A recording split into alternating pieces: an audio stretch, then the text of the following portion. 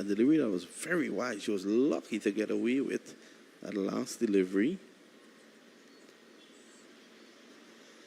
Well, that's a good delivery. McLean was going down the leg side and it swung back. Good stop there by Natasha McLean. Initially, that delivery was angled into the right-handed Divine. Look at it. And then moved away. Brilliant delivery. Where did that come from? So this has been really a mixed bag. Yeah, and you can just see Natasha McLean showing that, yeah, she went this way, but then it comes this way. Yeah. Good work by Natasha McLean. Again, overpitched down to backward point. So the West Indies has been a mixed bag from them this morning, to be honest. The sun has just peeped out in all its glory.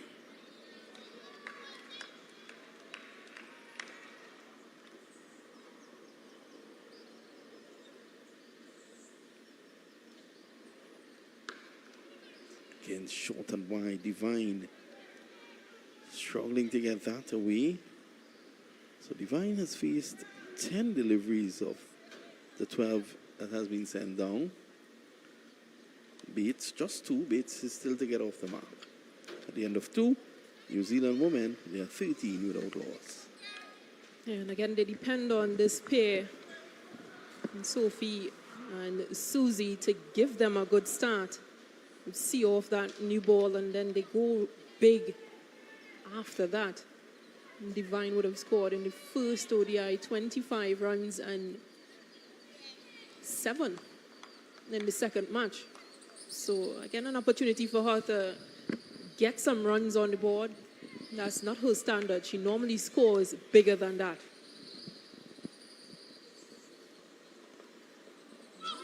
Bates left that one alone outside the off stump. She has to be careful here because Henry has been getting those deliveries to come back.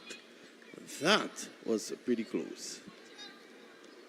Yeah, good delivery by Janelle Henry. You can see Susie Bates just dropping her knees because of the swing that Janelle Henry got to duck back in.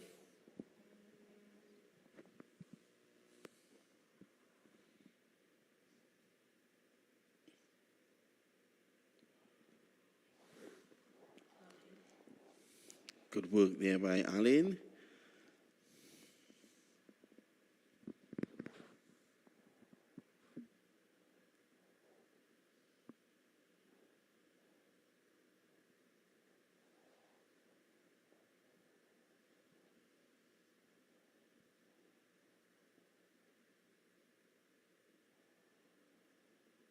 Oh, yeah. Janelle Henry is causing a bit of trouble for both these New Zealand openers.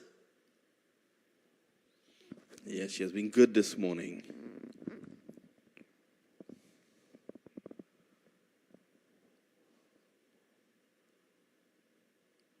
She'll want to ensure that she continues to create problems. Hopefully can lead to an early breakthrough here. Not a good delivery, just back off her length. She's forcing Bates to play off the back foot. You think that with Henry getting the ball to move away at times as well, because she has shown that she can swing it both ways, that we should have a first slip in place there. Well, we actually did, because Hayley Matthews was in first slip, but because Susie Bates punched in that offside, that region that Hayley just misfielded in, she came out of the slip region. Yeah, I think, it's been, again, a bit too defensive. McLean is looking to make things happen, and she's getting things to happen. You want to give her that support. I think this is just the third over. It's too early to dispense with the slip.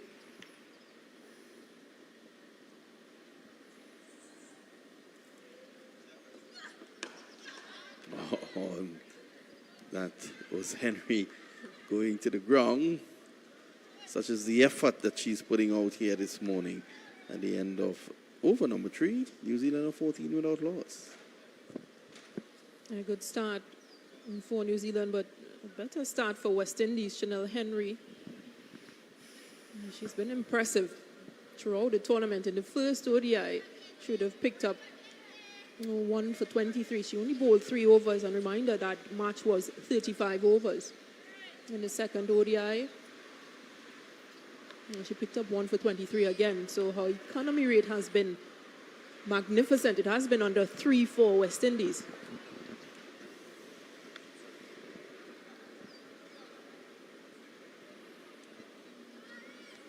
Let's see what Alain comes up with. Her first over, she had one very good delivery. Apart from that, it was not so good. Again, short. Playing early at it. That's Bates. So it goes straight down the middle. Imagine Sophie Devine being on strike for that delivery. I think that would have been sailing into the leg side. Yeah, just 3 fielders on the leg side. There's a long leg. Short mid wicket and mid on.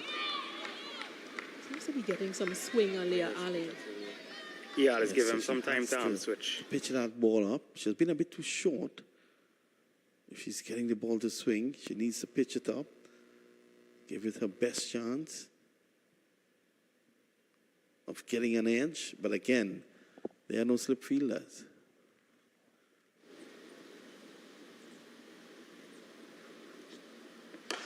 Short, pulled away. Good bit of fielding there at the short mid-wicket. Rashada Williams doing the fielding. But again, just too short from Alea Allen. These are 2 quality players, 2 classic players. Anything that's short of a length and poorly lined will be dispatched.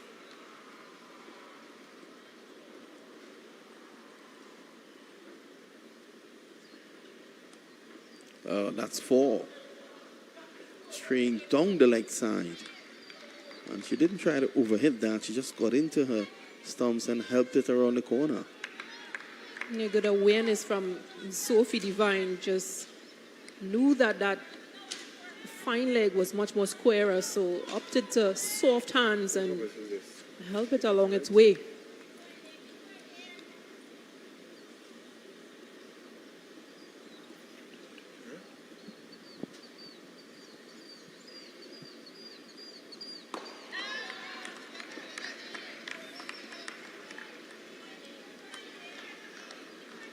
Shona Knight, who's into her 50th one-day international for West Indies, wearing number 47.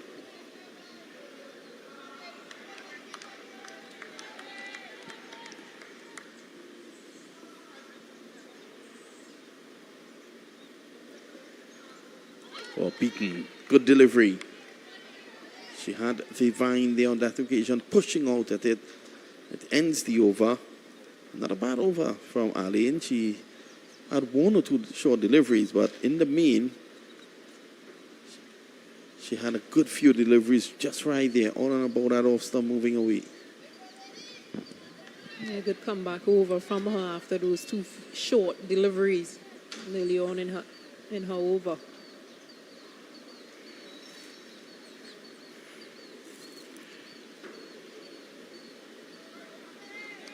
Well, from a West Indies perspective, they'll know the importance of getting a breakthrough as Chanel Henry continues.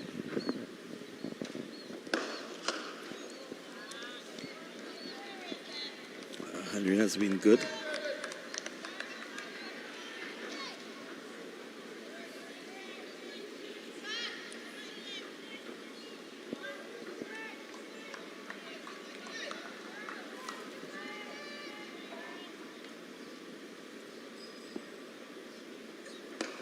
Slashing and gone. She deserves that wicket, Henry. It was not the best of deliveries, but Bates never looked herself this morning. It was wide. She was able to just scoop it to point, and the first wicket has fallen. Henry strikes. Yeah, and who better than Chanel Henry, because she's created so much uncertainty for these batters. A delivery that swung away, and Susie Bates opting to follow that delivery can only pick out Alea Allen in that point region. good bowling to her field, Chanel Henry. Susie Bates will be disappointed that she fell in that trap. Yeah, it was a very wide delivery. It was a big booming outswinger. And she followed it. She would have been better served leaving that alone. The first wicket has fallen for the West Indies, and just as we suspected, Chanel Henry's the one to get it. Yeah, she's been really, really impressive during this tour. Both batting, bowling, and of course her fielding, because she's one of those fielders that you'd like to have on you. You'd prefer have her every position if possible. But it's good to see her growth. It's good to see her experience at this level. Well, Kerr is in now, and I thought that skipper Matthews might have wanted to have had that first slip in position, especially given the fact that she just saw a big booming outswinger from Henry. Still, there's a backward point, squarish cover, regulation cover, and mid-off on the offside. If the West Indies can get rid of Kerr now, that could mean something big here this morning. Yeah, I agree. You just want to keep putting pressure. You want to impact the game rather than react to if a ball does go through slip. Put that slip in place for the new batter and force her to do something different. Force your bowler to maintain that line as well. Excellent delivery again from Chanel Henry.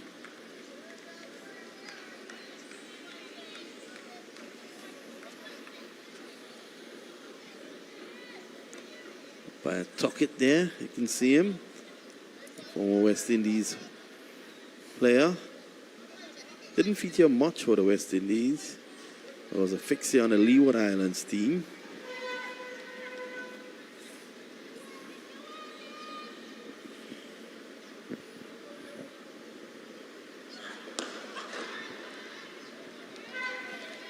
Well, I saw last night the Trinbago Knight Riders stepping out of the CPL. The first time in CPL's history. Yes, not qualifying for the playoffs. But on paper, it looked a massive team.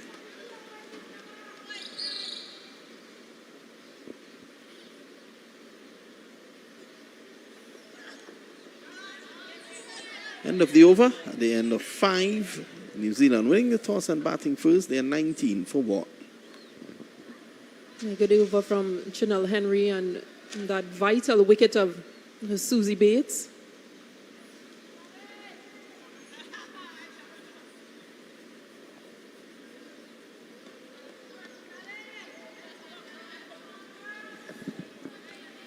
So pretty quiet here at the Sir Vivian Richards Stadium at the moment. Not many fans in just yet. Probably just getting lunch done and then they'll come down. The cricket has been of a high quality, so you should come down to look at it. Driving, divine. This is good here by Ali. I like what I'm seeing with Ali over the last few deliveries from the last over and this first delivery. She's pitching the ball up because she knows that she's getting the ball to swing. And that'll give her the best option. I am still advocating for at least one slip. And once she maintains that line, she creates a bit of difficulty because we saw in previous over when she went a bit too straight, it swung down the leg side and it was easy pickings for Sophie Devine. But once she maintains that fourth, fifth stump or off-stump line, she's been impressive. Divine drives, can't get it away. This is good. Although that was over pitch, it's better than what she was doing earlier on, which was bowling short. And as Stacey and King rightly pointed out, the onside is not that populated. And players of the caliber of Divine could access that onside very easily. Oh, that's good. That's a brilliant delivery. The delivery of the series, in my opinion. And it castles a top player. 19 for 2. Yeah, that's what she's been searching for. You can see that previous ball, she got some swing. This delivery, perfectly swung. Well, the last time I saw a delivery swung like that, it was Waka Yunus. I tell you, that's a big, big delivery. I would like to see that against the Stacey Ann.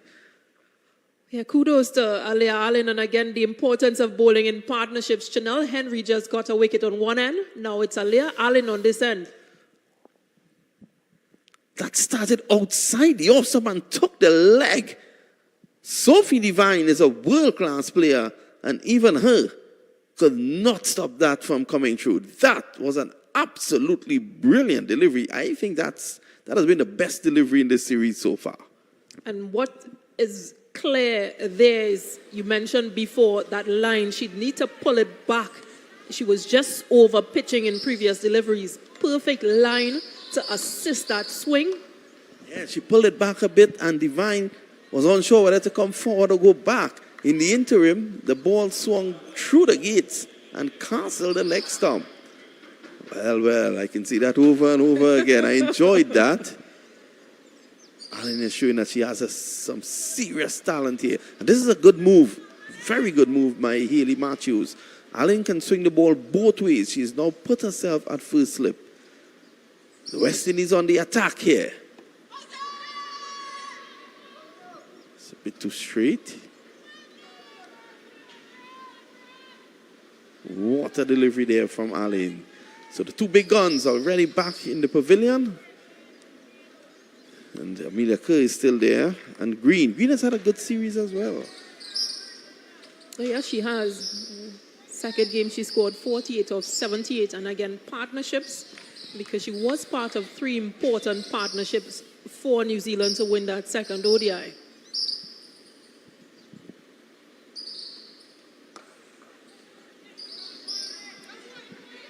This one be short.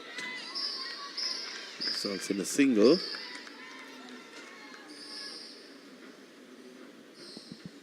So Henry and Allen has formed, as Stacey Ann King said, and they have formed a really good partnership here. There you can see the Cricket West Indies. They have set up the bouncy castle that Stacey Ann King will be going in very soon. At the end of her spell, she'll be there. You can come and meet her. Wonderful all-rounder who played for the West Indies for many years. I don't know if she's going to go into the trampoline, though. But we wait to see. 21 for 2. Over number 7 coming up from the impressive Natasha McLean.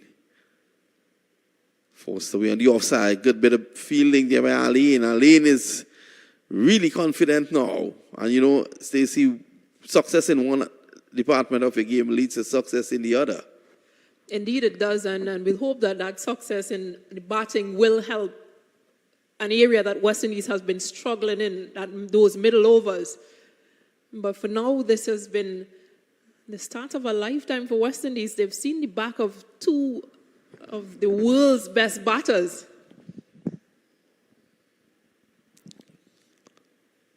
Down to third man, and Kerr goes on out to 2.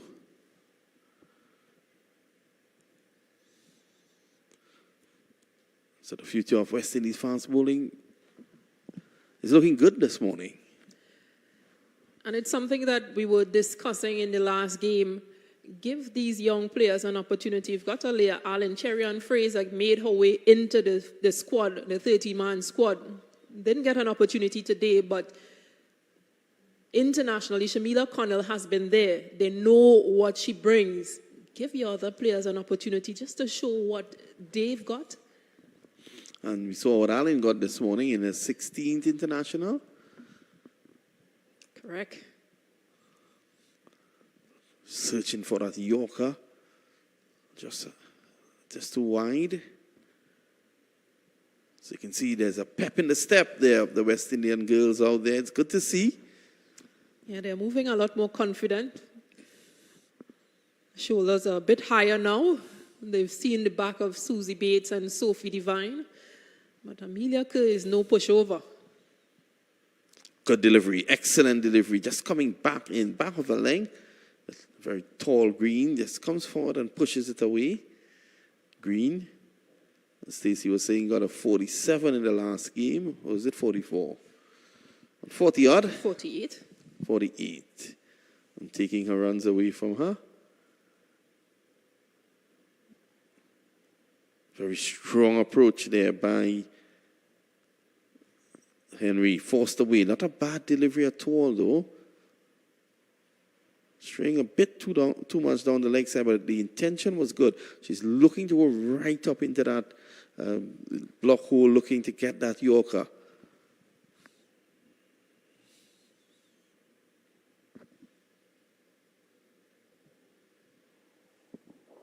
I like this. Almost the 7th over, 24 for 2. West Indies will be very pleased with the way they've managed things.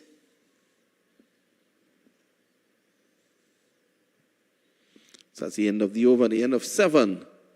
24 for 2. You always talk about the importance of bowling in partnerships, especially with the new ball up at front, where you get enough swing, you can create opportunities. And this has been a good pair of 7 overs between Chanel Henry and Alea Allen.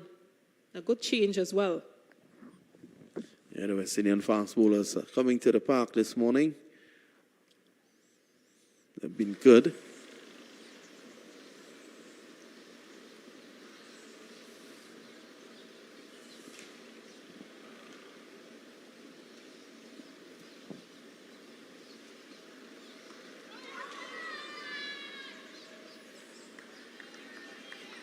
And getting that new ball and showing that she deserves it. She's using it well. She's getting the ball to dart all over the place.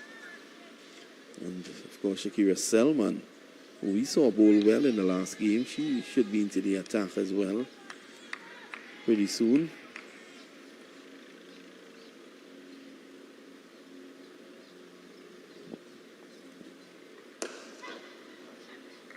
Works away nicely. And they're going to come back for 2.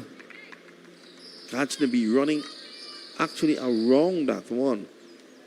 I think had she attacked that differently, she could have probably cut it down to 1. I think a dive was needed.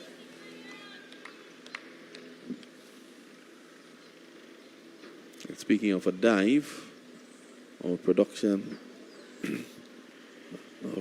guy Michael Rupwa was diving at the lovely English Harbour yesterday. As the evening went along, he was diving further and further into the water. He then abetted by one of the other producers, Mr. Ronnie Bikram Das. Excellent delivery again. That was another delivery just outside the off stump, swinging back. I've really been impressed with Ali. Yeah, she's still seemed to be searching for that length that possibly she got Sophie Devine out with, but I just think she needs to keep things quiet and not try too many things. Consistency has been her issue. Good delivery. She needs to hit those areas more often than not. But I've noticed as her spell has progressed, she has gotten better and better. Yeah, you can actually see from the run up to the crease, she's much more confident.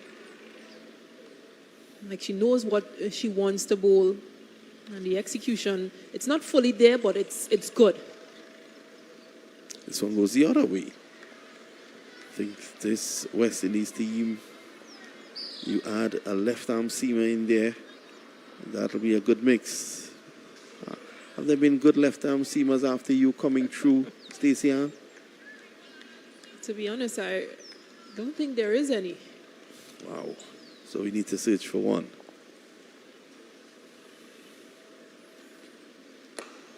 Again, this delivery swings back, but it started a bit too straight. It actually started on off stump.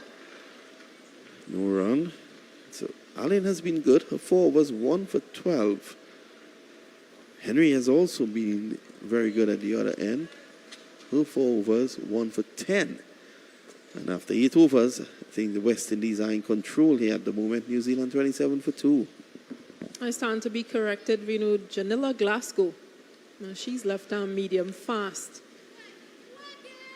And she's yet to make her debut for West Indies women. She featured for West Indies under 19. And she actually went as a reserve player to the Women's World Cup in 2022 earlier this year in February. I think she's within this squad, so just keeping her amongst these other fast bowlers. But yeah, I think it will be a good opportunity to give her an opportunity to express her talent, to see what she has. Yeah, just to bring that variety as well.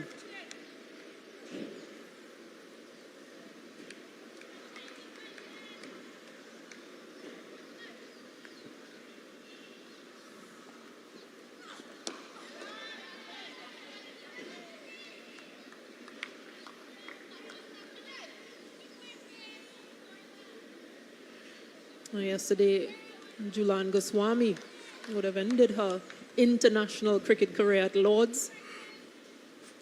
England played India in the final of a 3-match ODI series, winning that series, the first away from home for India, and first in England as well. Well, congratulations to the Indian team. And that team has been on the improve. I remember just a couple seasons ago when you guys were playing against India, you did very well. The Indians have been coming back. I see a lone spectator coming into the ground to join another. They've walked with their chairs. They seem to be enjoying the sun, Stacey and King. They have about 16,000 covered seats and they find themselves in the mong. Well, it's not too hot just yet. They seem to be Kiwi supporters, as you can see from their chair. Actually, you can see the New Zealand flag on it.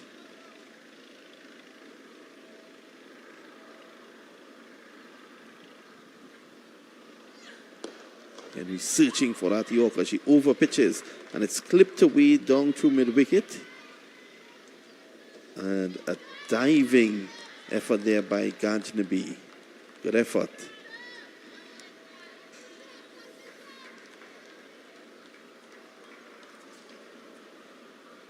Just losing her hat in the process. I thought she was actually going back to fix the boundary line. I was about to mention that's probably the first time I've ever seen a player go back to do that. But she just went back for her hat. Here you can see again. It's difficult to tell. Yeah, from that angle, because her body is blocking everything.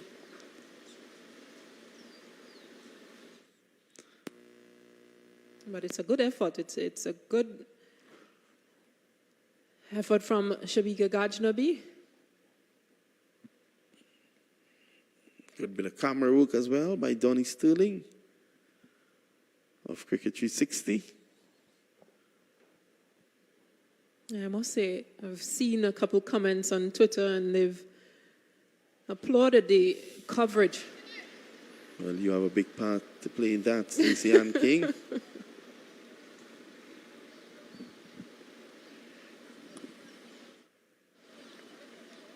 So the West Indies, and yes, at this point in time, they are ahead.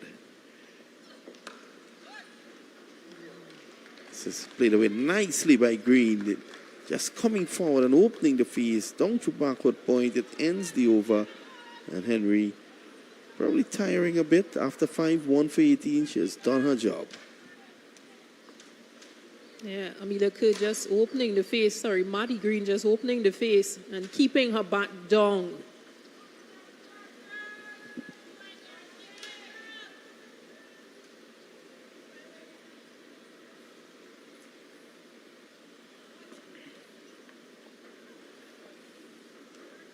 And hopefully Chanel Henry will get a bit of a break.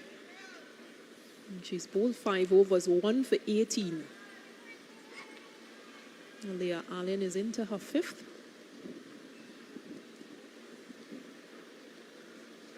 Allen has bowled some unplayable deliveries, one that Castle Divine. It's a full toss. Surprise Kerr, I think. It just seems as though she's searching for a Yorker length delivery.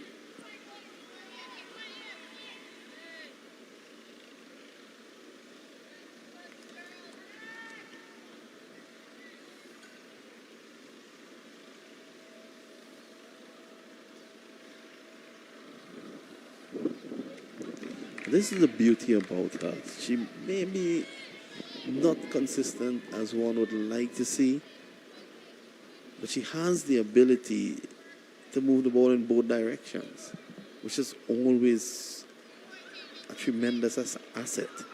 But if she can consistently hit that fifth stump, she's going to create a lot of problems. This is good. Quick single taken.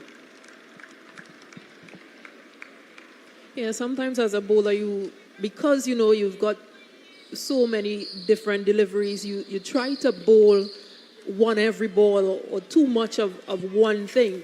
Rather than just stick to the basics. This is working, I'm going to stick here, I'm going to bowl this line. Yeah, I may try one different delivery, but it's not necessary. So just play the way down to backward point. At least she's keeping it on one side of the wicket. I know you've been a bit concerned about her length this morning, and she did start to pull it back a bit, but yet at times she's still going up a little bit too much, over pitching, as she's striving to get that ball to swing.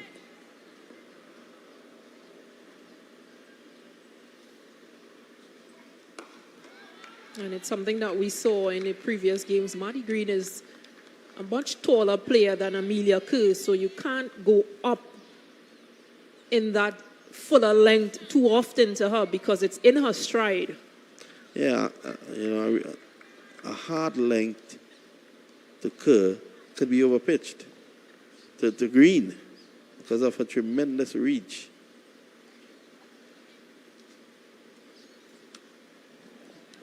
Well, I thought she was lucky there.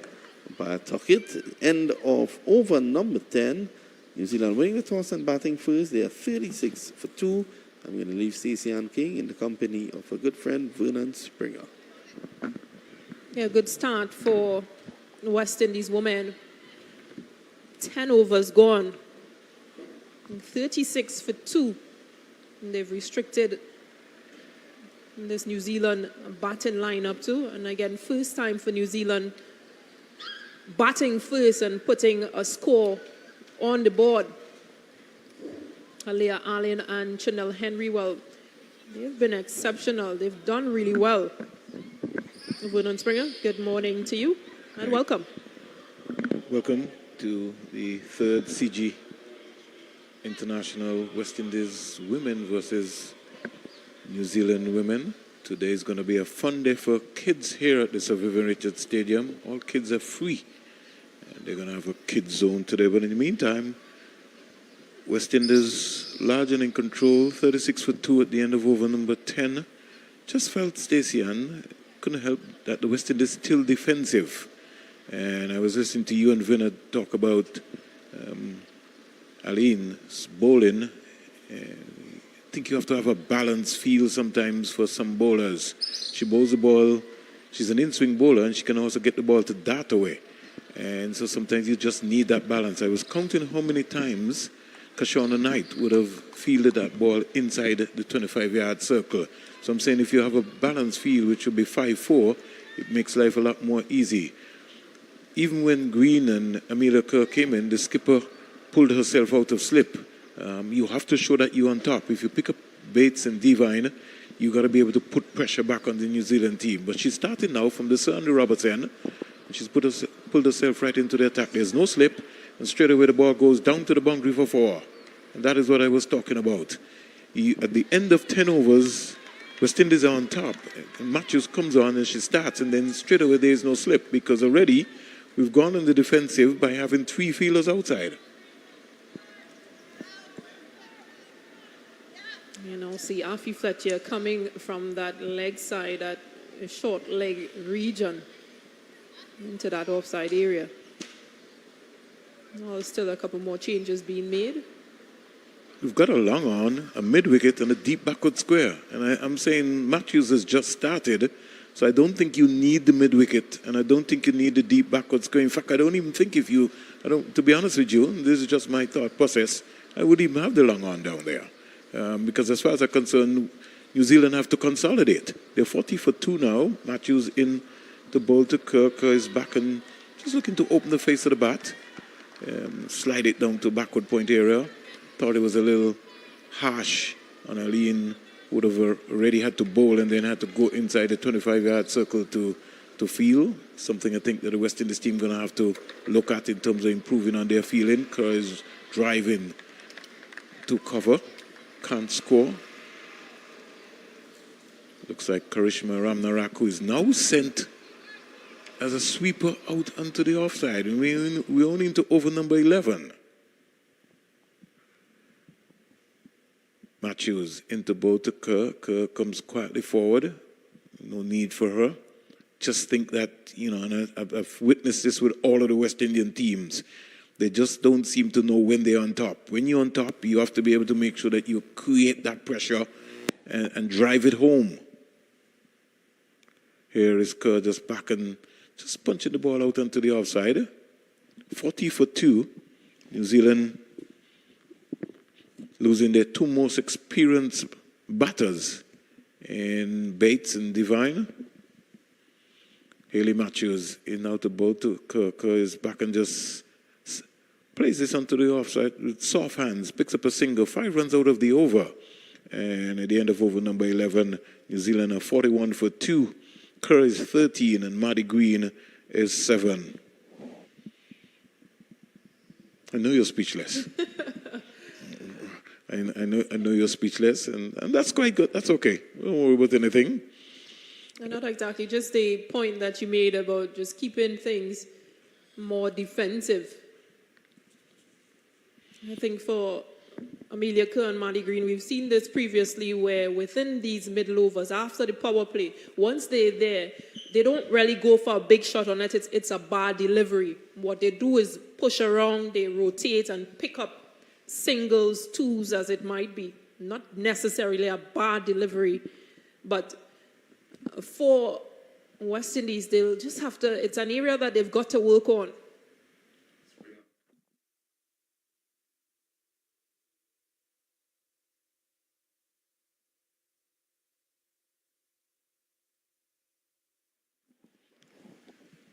White ball by Aline. We're in the number 78. The score is on 41 for 2. Aline 1 for 13. She's into a 6th over. And we're coming around now where you have a balanced field, but what has actually happened is you've got a mid-wicket. Bang on target again is Aline. And she's into her 6th over, so usually you'd see a bowler taking a break or getting a break after 5. This is good for Marlene. She's into her first game of this ODI series, and immediately she has impacted this match.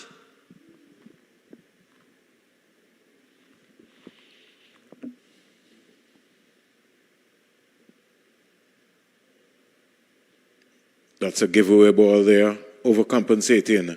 Short ball from Aline, and because you have the mid-wicket fielder out there, she has to overcompensate. It's almost like she's trying to bowl to her field. Boundary given away there by Aline. Score in the meantime goes up to 45 for 2. Kerr goes to 17. And I'm really mystified by the field placing here of Haley Matthews. Can't understand why you would have a sweep on the offside and it's mind-boggling.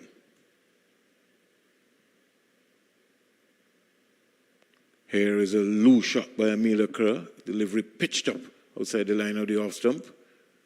Can understand you may be having the 3rd man and the fine leg, but the sweep on the offside and the mid-wicket? Nah, not so early.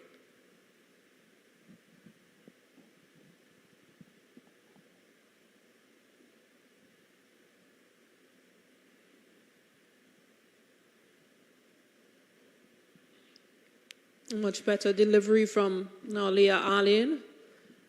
Also brings the end of over number 12. Umpires looked for a moment as if they weren't sure, but I guess good communication between Carl Tuckett, who is from Nevis, and Jacqueline Williams, who is from Jamaica. Caribbean connection. 12 overs bowled, 45 for 2. And the current run rate 3.75 for New Zealand. And Allen has bowled 6 overs for 17 runs, 1 for 17. I think maybe just a bit of a chance to see Shabika Gajnabi as well. They gave Allen a bit of a rest at this point. She's bowled 6 overs on the trot. Might be getting a bit fatigued. Physio came on to give some treatment. Now the Matthews has gone for the slip, but she's got a sweeper on the offside. She's got a long on, a mid-wicket, and a deep backward square. Here's Green driving back to her. First delivery from Matthews.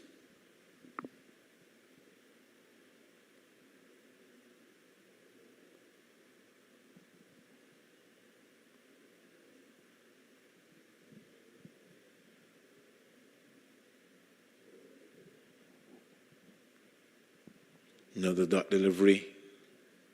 Matthews an off spinner.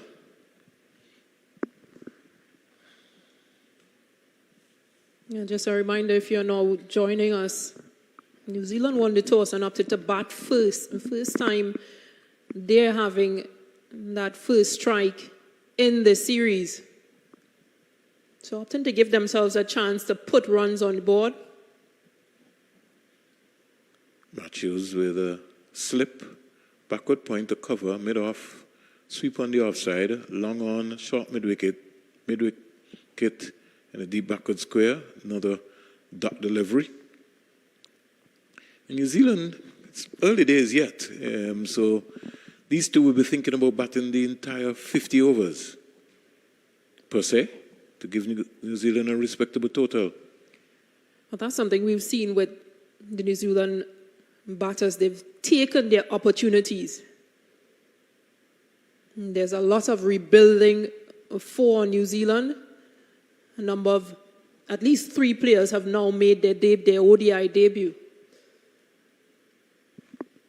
So an opportunity and a chance for them to really put their hands up and show what they have been working on and take advantage of those opportunities. Meantime, Matty Green stroke one down to long on for a single. Matthews ending with a dot ball. 13 overs have been bowled. And quiet period of play here. 46 for 2, New Zealand.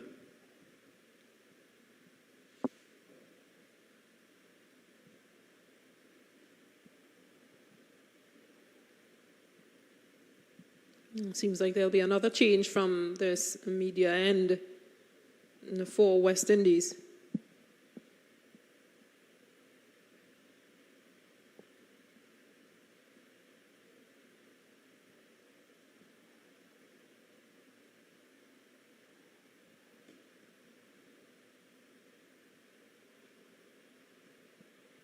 It seems to be Shakira Salomon.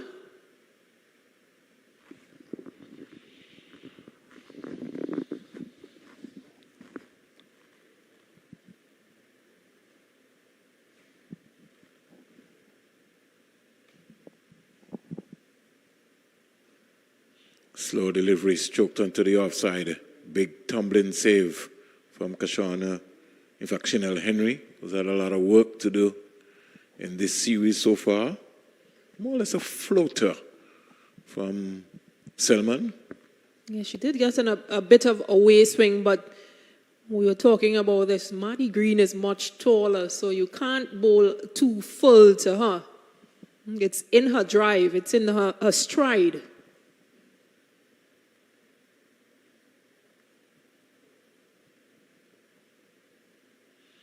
Good take by Natasha McLean, who's being used as the reserve wicketkeeper. She's moved from out into the outfield to being the keeper for the West Indies today. And they've gone for Rashada Williams in the outfield.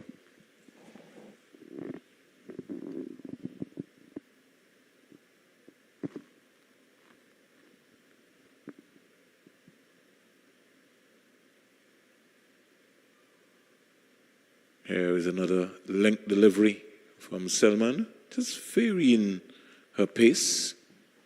That would have been very, very, very slow. It took a long time to get to Amelia Kerr, who's on 17. Carl Tuckett just glides away to make sure everything is in order. Selman wearing the number 4. There's crack past the backward point fielder. The sweeper coming around there is Kashana Knight, who just loves rifles a return into Natasha McLean. Collects quite easily. And the score in the meantime goes up to 48 for 2. Kerr is 18, Green is 9. A good start from West Indies. Women to pick up 2 early wickets. They bowled really well.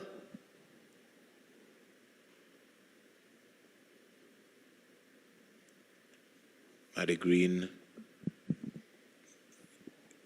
looks like a technical player, somebody who plays the ball as late as possible and plays it from right under her eyes. Green, age 29, before this series, some 52 games, so she's maybe played some 54 games so far. Selman, from the Ramazan, a little slow cutter, and Green had to scurry and get home. Big choke from Taylor at the non-striker's end, hitting Green, but everything in good spirit in the meantime, as over number 14 has been completed, and the latest scorer here at the Sir Vivian Richards Stadium, New Zealand are 49 for 2, Kerr 18, Green 10.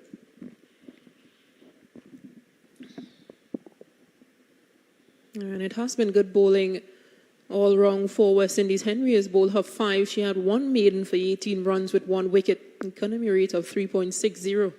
Alea Allen, 6 overs, no maidens, 17 runs, 1 wicket. Economy rate of 2.83. So a good start from West Indies. Matthews now into her 3rd.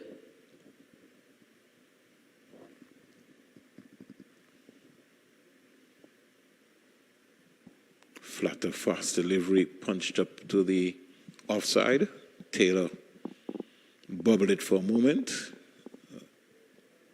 No runs in the process.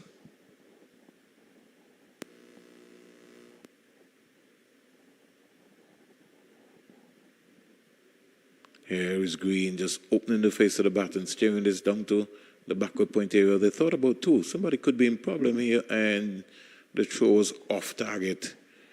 And that's what happens when you take your eyes off the ball as a fielder.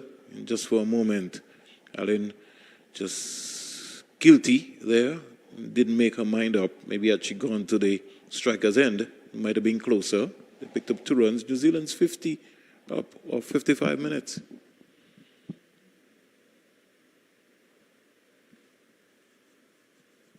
A good feeling of her own bowling from Hayley Matthews.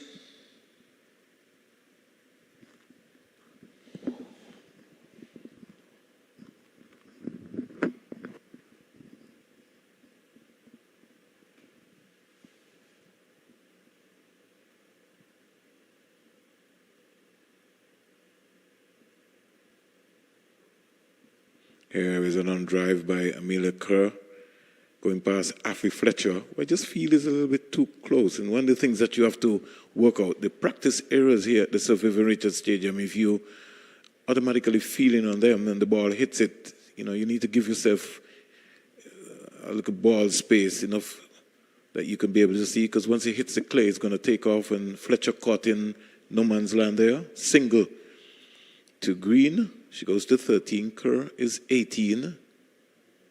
short delivery. She's back and pulling this out to the mid-wicket fielder. And Kashana Knight. And she gets 1 run. Kerr goes up to 19. Maddie Green comes into strike. New Zealand 53 for 2. I'm just happy to build a partnership this pair. Just keep things rotating.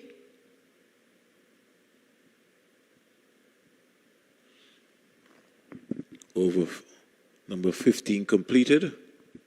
It's now 10:29 in Antigua and Barbuda, 9:30 in Jamaica, 10:30 here in Antigua and Barbuda at the Sir Vivian Richards Stadium. And just a massive cloud just moving over just to keep things cool, calm here at the Sir Vivian Richards Stadium. The players would love that. And the flags fluttering from east to west. Cricket West Indies, New Zealand, and the nation of Antigua and Barbuda.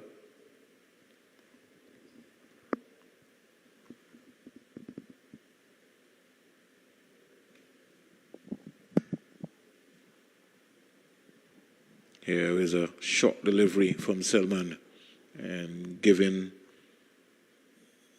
Kerr enough time to be able to just punch that out to the sweeper, Kashana Knight on the offside, getting another single. I'd like to see Kashana Knight inside the circle, cutting that off rather than just giving away a single. Score in the meantime goes up to 54 for 2. Green is in strike.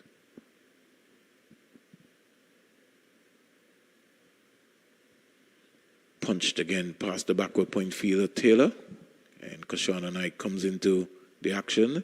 And maybe what might be easy for Taylor is maybe Taylor needs to start feeling from just outside the 25-yard circle, giving herself a little bit room and then moving in. So if she's in, it's going to be a little bit of a problem for her. Or what can possibly be another option? Those two fielders on the leg side, one of them can jump across to the offside in that inner ring, because so far Shakira Selman has bowled, she has hit that offside area, that offside field more than once or consecutively in this over. So not straying down the leg, bowling to her field. I just think those two fielders, it might just be a bit too much. Leave your fine leg if possible, but take out that deep mid-wicket. Bring them into that offside. Kerr is 20, Selman. She's just gliding it down to the third man area. Afi Fletcher coming in, but Taylor just got around and picked it up with her left hand. Score in the meantime goes to 56 for 2. Kerr 21, Green 14.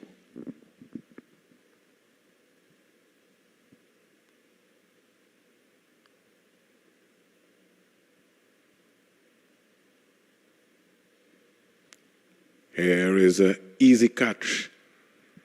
Maddie Green, for the first time, losing her concentration, in two minds, thinking about whether to go through with the shot or not to go through with the shot. The ball sort of stopped on her, and she was already in a check shot mood. Good catch there by the West Indies captain, and Hayley Matthews, and the West Indies pick up their third wicket, the wicket of Maddie Green, for 14 Selman strikes. Yeah, and it's what we were mentioning before, what I mentioned before. Bring another fielder into that offside. Salman is getting the ball to nip away, to move away from the right-handers. So you want to force them to continue to play that line. Maddie Green will be disappointed, but she has to make her depart here for 14 off 25. Court Matthews, bowl Salman. So pace again doing the trick for West Indies? Well, pace to a point.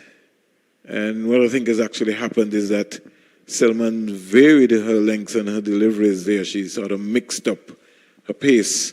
And had it maybe been a Connell or Chanel Henry, it might have been an easy scoring option for Maddie Green. But Selman has developed to be more or less one of the West Indian bowlers. She was an out-and-out fast bowler, but has changed now and has concentrated on being just a medium pacer.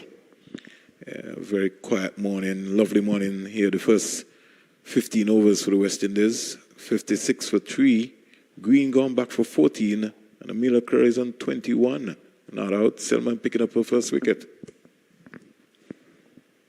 And so far, the other two wickets to have fallen would have been Sophie Devine bowled Aliyah Allen for 7 off 18, and Susie Bates caught Allen bowled Henry for 2 off 12. And Maddie Green followed with that 14 off 25, caught Matthews bowled Selman.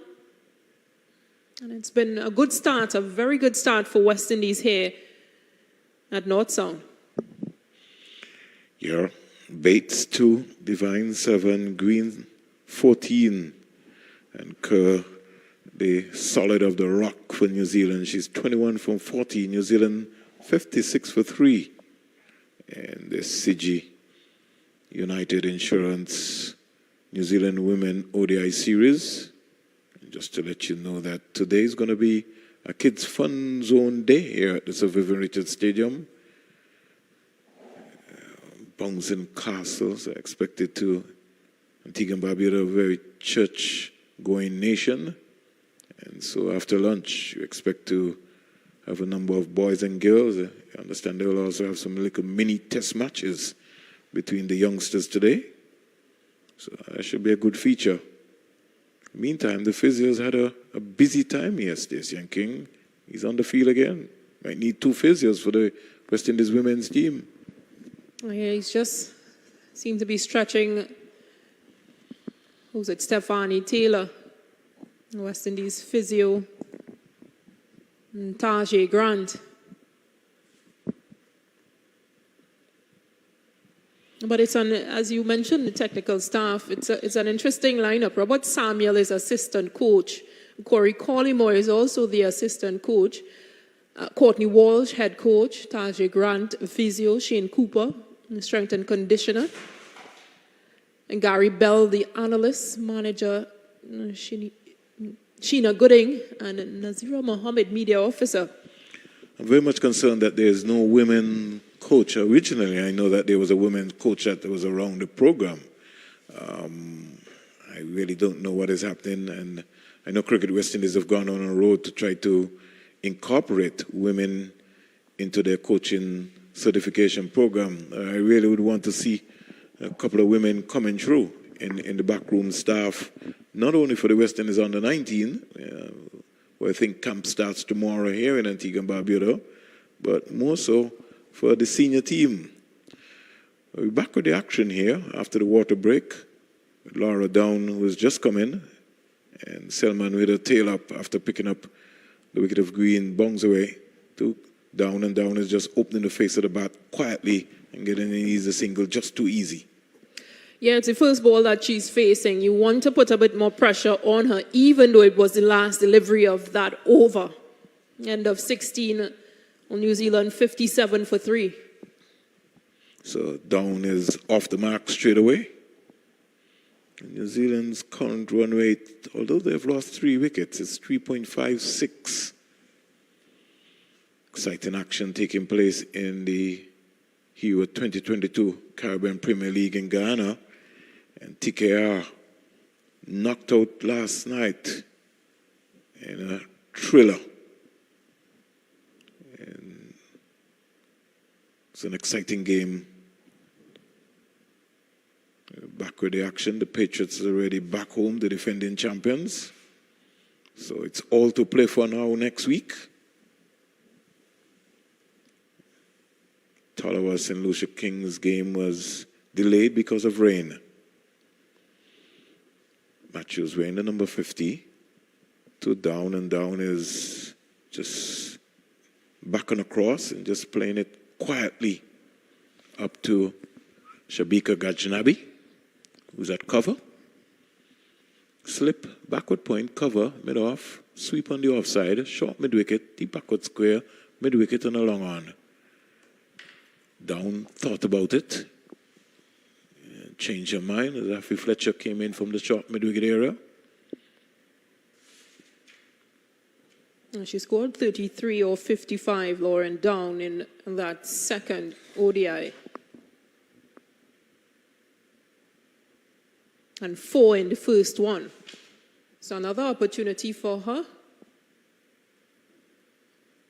Another dot delivery by Haley Matthews, who almost looks like a medium pacer, sort of like a Madan Lal from India, who confuses you. So, sometimes you see him running off and you says what is going to be happening. But this is something that I think Matthews has developed over the years.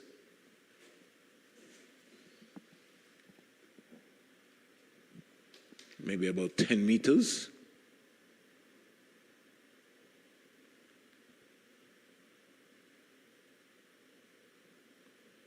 Again, bang on target. Change of pace. Laura Down was just come in, would know the importance of this partnership because she would have witnessed in the second ODI that New Zealand lost 8 batters during that period. Here is Down on drive in.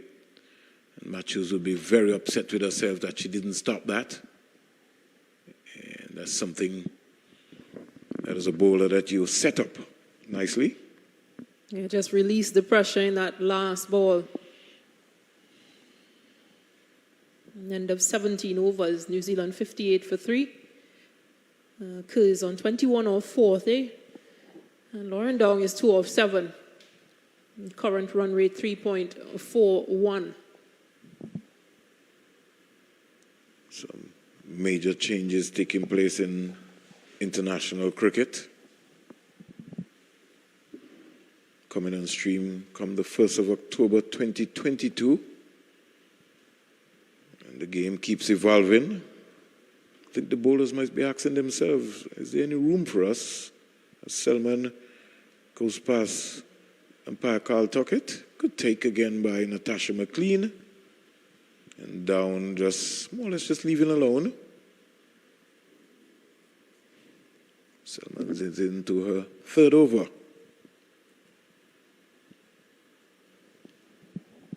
And a big talking point at present in that ODI, 3rd ODI between India and England. I'm not sure if you saw how India won. And the match got the last wicket. It was in the laws of the game. It is. And I mean, it's... We shouldn't even have a discussion about that. Just the uproar of that discussion. Well, I don't even think it needs to be a discussion. It's not what we like. Different opinions where that dismissal was concerned, but as you said, it's definitely in the laws of the game. We're playing a game. I think we were here last year when West Indies featured South Africa, when the T20 African qualifiers were happening, and Mava Duma, she effected 4 dismissals in a single innings between Cameroon and Uganda in those T20 internationals with that dismissal. It's just amazing. Here is a back of the length delivery to Lauren Down, and she can do no more but defend.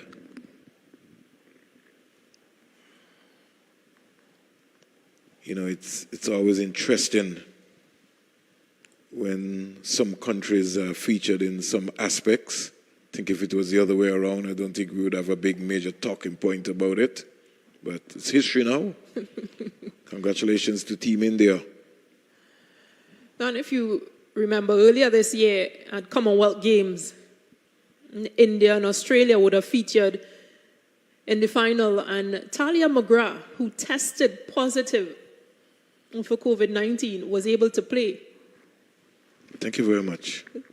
India captain Harmanpreet Kaur, I mean, she was very calm about the situation because there wasn't much she can do. It wasn't the rules. But again, if you're looking at unfair decisions, then that could have possibly been an unfair decision for India, but again, it's in the rules. It was in the Commonwealth Games rules. End of over number 18. 60 for 3. Curra is 21. Down is 4. And Selman's previous over cost him 2 runs. 3 overs. 1 for 9. West Indies just moving around gingerly. Still would want to see them have that sort of intensity and operate that day on top. They've picked up 3 important wickets. If I was Haley Matthews, I'd be setting myself the target and say, listen, I want to bowl New Zealand out within 35 overs. Give the team something to strive for.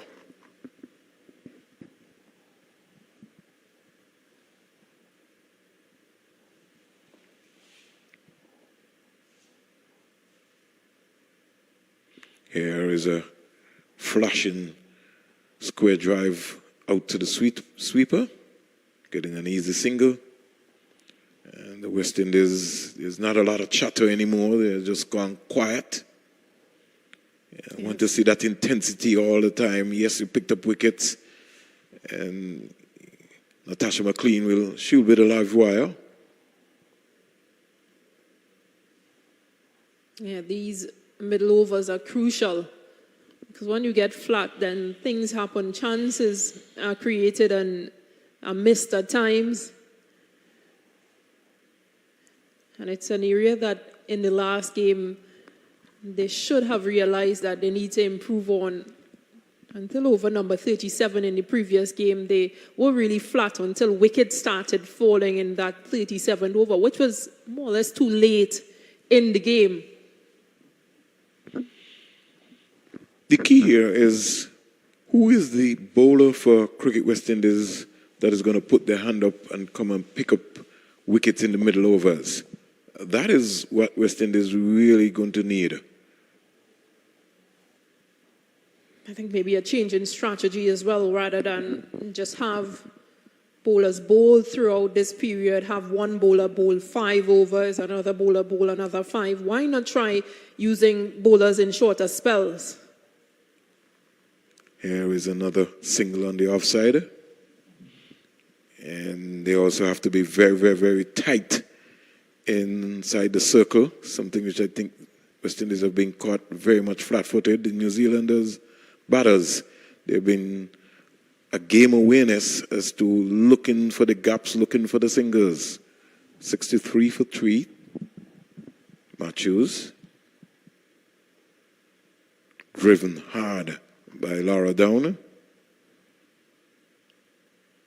Over completed. It's 19 overs bowled. New Zealand has 63 for 3.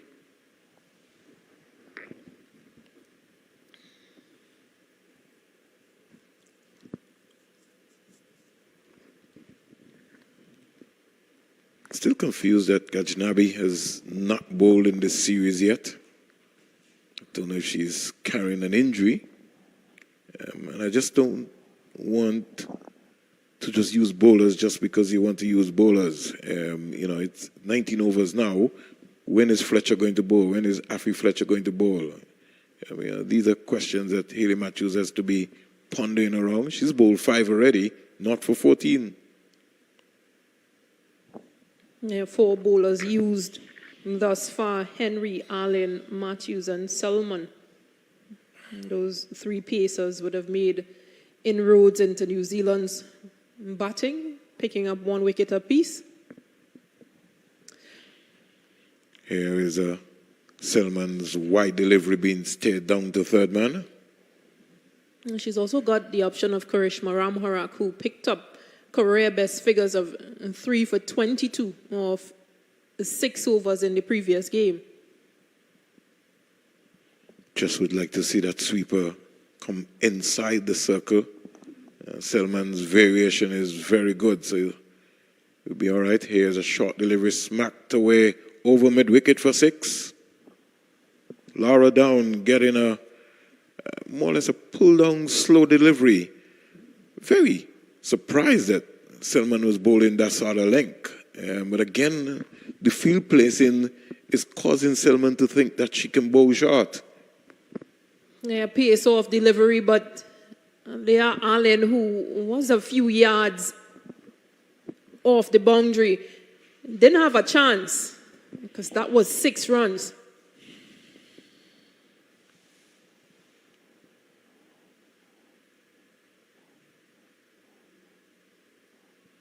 Bang on target, but they sneak a single onto the offside. Haley Matthews can't stop that. Bring the sweeper inside the circle. Now a conversation is taking place because Selman is saying things are just too easy.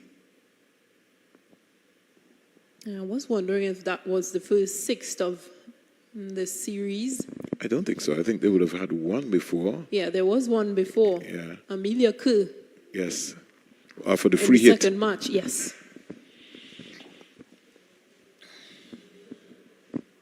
71 for 3. Kerr 24 down is 12, but his current strike pitched up and driven hard up to cover. Haley Matthews had to get down. She's very close there at short extra cover. Maybe just needs to give herself some room, because what actually happens is that once the ball is driven, especially when it comes off the turf of the practice pitches, tend to come to you, it rushes at you. So you got to give yourself some room.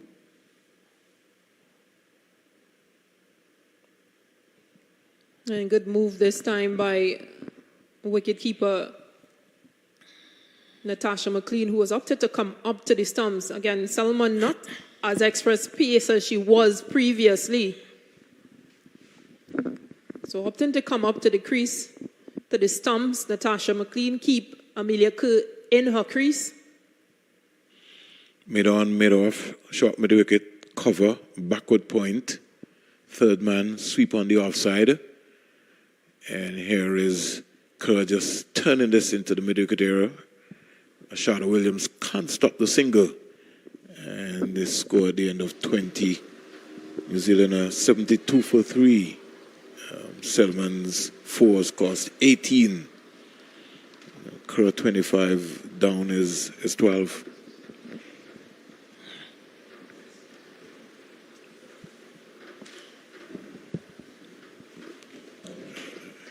Stacey and King takes a walking break.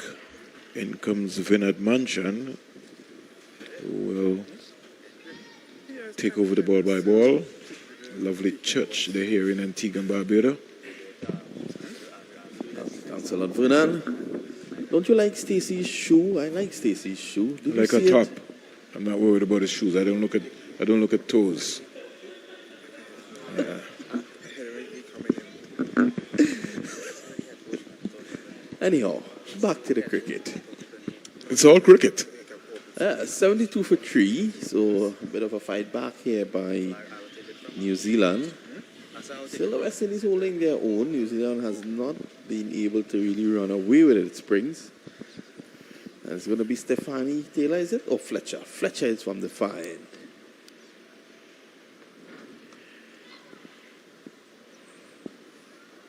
That's cut away for 2. So Kerr presents always a worry while she's there. The thing about Kerr, Vinod, is technically, for this level of cricket, she understands batting and she finds the gaps. And that is a worry for Haley Matthews because she keeps rotating the strike. And every time she comes on strike, she finds a way to get a single. She has 49 deliveries for her 27, so she understood coming in that New Zealand were under the gun, losing those 2 big wickets in the Sophie Devine and Susie Bates. So she drives nicely, but again, protection down there at the cover boundary.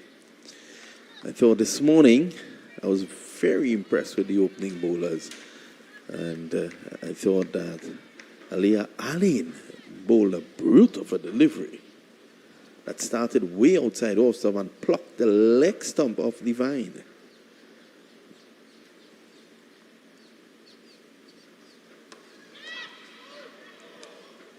Cut away, that's 4. Into the gap. Uppishly, but still it it gets the desired result. Now, if you look at that shot, it was wide, and it gave us some room to be able to free our arms, Laura Down. And Laura Down is a sort of unorthodox player, Vinod. She can hit a long one, and she can keep you busy. That's a good delivery.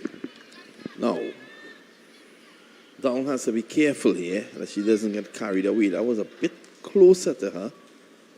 She played a risky shot. 30 overs is still a lot of overs to go, Springs. 180 balls. I like her. She really seems to understand this cricket. Well, anybody who scores 232 has to understand batting. in the women's game. Yeah. Anybody who makes a triple century in Test cricket and you telling me they can't bat, somebody, you know, talking point about Chris Gale. I mean, what more can you do? I think Fletcher in this instance has been a bit too short. He's been a bit too short in this over. As we look out to the lovely sights I see, CWI has erected a play area for the kids. Hopefully the kids can come down. The parents can bring. They can't come this sound. After church? They can come in after church. I was saying early on about the big Seventh-day Adventist population you have in this island. Yeah, massive. Very, very, very massive. And Antigua and Barbuda is also a church-going society. So outside of the Seventh-day Adventist, Sunday is also a big day for church-goers here in Antigua and Barbuda and the wider part of the Caribbean. Yes. It's become a family sort of outing there now where folks from the congregation go to restaurants and you know, have lunch. You know, things have changed, Vinod. Wow. That's good. Keeping it together. Good line by Selman. It wasn't done badly at all. You know, I was listening to you and Stacey Ann earlier talk about the opening bowlers. But one has to understand, Vinod, that it's all well to come and tell somebody to bowl to a 6-3 field. You sometimes need a balance in the field, which is a 5-4. And I'll explain a little bit more to you what I was talking about. Good, yeah.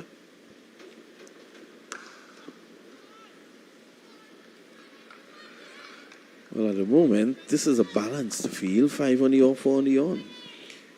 During the period of time when Allen was bowling her spell and Chanel Henry, you had a 6-3 field. How many deliveries did Kashana Knight field inside the 25-yard circle? Yeah, not many.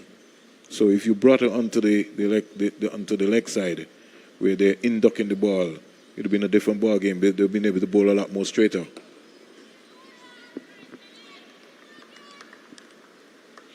The reason why I said that is that the delivery that Divine got out with, the overcompensation of having to bowl directly to a 6-3 field because this is the field that you're going to bowl to, you give the bowler a relaxation period by attacking the stumps more because you got a new ball. So that delivery was pitched into the right area.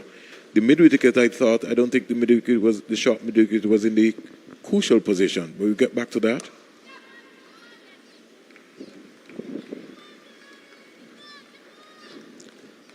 Just batting sensibly here at the moment, the New Zealanders. Dong getting a single there that takes on to 18. Girl who's had a good series continues to impress with 30. The Heat taking a toll here, Vinod, on the West Indian seamers. We saw that with Chanel Henry. Henry bowled like 5 overs on the trot.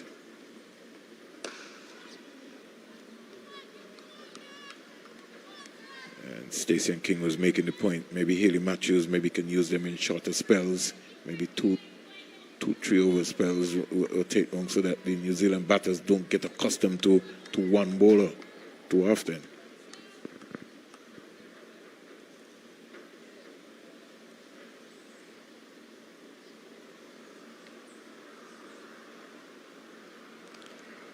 Yes, Selman.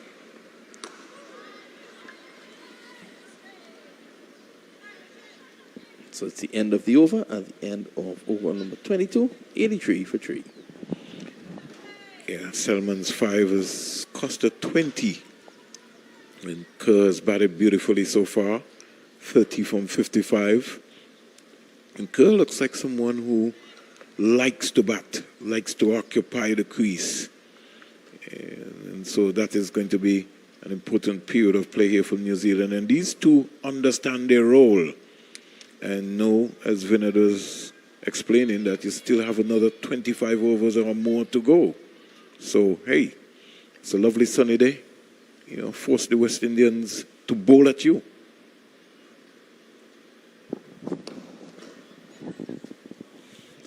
As easy as that. They're picking runs very easily at the moment. So here's what I would do, Vinod. For Afi Fletcher, the short extra cover just needs to come a little bit straighter to her right and bring the fielder down on the boundary more straighter and force Fletcher to bowl a lot more straighter. And she goes. Well. Kerr cutting uppishly. She's out caught at point. And that's a big wicket for the West Indies. Just after a little water break, just a slight change of loss of concentration there. Let's look at this one. There's Fletcher. Yeah, that was a good delivery. It was pitched up, of course, spinning away, and she drove uppishly, not really getting over that.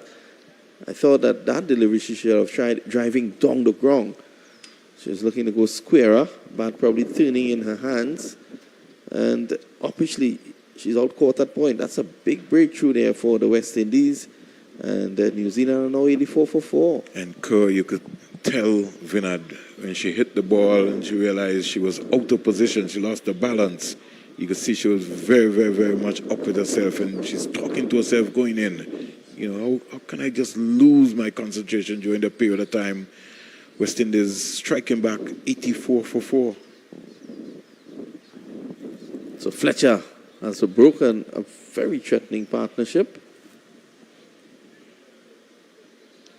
What a wicket there by Fletcher.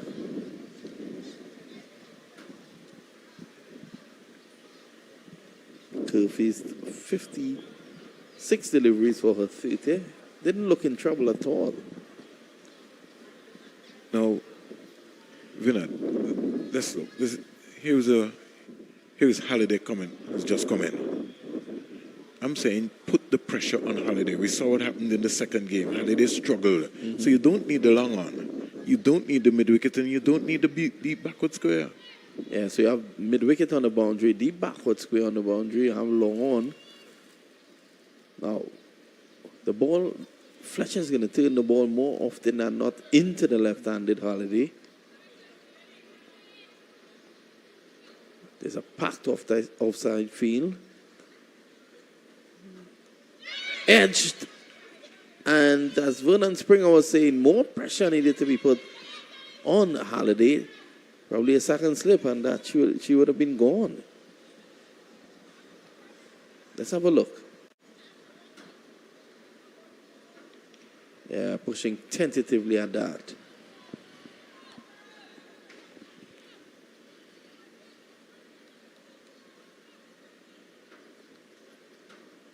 There are now 4 fielders outside the circle. Cut away nicely down to third man. This is running away. And a good bit of work there by Selman.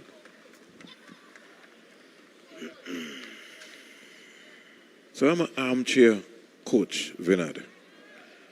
Mid on, long off, inside your 30-yard circle. Yes, you maybe can leave the sweeper on the offside and the leg side and force Fletcher to be able to build the pressure. I think at this point in time, a deep mid-wicket is not necessary. Fletcher is getting thin, so you want to entice down to go down mid-wicket with the ball turning away from her. Then the fielders in the offside could be in the money.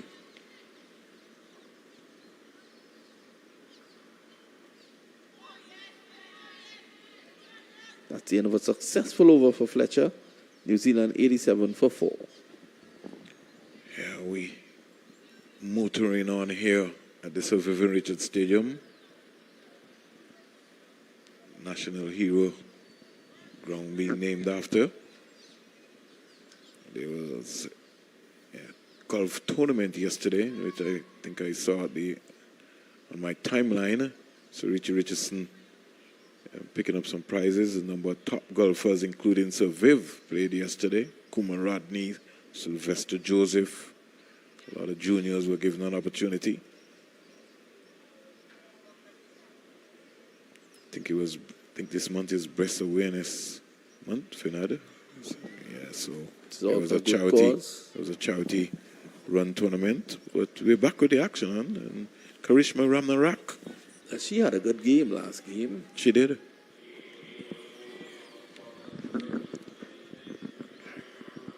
For the left-hander, I keep saying all the time, pressure has to be put on Holiday.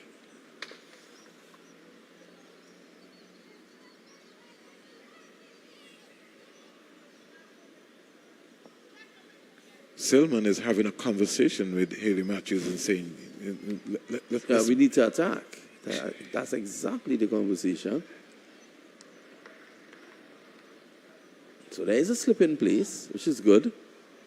Backward point. Short cover. Mid off, mid on. Short mid wicket. And backward square. Ramhara breaks into her run and stops.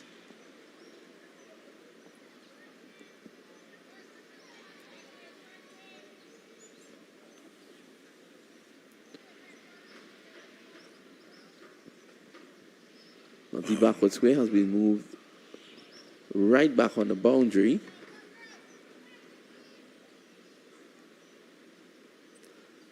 Which might not be a bad move with Ramharak looking to turn the ball away from the left-handed Holiday. But it's a highly unlikely risk for her to hit the ball behind deep back square unless that's a bad line delivery. I think she's being defensive, a bit too defensive at the moment. Unless Holiday just wants to nurdle it around the corner for a single to get off strike. And play across the line. What she could have done is to leave her in or remove her totally from the backward square and have her look to access that bit of land down there, that acreage, with the ball turning away from her.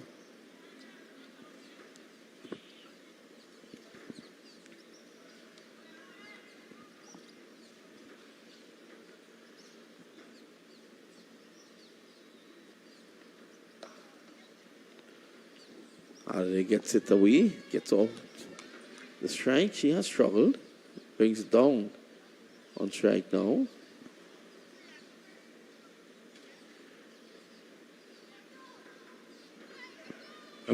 I've observed covering West Indies cricket, Vinod, and maybe let's say the last 10 years, and you've been longer than me at this, but even traveling all around the World Cups.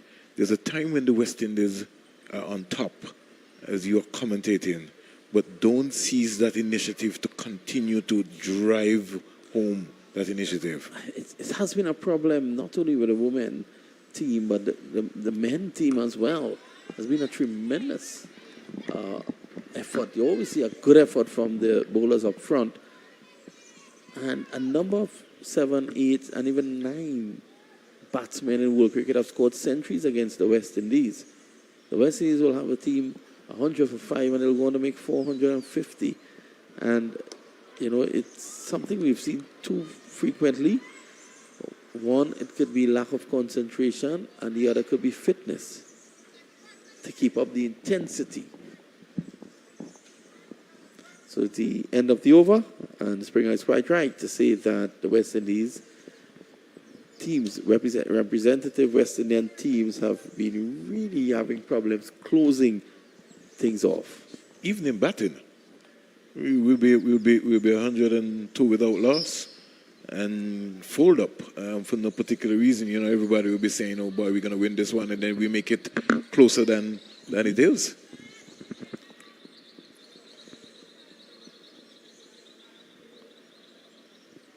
Careful, Fletcher's bowled well, Vinod. She has.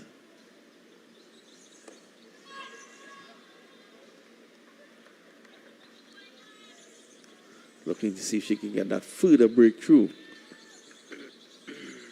After removing Amelia Kerr, who drove oppositely to point. Where Alin took her second catch of the day. Got away nicely, that's 4. Quick hands. Shown there by Down. So, if Fletcher is going to bowl that line, Vinod, then the long on and the long off can come inside the circle to a mid on and mid off and force Lara down to come up with another shot. Force her to go down the ground.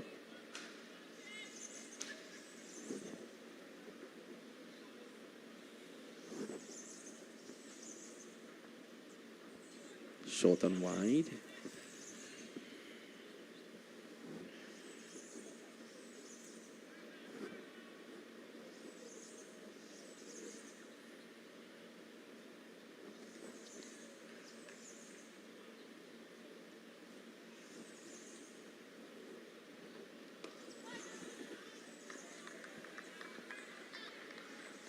So keeping it tight, building pressure, Fletcher.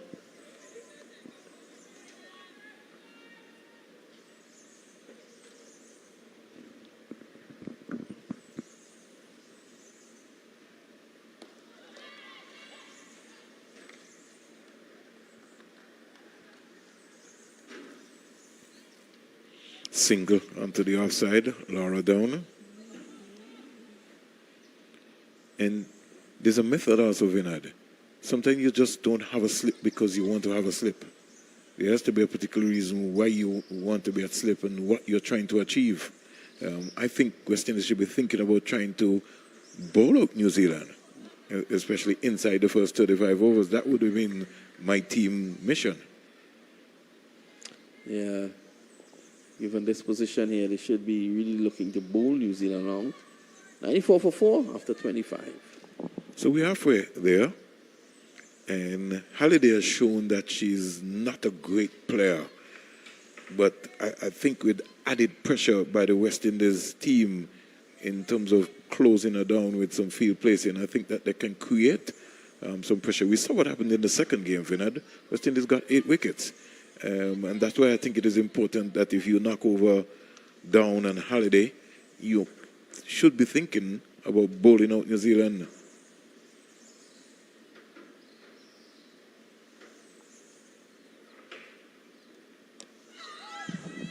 Loud appeal there by Ramharak. Ramharak alone. She's still appealing. She's still appealing. It's not Joel Wilson, it's Carl Tuckett today, who looks around to say to her, that was going down, Lady Ramharak. She's maybe not convinced.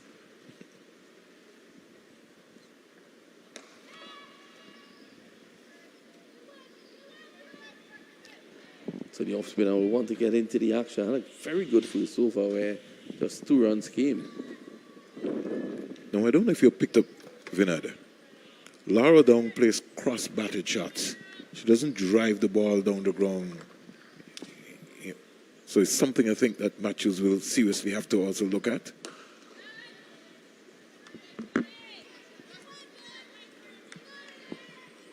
Still feel that the fielder, Vinod, the deep backward square in Taylor and Selman is wasted.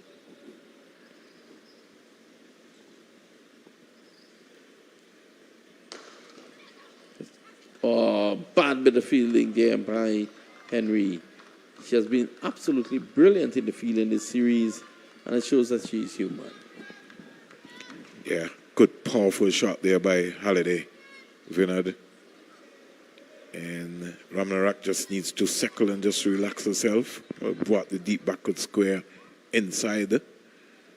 Selman having a conversation with Haley Matthews and saying, Skip, let's try and build some more pressure still, especially to Halliday. Sure we can get Halliday.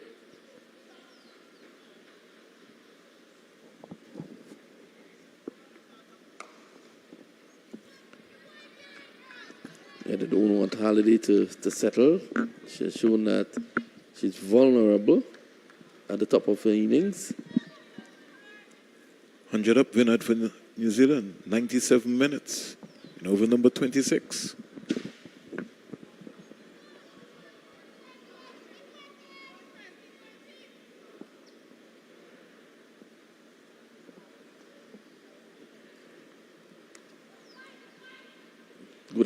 Good line by Ramharak.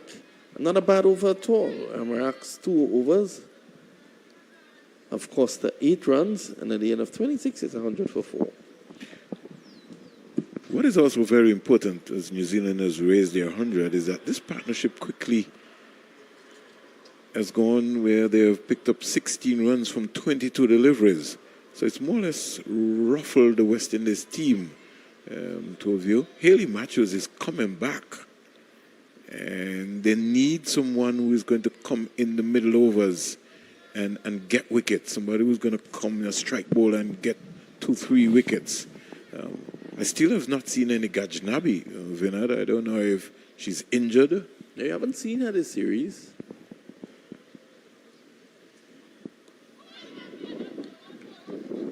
They should be taking 2 here. Oh, that's not good running by the Kiwis.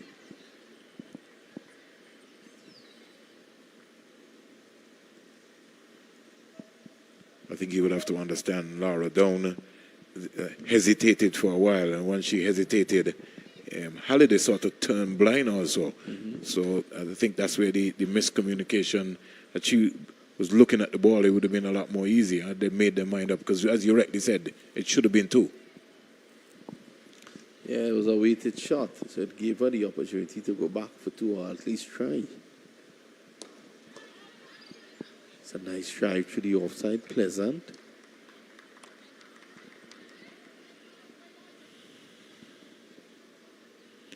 One of the things I feel, Vinod, that the West Indian fielders are going to have to adapt to understand. There are about 8 squares here. So once you're inside the 25-yard circle, you have to give yourself a little room to see the ball, especially when it comes off the turf.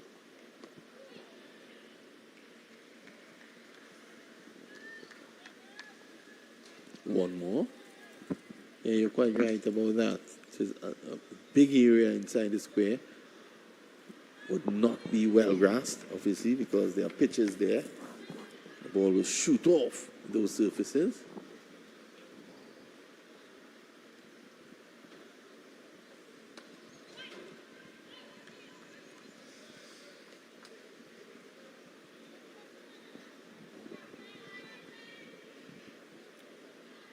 West Indies need to keep their calm, and they need to break this partnership. They need to believe that they can get one of these batters.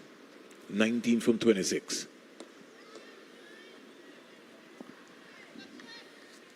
Down is still there. This is an ever-present danger.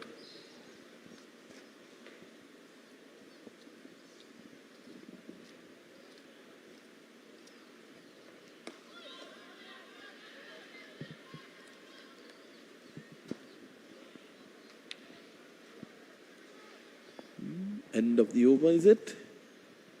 And for a quick over there from Fletcher.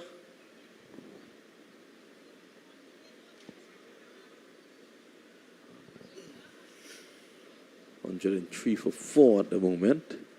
Just past the halfway stage.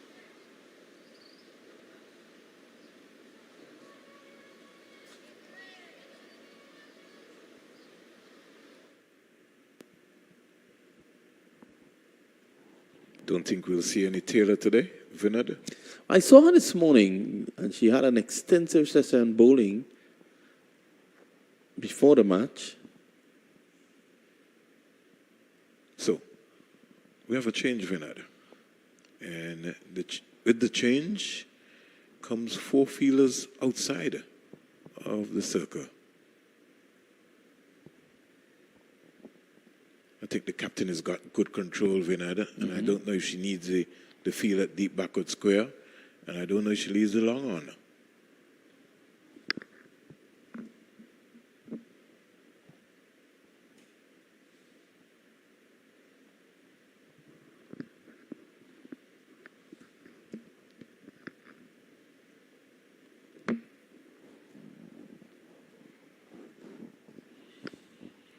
So Haley Matthews in a sixth over has been impressive in terms of her economy rate and control. I just want to add a wicket or two to that wickets column now.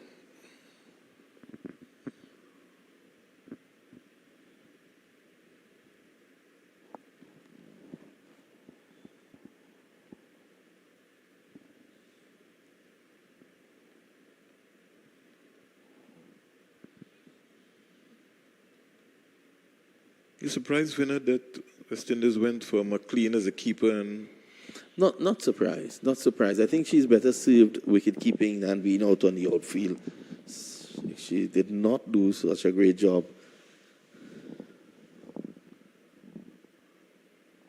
In the outfield in those first two games.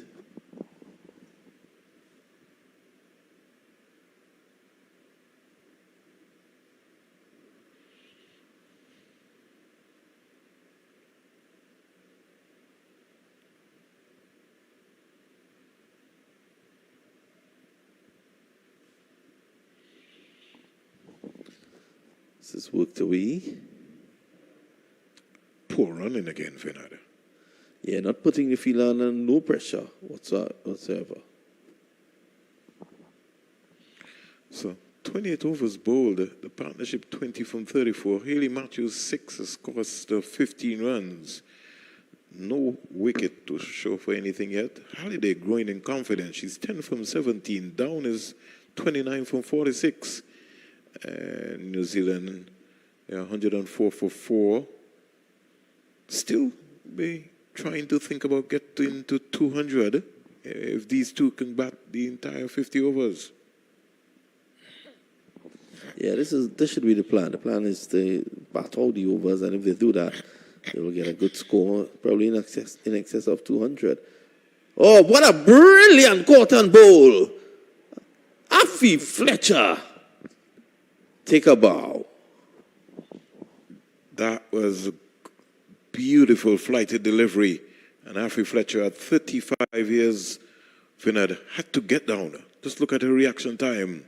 In fact, both hands. That was excellent. And the drama of it is just looking at the position in terms of how umpire Jacqueline Williams had to get herself into position to still look and still try to scamper to work out if she would have missed it. It's a hard job being an umpire. I used to be scared as a coach, Vinod. When I had to stand behind the stump and the late Runaka Morton was batting. He ferociously hit the ball straight.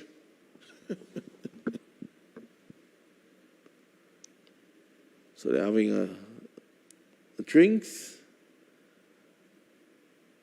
No, I don't think it's the official drinks break. And this, I think, will change, Vinod, going forward. They're going to alert you that, this is not going to be possible. Yep. Lots of changes coming forward, Vinod. Yep. October 1st, 2022. A lot of changes. ICC just looking to keep things fresh. So at the moment, the West Indies taking wicket number 5. And they finally got Halliday.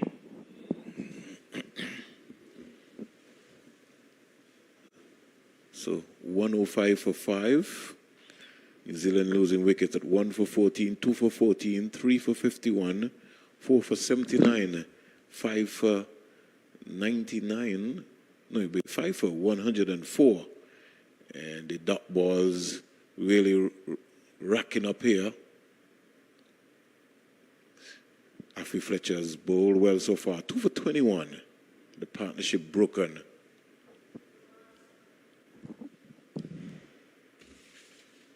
Good first up delivery.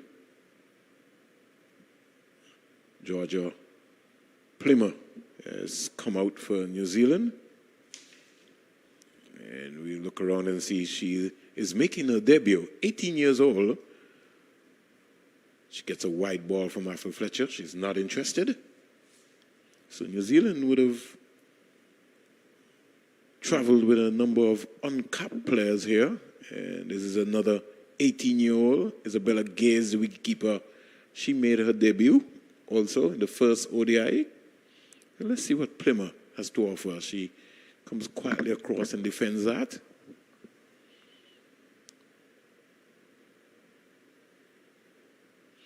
Like to see the long off come inside the circle, especially for the new batter here in Plymouth. Fletcher in now to bowl to Plymouth, who's just working this into the mid-wicket area. Chanel Henry coming around there, can't stop the single. In the meantime, the score goes up to 106 for 5.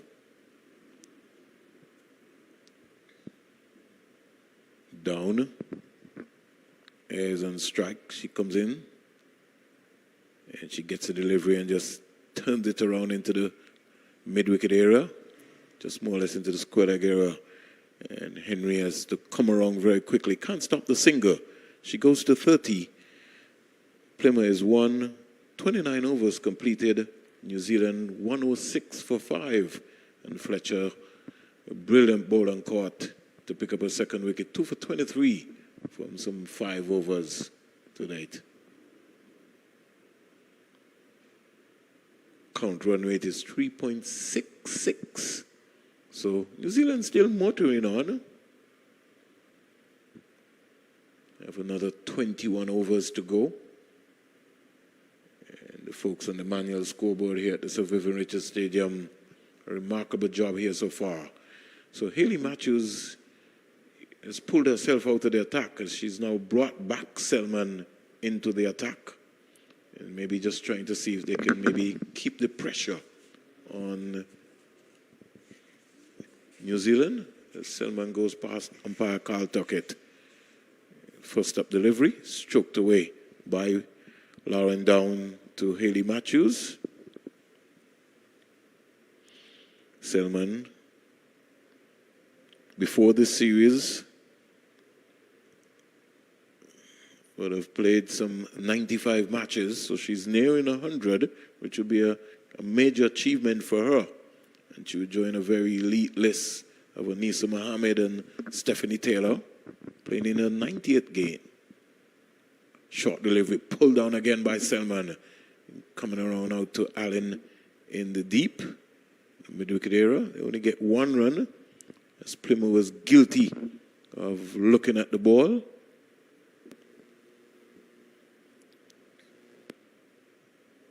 $107 for 5. Down is 31. Plymouth is 1.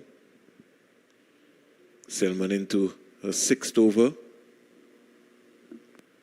We're in the number 4 from the circuit, the Ambrose end. Goes past umpire Carl Tuckett. And Plymouth is just backing across, playing this out to the backward point fielder in Stephanie Taylor, former West Indies women's captain. They get an easy single. Plymouth goes to 2. Score goes to 108 for 5. We're into over number 30. Interesting times ahead here for women's cricket all around the world and for West Indies. They'll play some 66 matches over the next Olympic cycle. Another slow delivery by Selman, but Down is able to just more or less just quietly just open the face onto the offside. Played with nice soft hands and was able to pick up a single. She goes to 32. Score goes to 109 for 5. It brings Plymouth, the debutant, 18-year-old debutant from New Zealand, on strike. Sakiwa Selman to Plymouth, pitched up, and she's driving through cover for an easy single. Kashona Knight coming around. She can't stop that. The boundaries are massive here at Sir Vivian Richards Stadium. Could I be able to ask Ellie, Stacey and King, if there's not a, jurisdiction of the boundaries for the women's game? Because these are massive here at Sir Vivian Richards Stadium. 110 for 5. Down on strike. She's 32 from 44. And she's back on the cross and just turning it up to the short mid-wicket area. Over completed. 31 overs bowled. Yeah, 31 overs bowled. And a very important period of players. My good friend, I did say 31, it should be 30. 30 overs bowled.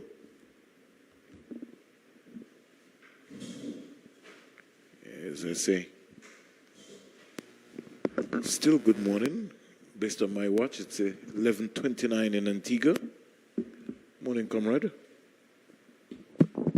Morning again, Vernon Springer. How well Fletcher has bowled. She's been impressive. She's picked up 2 wickets in short space of time. She's bowled 5 overs for 23 runs. And 4 of those 2 wickets. She played some 58 matches before this series, 66 wickets. So she's been a servant. A best of 4 for 22. She's got 2 for 23, so she maybe would like to get a 5er here against New Zealand. Driven down the ground for an easy single. Can't help Stacey and King and looking at this new batter who has just come in, Plymouth, and you got long on and long off. Still baffling me. And she's on debut as well, Georgia Plymouth. Just 18 years of age. Yeah, just possibly, well, Hayley Matthews is now coming into slip, but need to be more attacking to her.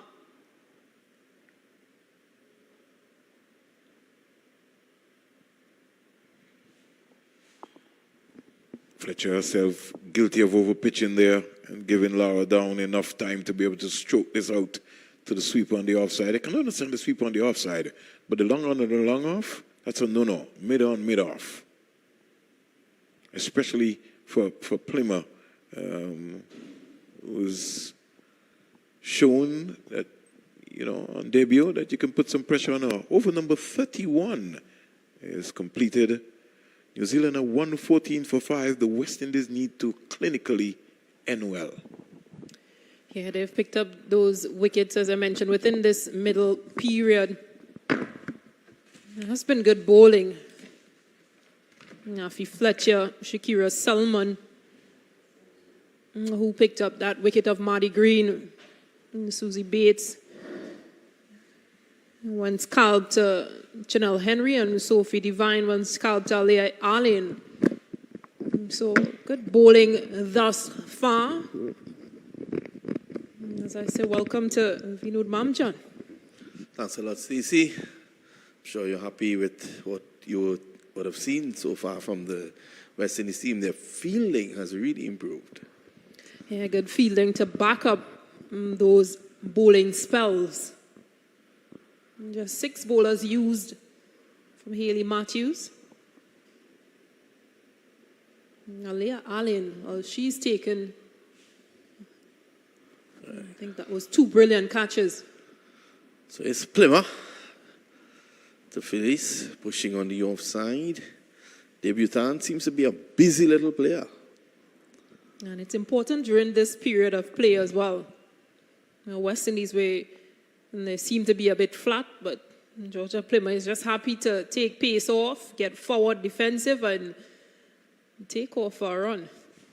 Springer and I were having the conversation. I would like to get your thoughts on it.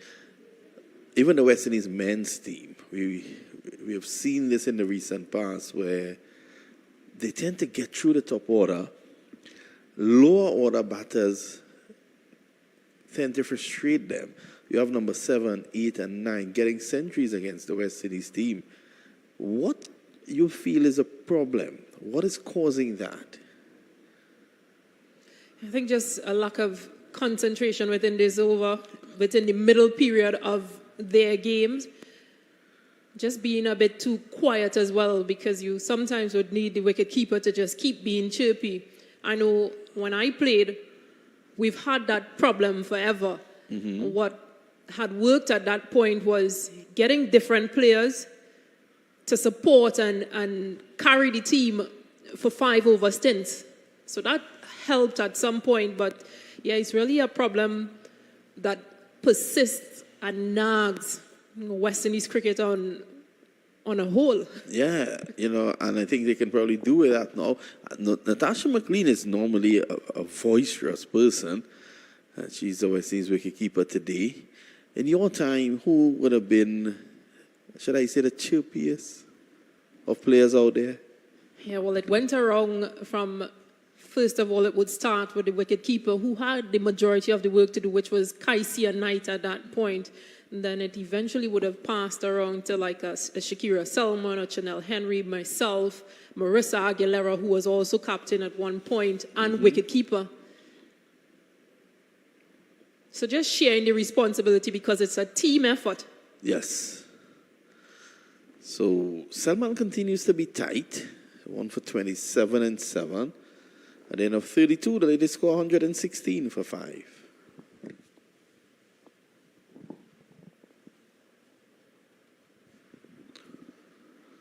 So it continues to be a lovely day here. Have you been able to get her wrong, Stacey? I get around in Antigua, you mean? Yes. I haven't done a lot. I'm kind of a very quiet person, so tend to just occupy my space and enjoy my space a lot.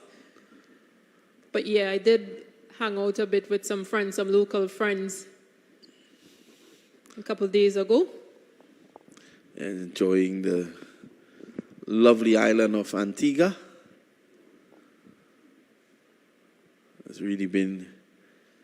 Antigua has been good to West Indies cricket. The government has been a big supporter of West Indies cricket. The West Indies cricket headquarters, of course, being right here in Antigua. And we're going to see Stephanie Taylor take up the attack from the southern end. Taylor, who had an extended spell this morning during the warm-up session with the ball under the watchful eyes of Coach Courtney Walsh. She starts with a wide. Good take down the leg side there by Natasha McLean. Yeah, she has been struggling other than that second ODI where she bowled this 3 overs for 17, picked up 1 wicket. And we won comes at that time, and that wicket was from a long hop, from a bad ball. Yes. And I remember saying at a point in time, she has the golden arm. But there you can see on the right, some supporters are coming out. Those 2 ladies have been here every day. They have been joined by some more friends today. Don't know if they will venture across in the bouncy castle a little later on. I saw there are some kids, and I think, as Vernon Springer mentioned, children are free. And that's because of that play area that Cricket West Indies has set up. So an opportunity just to bring the family out. Yes, bring the kids out and let them see the cricket. They can also have, we know about kids and their attention span. So they can also have a good time at the bouncy castle. There's a trampoline as well. So just trying to settle in here in her first over, Stephanie Taylor.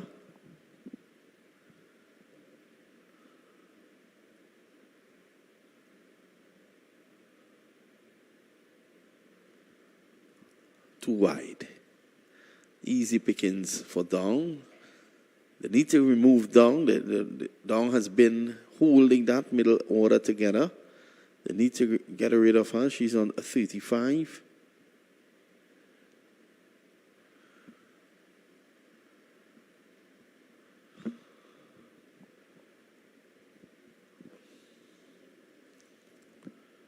Taylor still trying to work her way back to full fitness as well.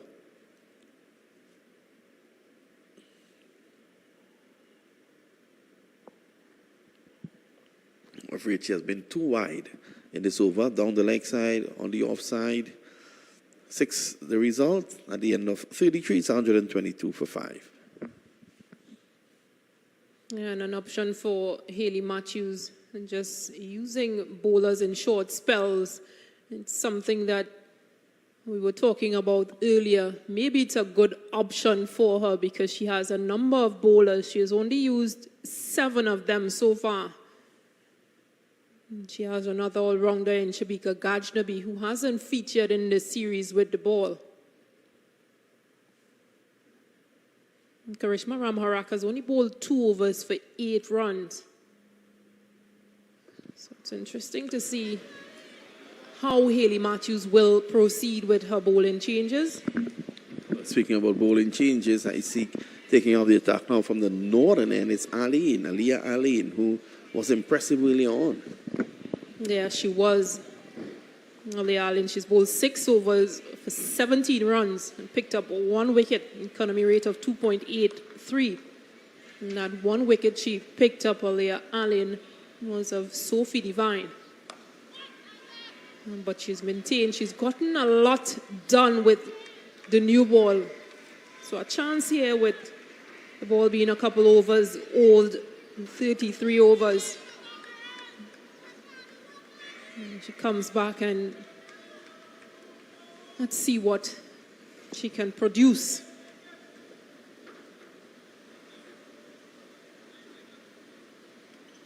Yeah, straining her line. And that happens when she gets a bit too straight. And the ball swings into the leg side of Lauren Down.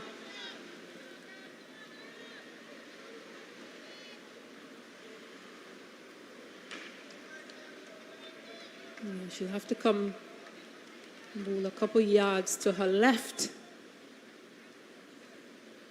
Yeah, much better delivery.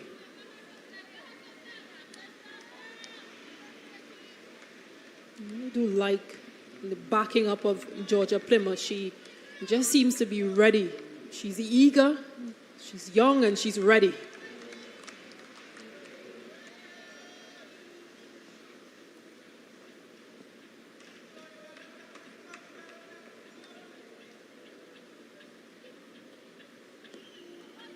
Yeah, Yorker length delivery from Aliyah Aline. Down not getting her bat, not making any contact at all with that delivery. A reminder, in this third ODI between West Indies and New Zealand already lead or have won the series 2 games previously.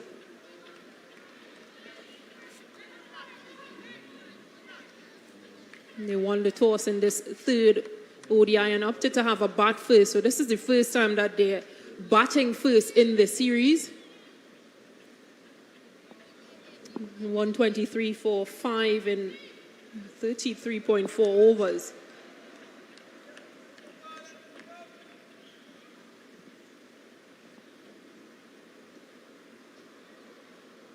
Allen continues, but a swing and a miss from Georgia Plymouth.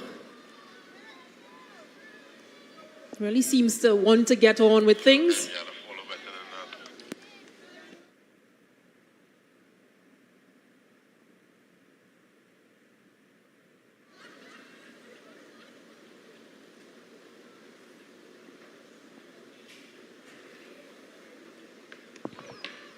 A wide delivery this time from Aliyah Aline.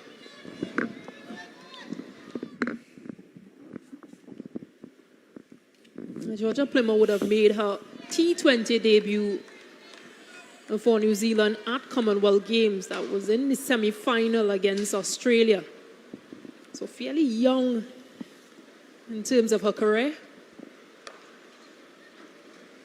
Too wide. Plymouth getting a tick outside edge down to third man. Not happy with herself. It's the end of the over. 7 overs, 1 for 20. Aline has done her work. After 34, it's 125 for 5. The teams and umpires just have a drinks break at this time.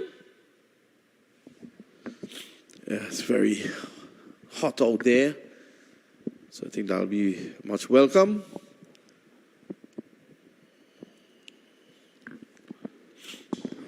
And it has been good from West Indies. They've used 7 bowlers thus far.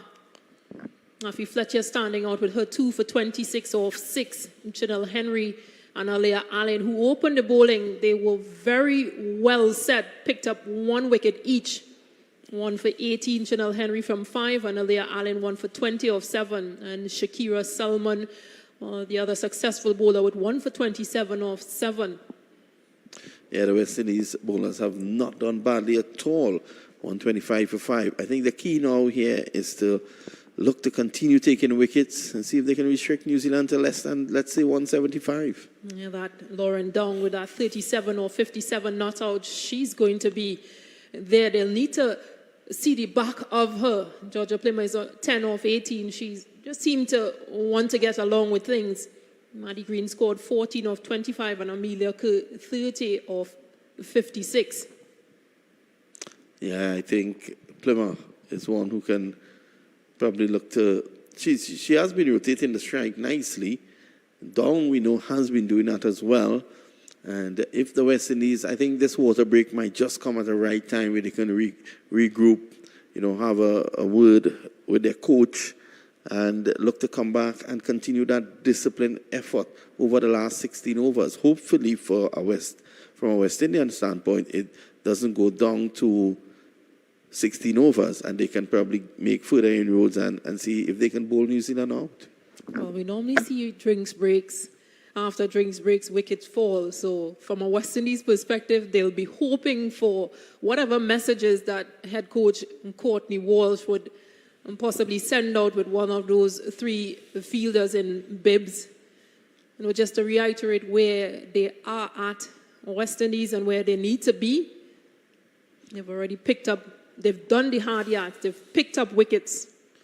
A number of the girls is doing some stretching exercises out there. 34 overs in this heat tends to take a toll on you.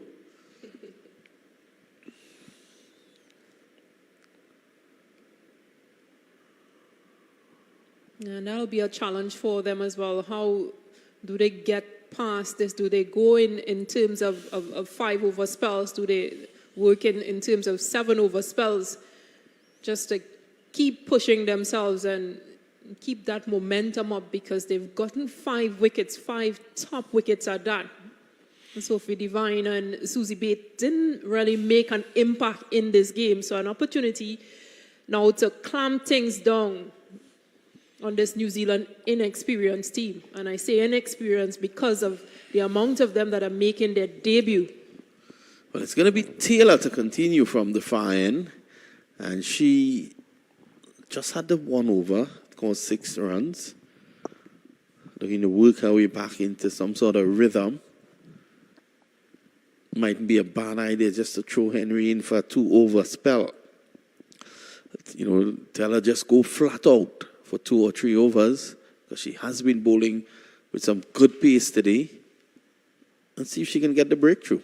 And it's something we saw, almost a tactic from New Zealand as well. When they bowl, Susie Bates normally comes in, and we've seen her bowl spin this time around. She has just bowled a couple overs for 10 runs and 12 runs respectively in the 2 games, just to bring something different and that experience as well.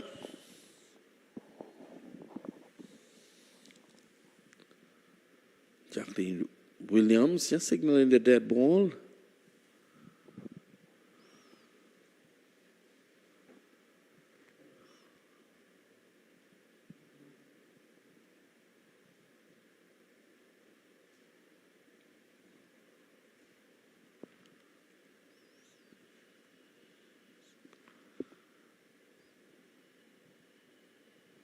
I would have liked to see the slip still in play for Georgia Plymouth.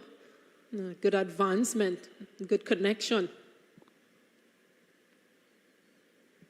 Even though Natasha McLean is right behind the stumps, she's not afraid to advance. That is confidence. Yeah, seems to be very good against the spin.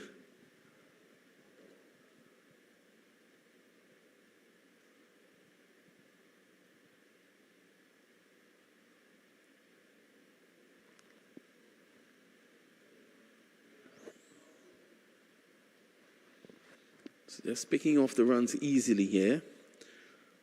I'm surprised that Ramarak has had just the 2 overs.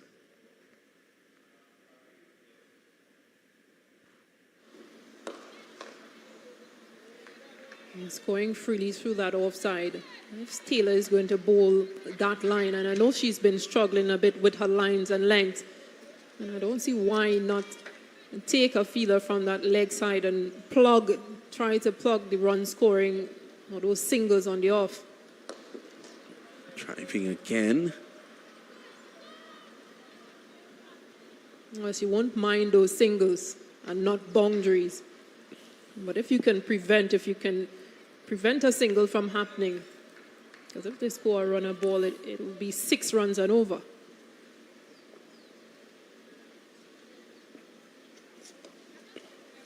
Officially, but safely.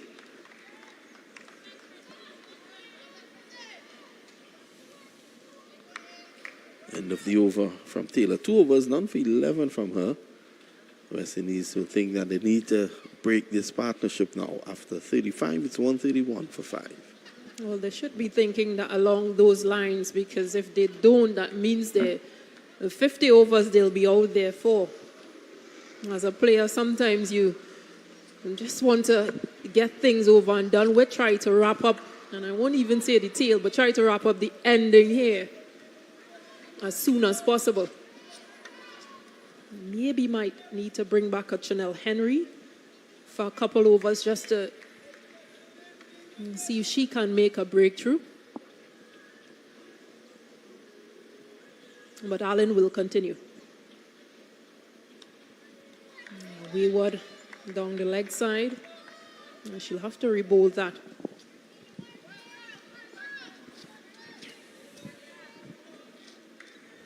Yeah, Allen again. What we're seeing from her is what we saw earlier on this morning when she started a spell, where she's one of those bowlers who has to warm into the task.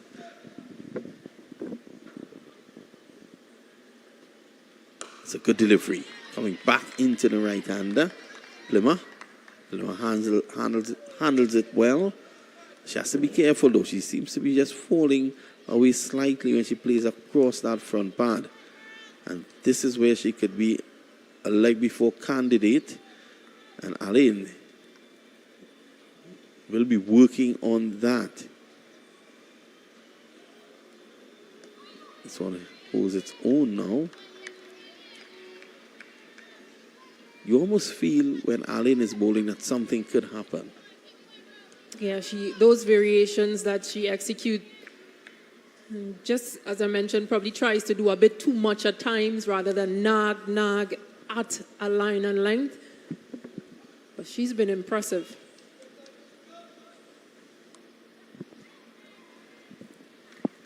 Yeah, she needs to understand or realize the strengths and weaknesses with her bowling as well. If she bowls too straight, if she starts on that middle stump line, it will continue to go leg-sided. So she has to bowl at that off-stump, middle and off-stump region to swing into or crash into that middle and leg stump region.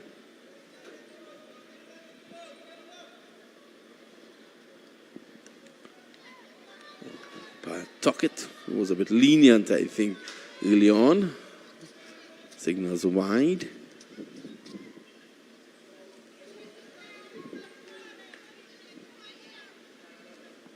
Also shows the importance of, as your coaches would say, being switched on, being ready all the time. When the captain is ready to give you a ball, you've got to be ready. Good comeback delivery.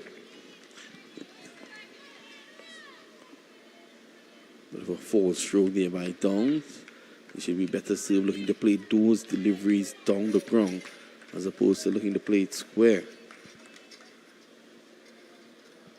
At least 2 wickets have fallen in that square region, that backward point region earlier. Allen taking one of those catches. And then Shakira Selman. And so yeah, just the basics of getting to the pitch of the ball and driving through mid-on and mid-off.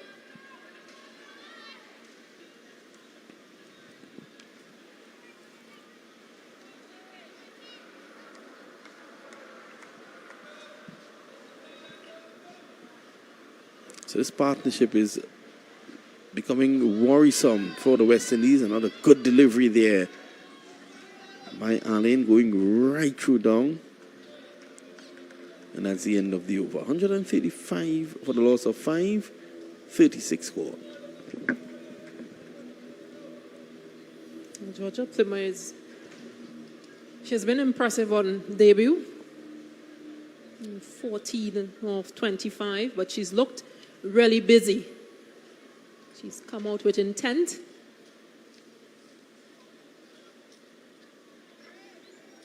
And again, rebuilding phase for New Zealand cricket and West Indies as well. They've lost a number of players. New Zealand due to retirement in Katie Martin, Amy Satterthwaite, former captain, and Frankie McKay. So a few young players getting an opportunity and again being rewarded for their domestic season. As mentioned, it's a new direction for New Zealand cricket. They've contracted those young players.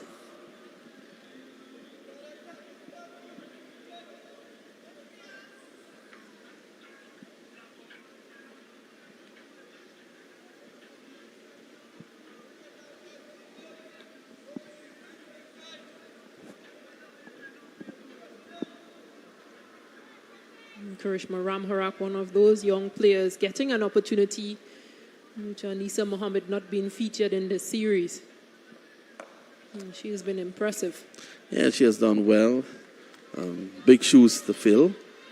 But she's come in, she has taken the opportunity, and she has done well. She picked up career best figures of 3 for 22 off 6 in the previous game.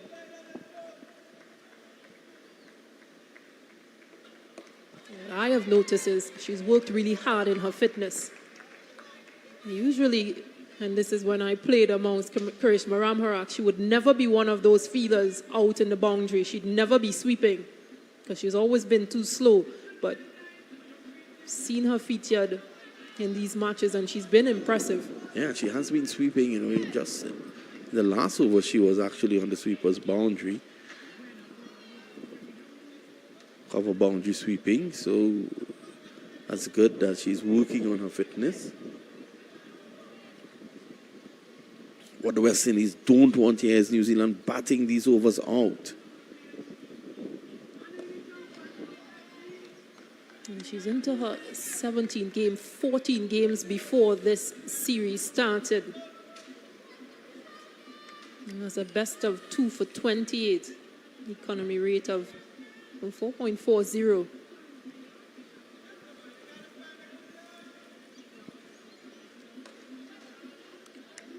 Back looking to get this away from backward point.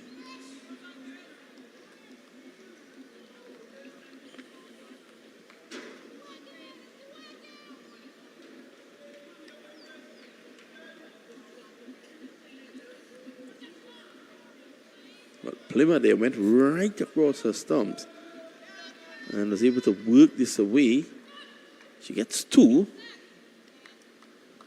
Slowness of the track, allowing her the luxury of going right across her stumps, exposing her stumps, and still getting it away. Yeah, fearless. And I guess that comes with being an 18-year-old. You're just not afraid to play your shots. You're confident. You have an opportunity, and you just want to make the best of it. She's doing that.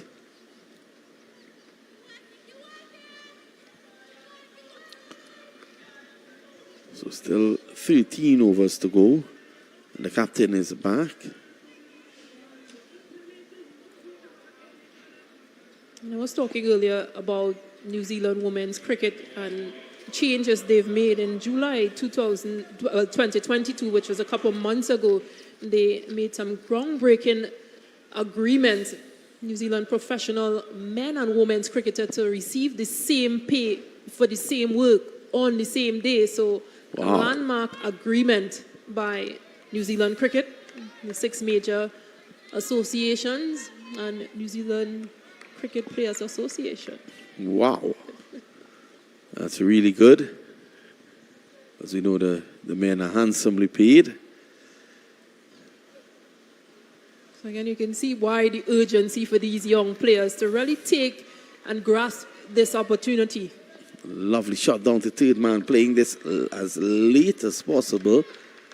And a good bit of work down there.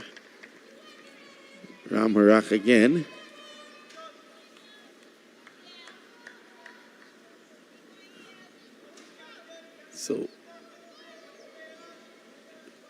142 for 5. Long has really held this New Zealand middle order together. Now and then she has played a naughty shot, like you saw there.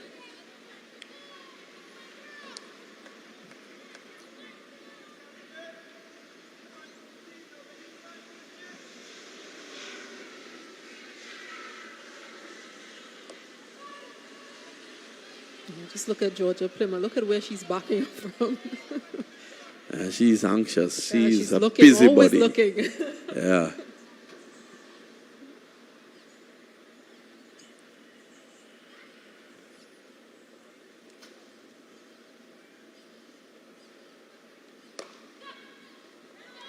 Quick single taken.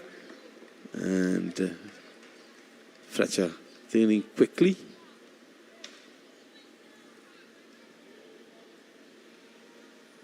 So the West Indies just looking here to get that breakthrough. Hasn't been coming.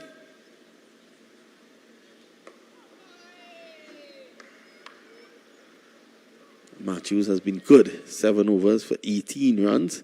And after 38, it's 143 for 5. 7 bowlers used for Matthews and West Indies women. Now, if you Fletcher standing out with her 6 overs, 2 for 26. The other wicket takers would be Shakira Salman with 1 for 27 off 7, and Chanel Henry and Alea Allen, who picked up 1 apiece.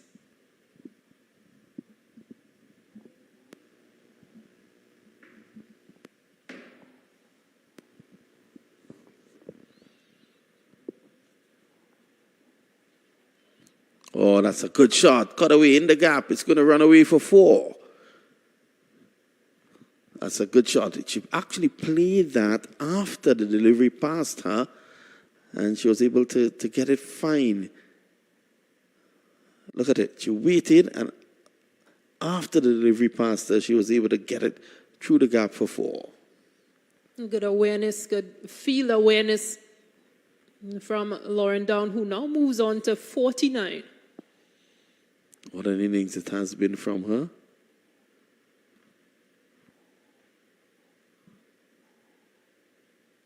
So that's a 50. 70 deliveries. Young Plymouth goes across just to shake hands, congratulate her. It brings up her 3rd one-day international 50, Lauren Down.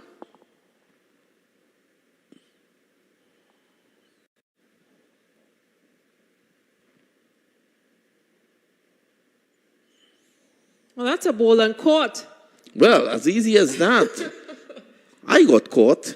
I can tell you that. Yeah, it's only because I saw Plymouth walking away, but Karishma Ramharak took that catch and just threw up the ball, almost like, yeah, easy. Well, the breakthrough is here. The West Indies getting a very vital breakthrough. Young Plymouth, as you can have a look here. Ramharak bowling a delivery, tossing it up, and the bat turning in her hands. As Stacey King was saying early on, Plymouth had no problems advancing down the track. On that occasion, the bat turned in her hands, and she did not get to the pitch of it. Ramharak completing a fine quarter and bowl, 148 for 6. Now the West Indies will be looking to go further into the tail. Yeah, their tails should be up because batters to come are easy gaze, Jessica, Molly Penfold, and Fran Jonas. So not a lot of experience within that lot. But they will play a Plymouth innings. They'll try to keep things going. Good breakthrough from Karishma Ramharak, who picks up her 2nd and her 5th in the series. Wow. So, she's holding her own.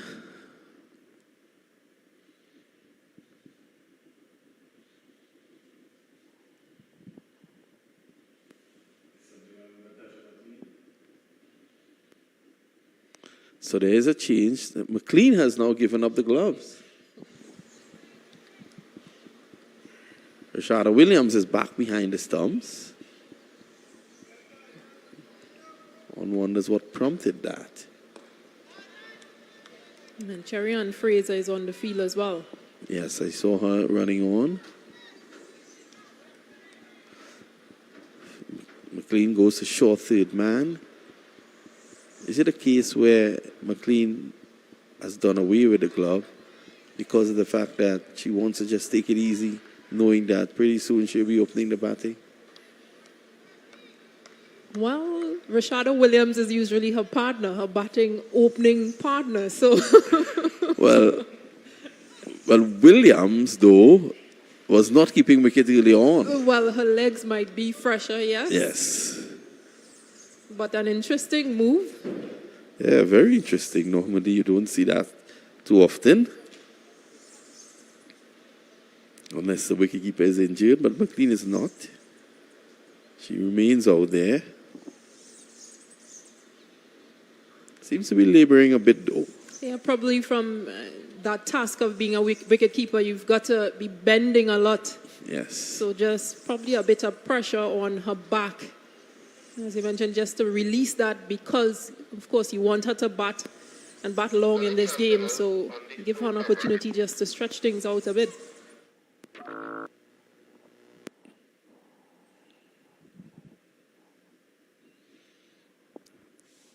So here is Hayley Matthews. Down continues to give trouble here for the West Indies, driving the square. Enough room on that to get back for two. We're trying to The find out. 150 is up. Sorry, Stacey. That's okay. Trying to find out who was the player off the field, but it seems to be Afi Fletcher. Cherry-Ann Fraser is on as a substitute. Well, that's a good delivery. Coming back, taking the inside half of the bat. One more to Dong. Dong goes on to 53. Easy Gaze comes in now. Debutant from the first ODI.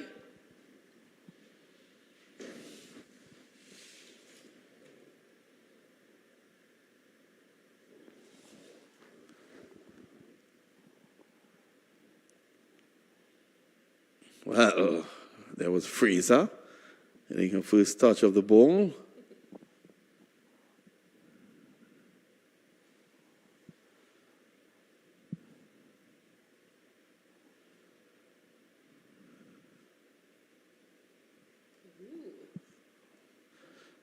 Umpire Tuckett has been understanding with those deliveries.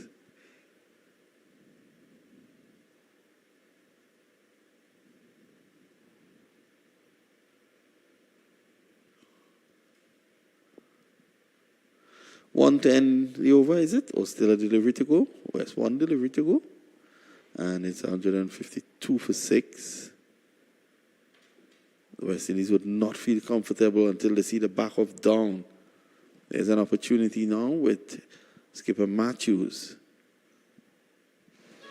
Well, it's either you get Down's wicket or you get wickets on the other end, so she runs out of partners.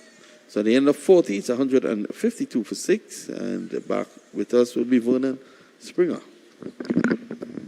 Easy Gaze, 18 years of age. She had an impressive season with the glove and bat for Auckland Hearts, her club team in New Zealand.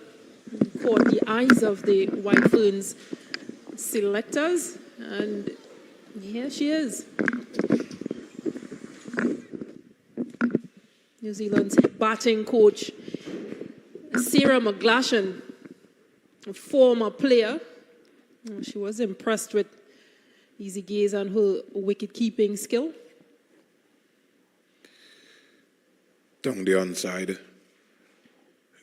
Starts to the wide here, Ramnarak. Umpire Jacqueline Williams gets out both of her hands, and the score in the meantime goes up to 153 for 6. Start with that wide. bang on target is another good delivery. I'm a little surprised that Renisa Boyce, who was the West Indies A-team keeper, is not in the conversation and not part of this setup. We've seen a strange move here today, where Natasha McLean started as the wicketkeeper, and then we had a situation where Rashada Williams took over. So I don't know if McLean has picked up an injury or something, but we'll find out.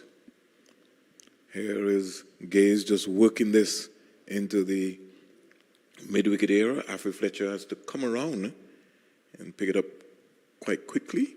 In the meantime, Gaze picks up her third run.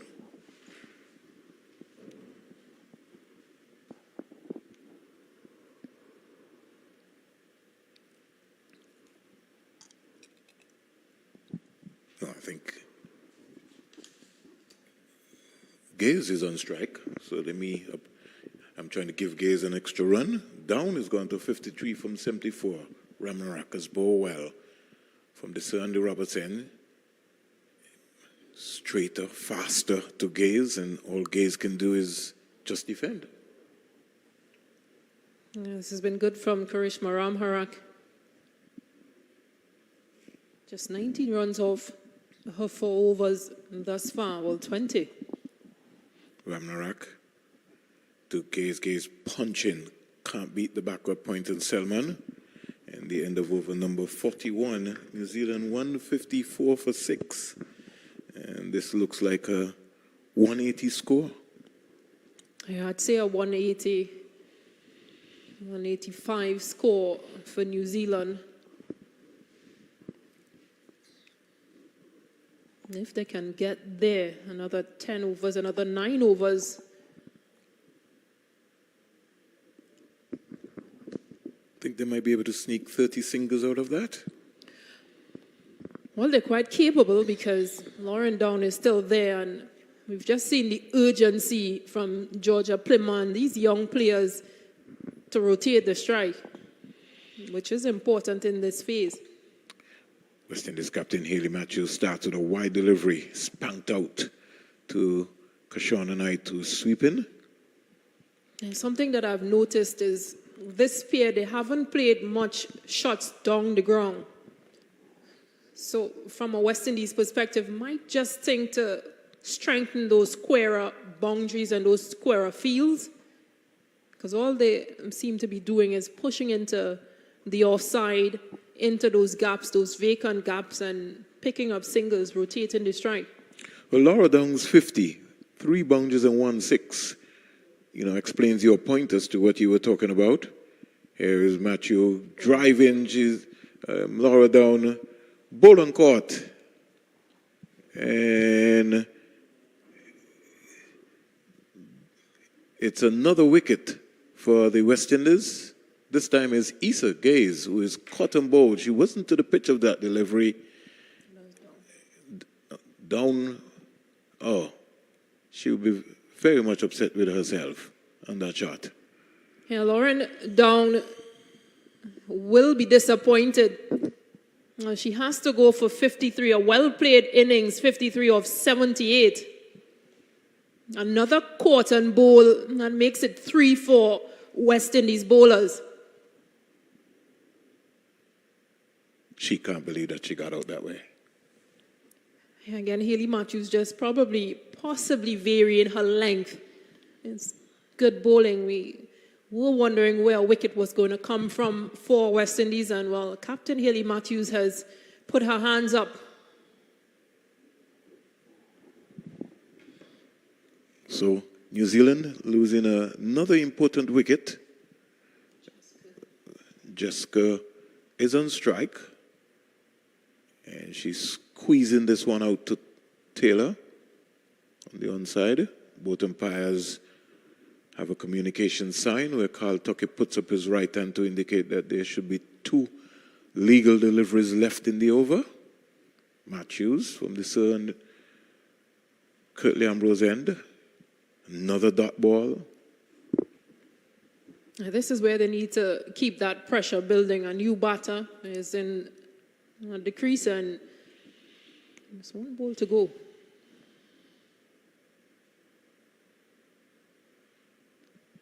over 42 completed. And a very critical time here, 155 for 7. We have a situation here where Gaze is not out on 3. Kerr has just come and faced also 3 deliveries. Matthews, 9 overs. She's been able to pick up 1 for 23, first wicket for the day.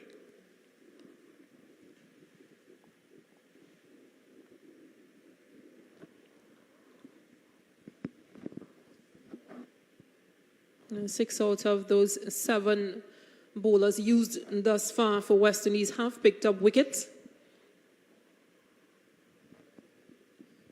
Fletcher standing out with her 2 for 26 off 6. Ramnarak, bang on target to Gaze. Good flight, good control, good variation. Today is a massive day here at the Sir Vivian Richards Stadium. It's Kids Zone Day, organized by Cricket West Indies. Here is Gaze back and getting on out the edge of the bat. It will give McLean some running. Her football skills came into effect there. Beautiful piece of work there. And she receives a little applause there from Selman to say you got to be able to cut that one off. But it was a valiant effort. And I would say she saved 2 runs in the process. Gaze goes to 5. The score goes up to 157 for 7. Scoring has been very difficult here, Stacey and King. Yeah, I'd bring that fine leg or that deep square leg up into the circle just to create a bit more pressure. I don't think they need 3 fielders out for Easy Gaze. She's only 5 of 13. Well, I can think about how many balls that the deep backward square has fielded for the day. Even the long on. I appealed for leg before Ramnarak, but I think she was hit outside the line. She had a big stride there. Gaze. Let's have another look. It's a good stride. That's what saved her.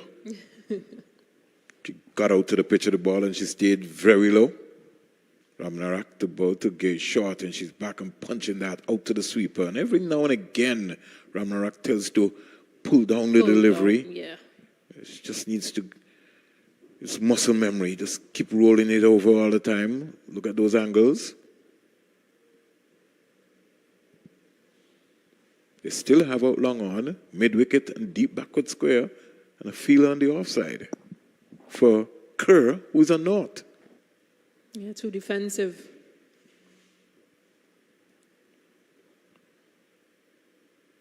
Yeah. And again gets off the mark quite easily.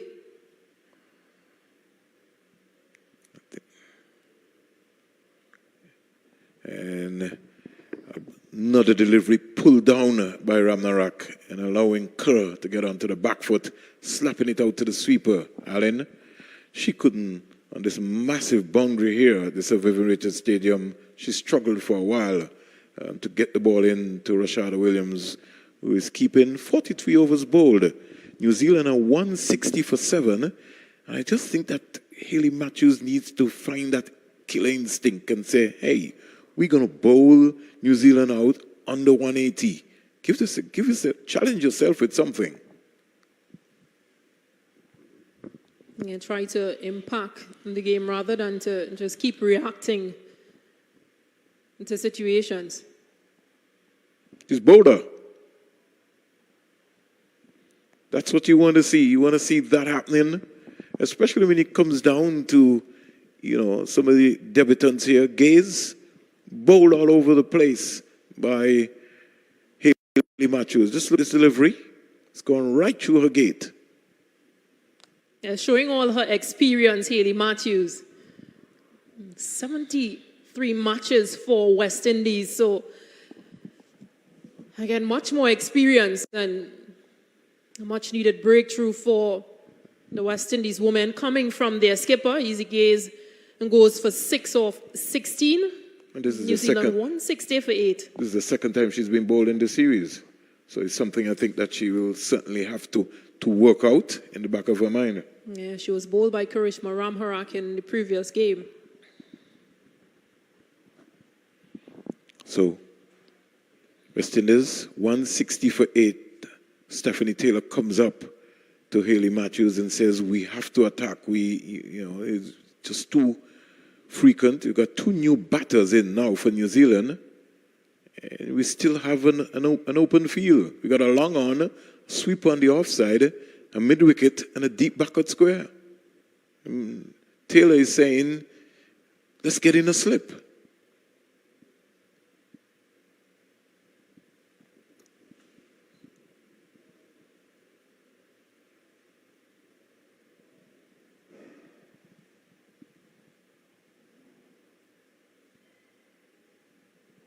Got to have a slip in. You got to get a slip in at this point in time. We have 3 wasted fielders, 3 on the leg side.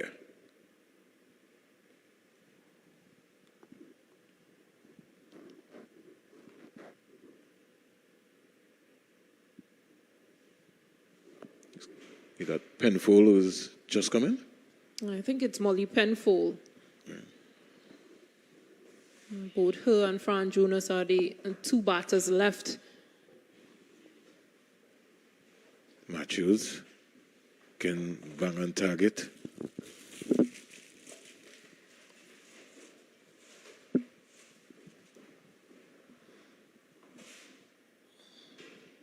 Confirmation, it is Molly Penfold. Yes, Matthews is into her 10th over. Still 3 wasted fielders outside. New Zealand 160 for 8. 160 for 8. You got a deep backward square, a mid-wicket, a long on, and a sweeper on the offside. And Penfold is only into her 3rd game for New Zealand, 3rd batting innings. So you need to have a much more aggressive field to her, a much more attacking field.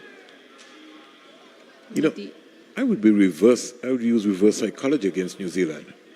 Just say that, West Indies, New Zealand want 180 to win. You give yourself a target, they're 160 for 8 with 6 overs to go. You turn it into a contest, bowl them out.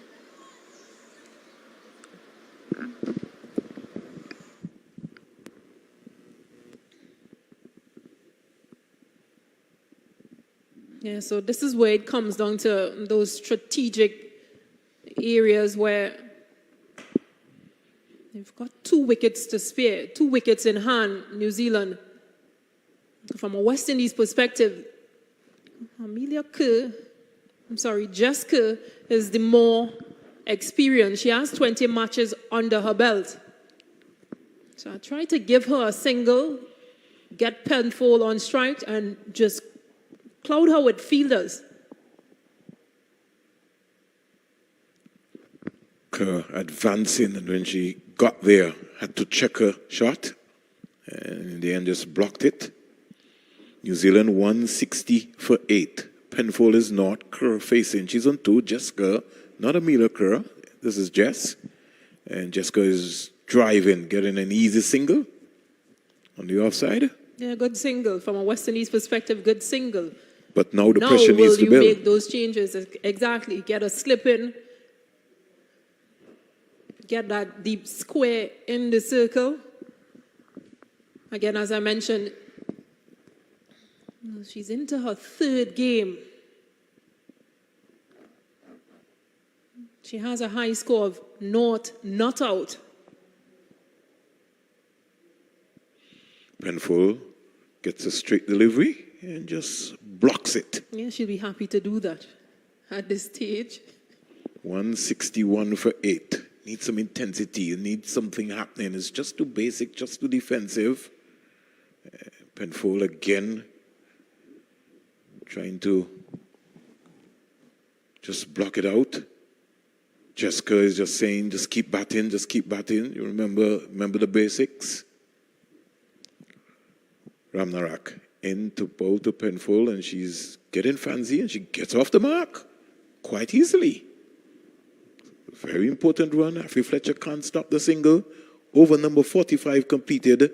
New Zealand 162 for 8. Penfold is 1, and Kerr is 3.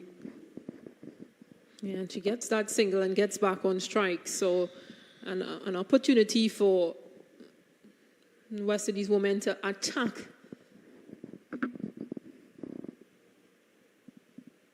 Molly Penfold, she's just 21 years of age, more known for her batting for her bowling, as a bowling all-rounder.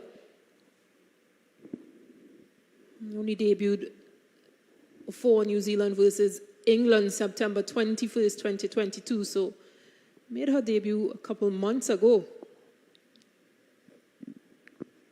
Just checking and seeing that somebody has been whisked away into the ambulance.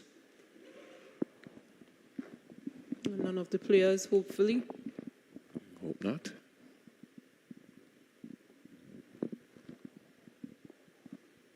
That's just to show you how humid and hot things are out there.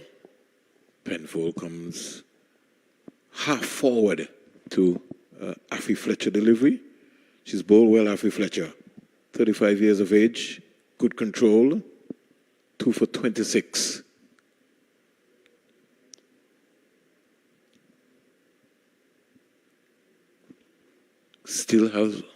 Haley Matthews still have 4 fielders outside of the circle.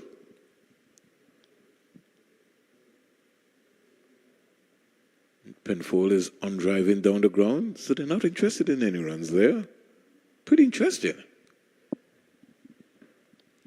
So I think now they're going to have a conversation because that should have been a long single. Yeah, just having a chat with Molly Penfold, probably asking her to find a single to give her the strike. But there was one. Fletcher into both, and Penfold driving in the air and getting away with it. Chanel Henry, there could be some mix-up. They think she's run out. How unlucky. Describe that, Sherian. Well, Chanel Henry, I thought that didn't give a better effort to take the catch. By her standards. Molly Penfold was looking for 2 runs. She was trying to get back on strike. She turned blind also. Yeah, she did turn blind, and a direct hit from Chanel Henry. How unfortunate for Penfold. She has to go for 1 off 11, but... And when the effort from Chanel Henry, if she's slightly injured, because I saw bending over every now and again. She looked a bit gingerly. Yeah, so I'm wondering if but she made up ground, so the good thing about it is that not coming up with a catch, but a reaction and the miscommunication with Kerr and Penfold has cost New Zealand another wicket. 162 for 9. Well, that leaves Fran Jonas to make her way out. And she's bowled well. Let's hope that she can bat well to get some runs.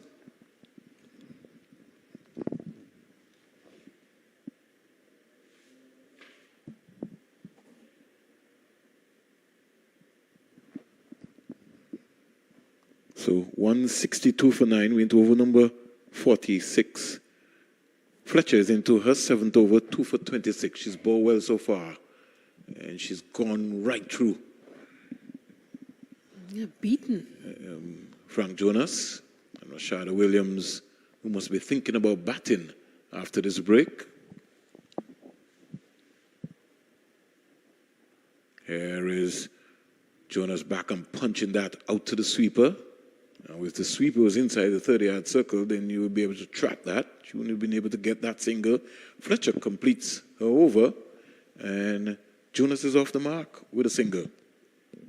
I think that was just Kerr, actually. Because of the non-striker end, where the run-out occurred. 24.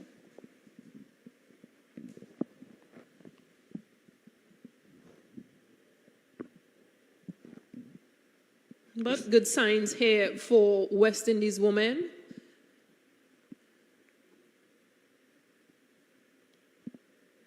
New Zealand opting to have a bat first time in this ODI series, in this 3-match series. West Indies have them at 164 for 9. Right, So we got Jessica, who is in strike. She's on 4. Jonas is yet to get off the mark. Ramnarak will be looking for another wicket. And she advances. So I think what might automatically look like it's going to happen is Jessica wants to face as much balls as possible in these last couple of overs and see how much run she can get for New Zealand. She was coming down the wicket there and had to get back into her crease because Ramnarak adjusted her length there and really wasn't flighting it enough. 1 for 27 Ramnarak. Kerr is 4. Kerr is driving, can't score still. The score remains a 164 for 9. Originally we were talking about 180, but that doesn't seem on the card right now.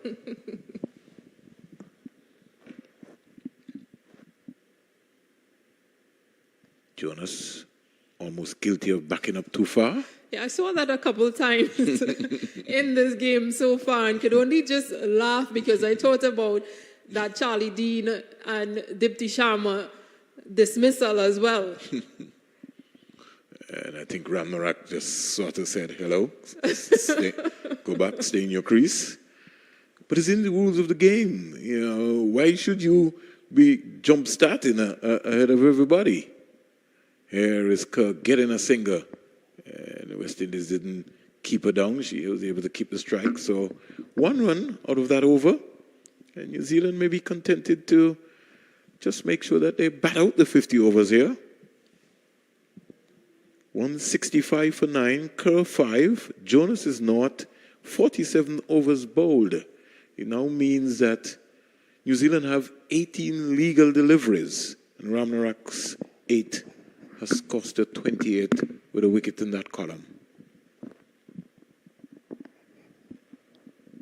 7 bowlers used by Hayley Matthews. Matthews herself picking up 2 for 23 of her 10. And Fletcher, the other successful bowler with 2 wickets for 28. She entered her 8th over. So we have a long on, a long off, a sweep on the offside and a mid-wicket. Fletcher's first delivery is pulled down, and Kerr was able to head it down to Natasha McLean at long on. McLean from my distance, Stacey Ann, looks like she's carrying a little niggle. I see her every minute and just talking to herself. It just seemed to be that right thigh as well, because you can just see that she's constantly, that left thigh, sorry, just shaking that leg. Or at least we can see. And maybe she's conserving energy also. She maybe doesn't even want to run. And maybe that's why she might have been in a better position. She's limping, that left thigh, as you rightly said. I was looking at her before. Hope it's not cramps. She's got to come into effect. Yes, she's moving gingerly. They get 1 run. She rightfully return back. I hope this does not affect her in batting. I do hope so, but a good decision to just swap wicket keepers. Get her to stretch her legs a bit. Might have to be an ice bath between the break as well. That single to Jonas, and then another single to Jessica. So Afi Fletcher just trying something, just looping up the ball a little bit more. And maybe, as you don't want to say buy a wicket, but she maybe fancies herself to get another wicket here. It's gone through the gate. What a beauty. That was given generous flight, and it hit the right area. The only thing it didn't happen, it didn't take an edge, and it didn't hit the off stump. 168 for 9, 48 overs bowled here at the Sir Vivian Richards Stadium in the CG United Insurance Series, West Indies women versus New Zealand women. And New Zealand leading the 3-match ODI series 2-0. I think from a New Zealand perspective, they might just be disappointed with the fact that they're 168 for 9 in their 48 overs, because they seem to, well, that's a wicket. And that's a wicket to Ramarak. Karishma Ramarak. Jessica stepping out to drive. And an excellent catch by the West Indies captain, Haley Matthews. So finally, the innings has been completed. West Indies can feel very well that they have done their work. Flighted delivery and Kerr driving, open face, and a good catch by the West Indies captain. Kerr goes back for 7. You have a situation here where New Zealand have been bowled out for 168 in 48.1 overs. And after our luncheon break, it will be the important period of West Indies to chase down 169. Ramarak closes her figures with 2 for 28. I think this is going to be a good game, Stacey Ann. From a West Indies perspective, they would be pleased with getting all 10 of New Zealand's wickets. And that's a reminder that second ODI, West Indies scored 169. So that 168 might just be a target that they think that they can achieve for New Zealand. Well, this is the first time they've batted. And this is how things went. They lost Sophie Devine and Susie Bates quite early. They both opened the batting. Amelia Kerr stood out with her 30. And then it was Lauren Dong who scored 53 from 78. And in the end, they can only muster 168 by some good bowling from West Indies. New Zealand all out in 48.1 overs with West Indies pick up the bowling. Haley Matthews, Afi Fletcher and Karishma Ramharak picking up 2 wickets each. Karishma Ramharak finishing with 2 for 28 off 8.1 overs. Haley Matthews 2 for 23 off her 10. And Afi Fletcher 2 for 31 off 8. 1 apiece for Chanel Henry and Alea Allen, who were exceptional at the start. They opened the bowling. And Shakira Selman with 1 for 27 off her 7. Extras column, 19 extras. But well done from West Indies to restrict this New Zealand batting lineup to 168 in 48.1 overs. So 183 dot balls within the process. And as you rightly said, Laura Dong top scoring for New Zealand with 53 of 78 deliveries. Here at the Survivor Stadium on this lovely Sunday afternoon, New Zealand bowled out for 168 of 48.1 overs. We will take our luncheon break, and when we come back, the West Indies will need 169 to win.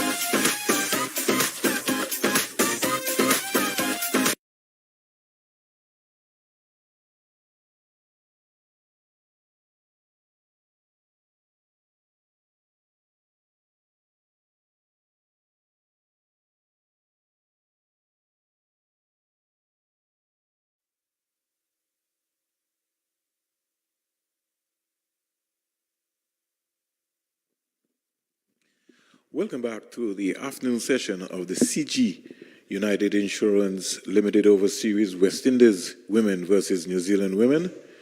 And it's all to play for here in this all-important encounter.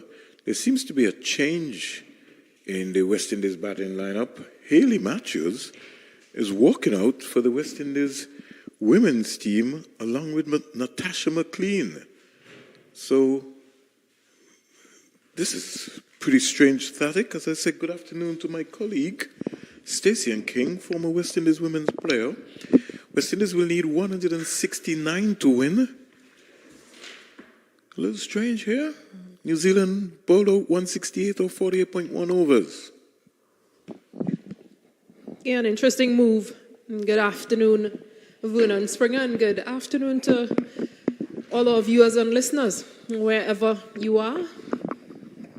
Interesting move for West Indies. Hayley Matthews featuring at that top order with Natasha McLean. Previously, we've seen Rashada Williams as the partner for Natasha McLean, but I'd say interesting, but also Hayley Matthews has scored most of her runs in that position, so not very much a shocking move from West Indies.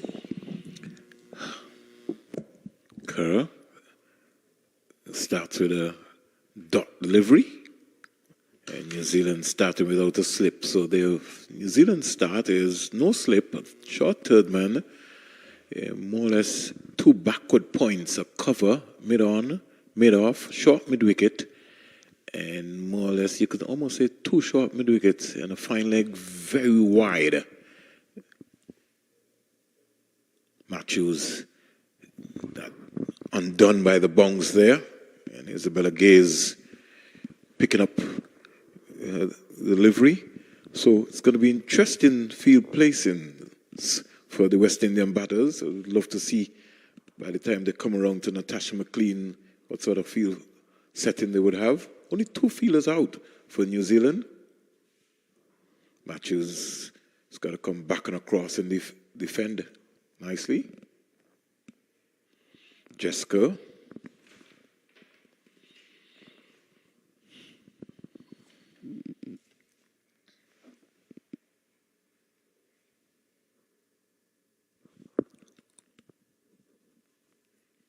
From the Sir Curtly Ambrose end, goes past umpire Carl Tuckett. And Matthews is pulling this one over the infield and won't have the legs to go all the way down to the boundary for four, but if they want, I think they can get three. Natasha McLean, like a police officer, has put her left hand up and said no. And there just needs to be some more urgency in the running, but that was not to be. Yeah, we did see her struggling a bit, Natasha McLean, in the field, and she started wicket keeping for West Indies, and they swapped her for Rashada Williams. But Hayley Matthews showing intent right away. She's driving, not staying over long enough over the ball there. She's just making contact, but I think that she could have got a good stride out and, just get her head past her front knee and find the gap. She has to find the gap. She's a good player when she's driving the ball straight. Hayley Matthews, she's on two without loss. They need 169 for victory, the West Indies. She's backing across and defending. When she gets there, she defends nicely. First over completed, two without loss.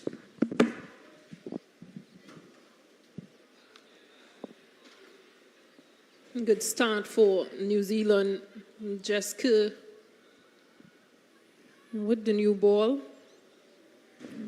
Easy to wonder who's going to open with her. There are a number of options, but usually we have seen Hayley Jensen opening the bowling, for New Zealand, alongside Jeff Kerr. And then there's also no Hannah Rowe or Leah Tahuhu. Normally you'd see those bowlers feature in opening spells. But it will be Captain Sophie Devine to share the new ball with Jessica. So Natasha McLean would have played some 32 matches for the West Indies with 440 runs. And she has her most runs in a career against New Zealand. High score of 36 from some 13 matches. Sophie Devine is tucking up Natasha McLean. She can't score. Let's look at the field placing for Natasha McLean. On the leg side is a short mid-wicket, mid-on, and a deep backward square. On the offside, they've got a slip, third man, a gully, backward point, cover, and a mid-off. So you look at Natasha McLean. She's played against Australia, England, India, and New Zealand. She's just working this into the leg side area, putting up her left hand to say as well, I've got off the mark. That's just one. So 53 runs against Australia from 5 matches, high score of 26. 26 runs in total against England from 3 matches, high score of 18. 69 runs against India, high score of 69. She's got 2 half centuries for the West Indies every break. Wide delivery here from Devine to the West Indies captain, and Jacqueline Williams gets out her hands. In the meantime, the score goes up to 4 without loss. Against India, she's got 3 matches with 69 runs, high score of 69. Against Pakistan, 87 runs, high score of 82. So half centuries was begin against Pakistan and India. Taylor driving, beautiful shot by Hayley Matthews to cover for 4. That's a lovely cricket shot. And the spectators on the bank, Elaine Turner, her mom, and the rest of her crew, they enjoy that tremendously. Lovely flowing drive. It's what Hayley Matthews is known for. Her perfect timing and position. Just look at that open face. Here comes Sophie Devine in out the ball to Taylor, but to Matthews, who's opening the face of the bat, sliding that down to third man. Look at urgency there to get the second run. There was hesitation, but they got it quite comfortably in the end. Yeah, the fielder in the deep just opting to, which is Fran Jonas, to throw short to Maddie Green, almost a relay throw, and Hayley Matthews saw that and used the advantage to get another run. Good delivery outside the line of the off stump. And Matthews is away. She's 8. McLean is 1. West Indies are 10 without loss. Yeah, and you were mentioning Natasha McLean's scores against New Zealand, or her international scores. Hayley Matthews has a high score of 119 against New Zealand in 5 matches. She has 175 runs before this series. A strike rate of 88.83, so a very healthy strike rate against New Zealand as she opens the batting and continues in this series and in this final game. So these two teams head-to-head in the last 5 matches. 2018, New Zealand won by 8 wickets. Also in 2018, New Zealand won by 205 runs. And in 2022, the West Indies won by 3 wickets. And so far in the first 2 matches here, New Zealand would have won by 5 wickets under the Duckworth-Lewis method and won by 8 wickets. So a lot to play for here in this game. The West Indies would want to be able to pick up a victory, even if they would have already lost the series. A victory is important, especially in the new format of the ICC Women's Test Championship.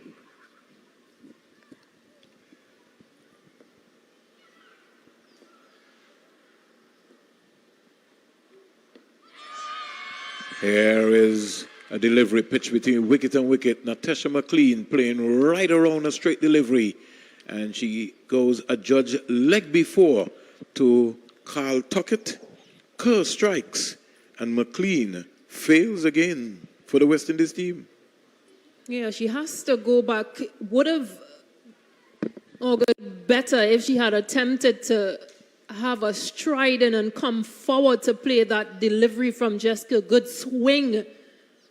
Opting to go back, Natasha McLean, and undone by Jessica.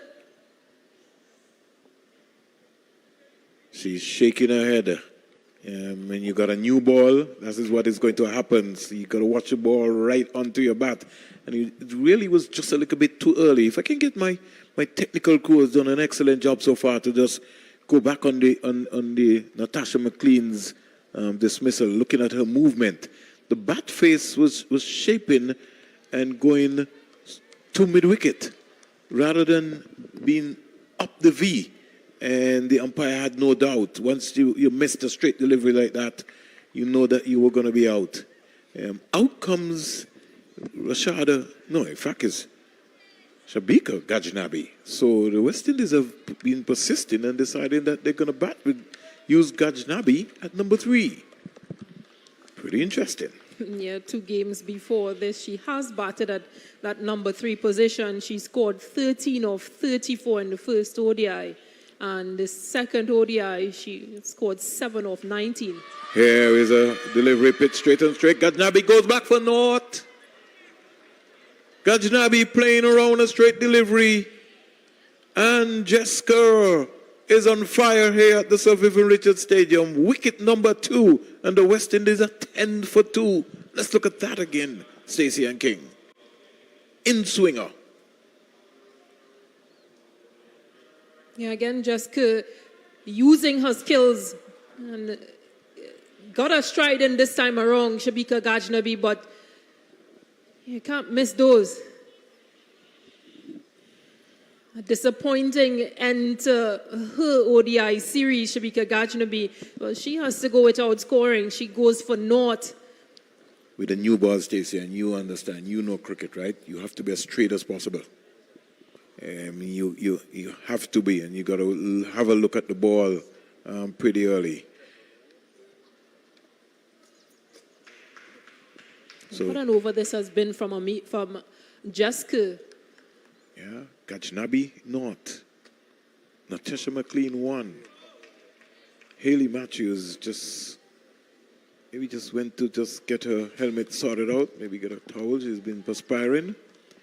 And the 2 most experienced batters for the West Indies women team, and the former captain and the present captain at the crease, with West Indies in a bit of trouble.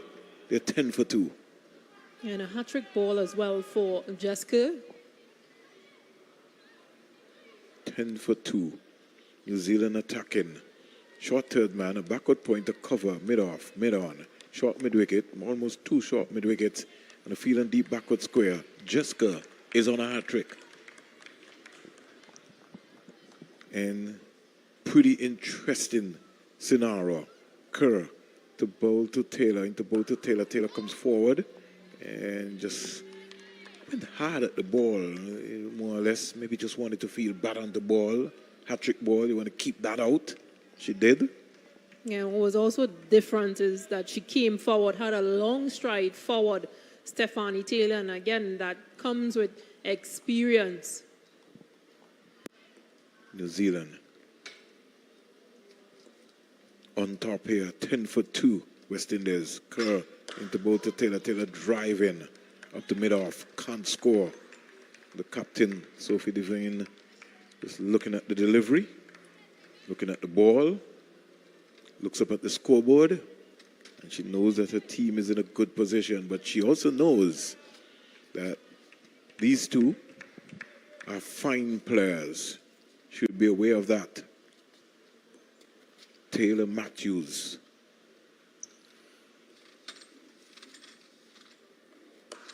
Here is Taylor driving through cover, misfield, and they'll pick up a couple of runs quite easily. If they want, they can get 3, but Hayley Matthews is not interested.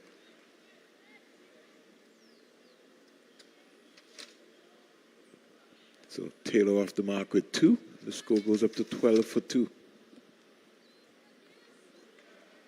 She'll know that she's been short on runs as well as Stephanie Taylor. We seem to be going through the motions with her batting, and good enough from her in this game will boost her confidence into those 5 T20s. Beauty of a delivery. A touchdown, and Taylor was in 2 minds there. She just looked at that. Great over for Jessica. 3 overs bowled here. West Indies are 12 for 2. McLean and Gajnabi back in the West Indies hut. But their captain, Haley Matthews, is on 8, and Stephanie Taylor is on 2. Yeah, brilliant over from Jessica. 2 runs and 2 wickets to dismiss both Gajnabi and McLean for 1 and 0 respectively.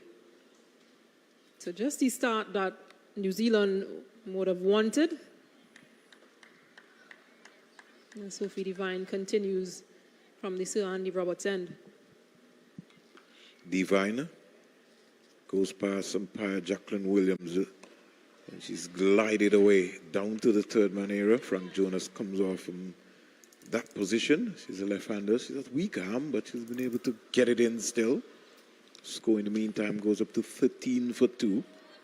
1-3 for 2. Taylor is on 2. She comes into strike, and Matthews goes to 9. A long way to go. West Indies need 169 for victory. I think a lot is going to depend on this partnership, this pair, how deep they can bat. Yes. Yeah. Taylor gets a wide delivery. Just for a moment, Jacqueline Williams looked at it. I want to also say congratulations are in order for Jacqueline Williams, umpire from Jamaica.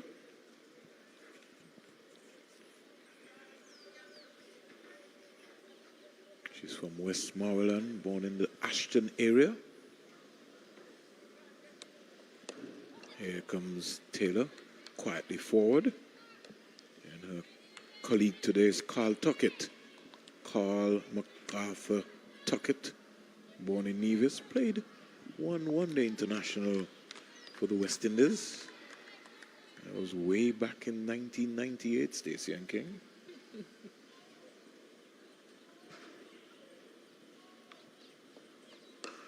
Taylor again driving up the mid-off, can't score. Talking about a lot of umpires who would have played international cricket to go on to,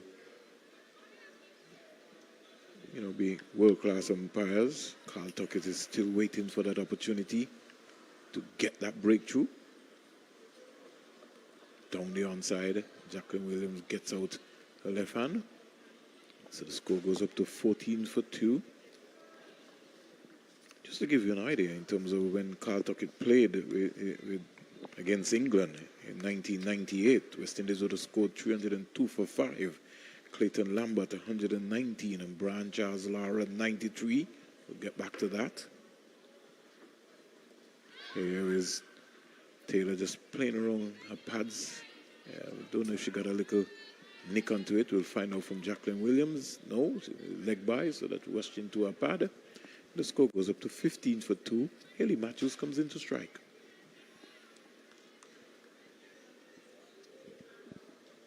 Yeah, Devine just bowling more into the legs of Taylor for those last 2 deliveries. Devine to Haley Matthews. Was that an edge? It was an edge. It dropped in front of the first slip. The boundary to Haley Matthews, who races up to 13.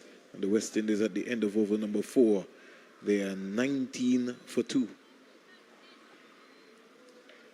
19 for 2. Boundary to Haley Matthews. And Devine will maybe consider herself a little bit lucky there.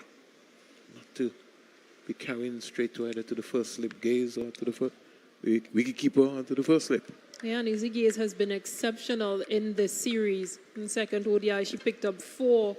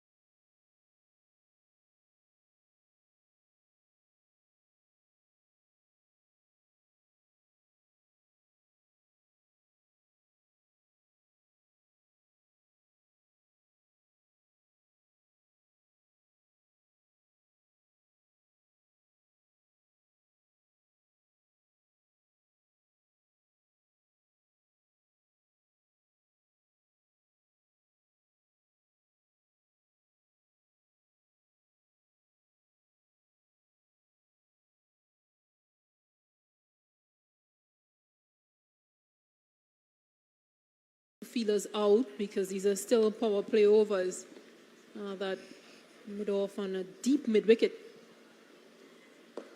Stephen Taylor comes quietly forward, got a good stride in. At that time, Jonas just slowed it up. Good flight, good control. She's been impressive in this series so far, Frank Jonas.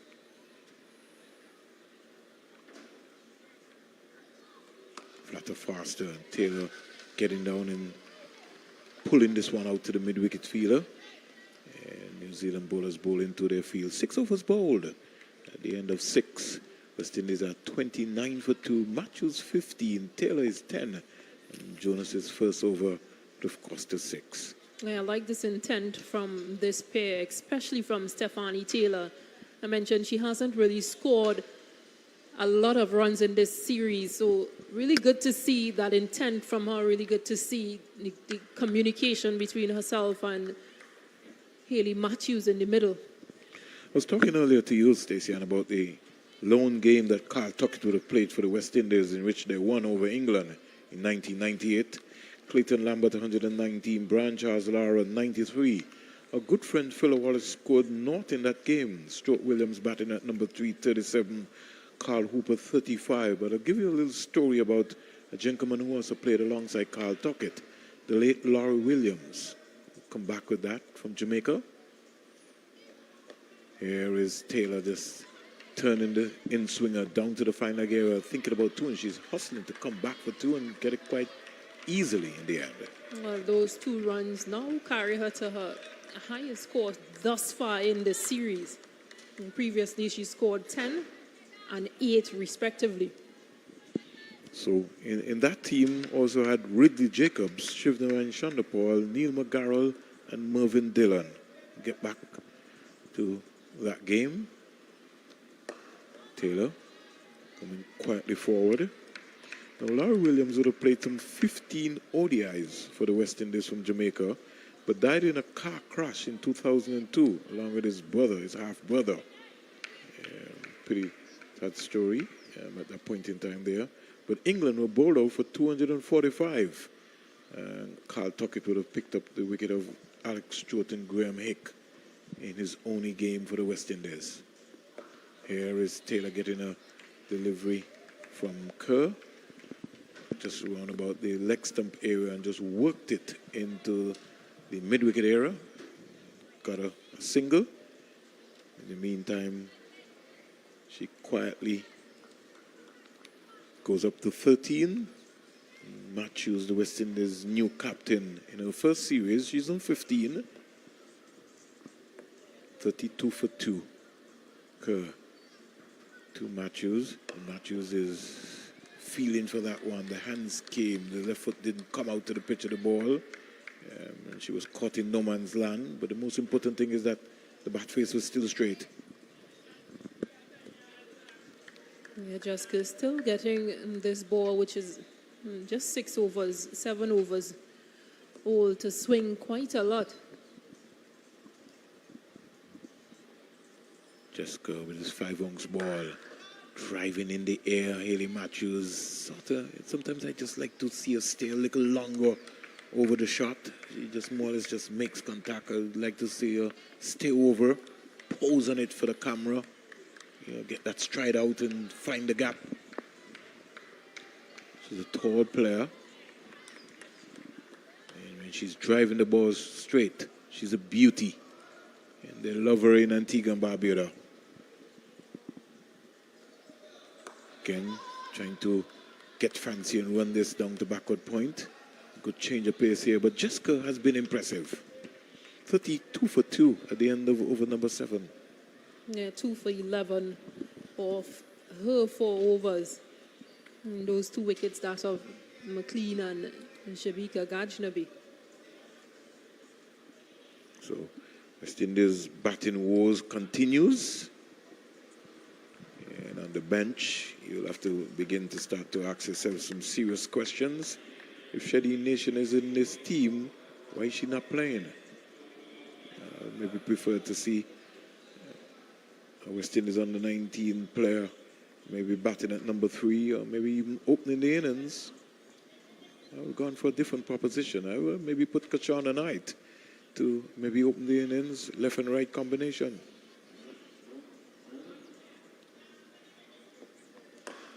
Yeah, agreed. I think that's an area that they kind of or could have experimented a bit more. Yes, you try to bring Shabika Gajnabi into that number 3 position, but number 3 is normally a specialist position. And Shabika Gajnabi is known more for being aggressive, known more for just playing free in terms of striking the ball.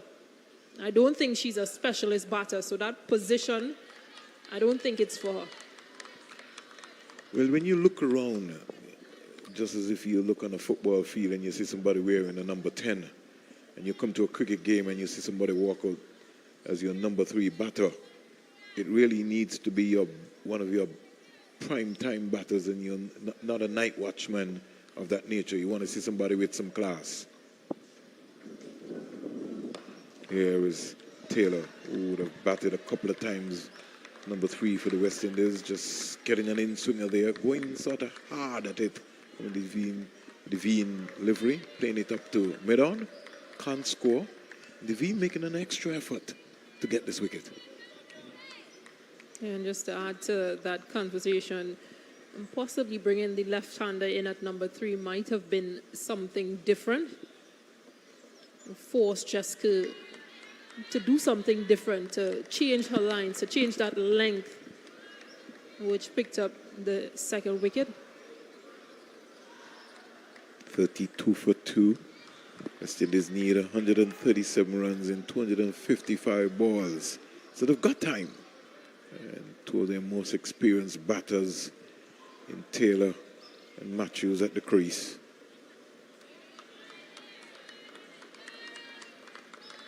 You know, Sophie Devine, she's not going to allow it to be too easy for them. She has a number of variations. She almost goes like a Dwayne Bravo. Takes pace off, rolls her fingers across the sides. Yeah, she's a very tricky bowler. She's bowling to a 6-3 field. We'll get back to that.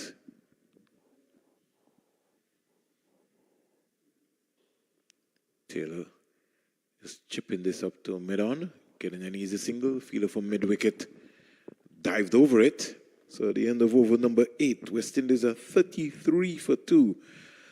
Matthews is 15, Taylor is 14, and Devine has bowled 3 overs so far, not for 15. It's almost like she's trying to trap Stephanie Taylor into falling over while she attacks her on that leg side, probably to try and force her to play uppish into that short mid-wicket region. But this is good from Stephanie Taylor, who just seems to be set. The intent is there from her. So that the mindset is clear. So 1 over from Jonas. Maybe they're going to switch her to the Sir Curtly Ambrose end. But Jessica will be continuing from the Sir Curtly Ambrose end. And one thing for sure you understand, the New Zealand bowlers are bowling wicket to wicket. Yeah, it's something we've seen from them throughout this series. They've forced West Indies batters to make the mistakes. They've nagged, built pressure, and when West Indies batters try to release that pressure, that's when they tend to get out. Here is a delivery pitch between middle and leg, then worked away into the mid-wicket area. And the strategic field placing by Devine has been impressive so far in the series. For Jessica, she's got a short third man, a backward point, a cover, short extra cover, mid-on, mid-off. The traditional mid-wicket in Amelia Kerr. We've also got a mid-wicket and a fine leg more or less into the deep backward square area because of Kerr's pace. Yeah, because of that appreciable swing in which she's achieving. And I was talking to Vinod earlier, Stacey and King was telling him about the balance, even when you had Chanel Henry this morning and Alan Bolin. You have to have a balanced field. This is a balanced field so that you have options of variations of what you want to execute.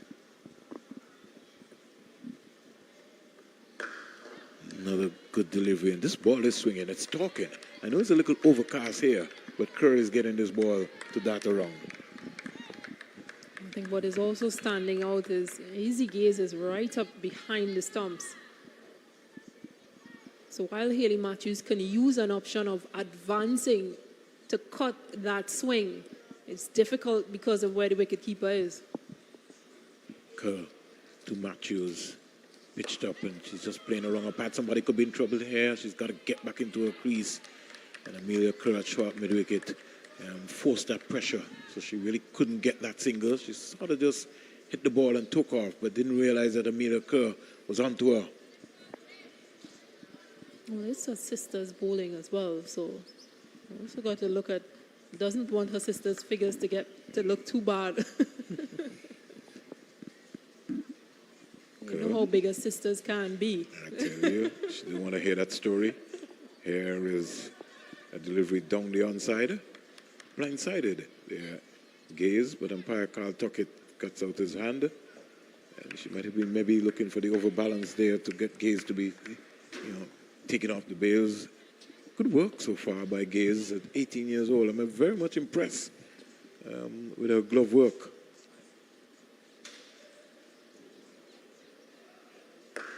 Here is a drive up to the short extra cover fielder. Can't score. Over comes to an end. It's over number 9. And West Indies are 34 for 2. Both batters in Matthews and Taylor, they're on 15. And Kerr's 5 overs has cost her 13 with 2 important wickets. One of Gajnabi, and the second in Natasha McLean. Yeah, the spinners have been exceptional in this series, New Zealand. Previous game, Fran Jonas and Amelia Kerr, who would have bowled, and just 17 runs scored from their 10 overs each.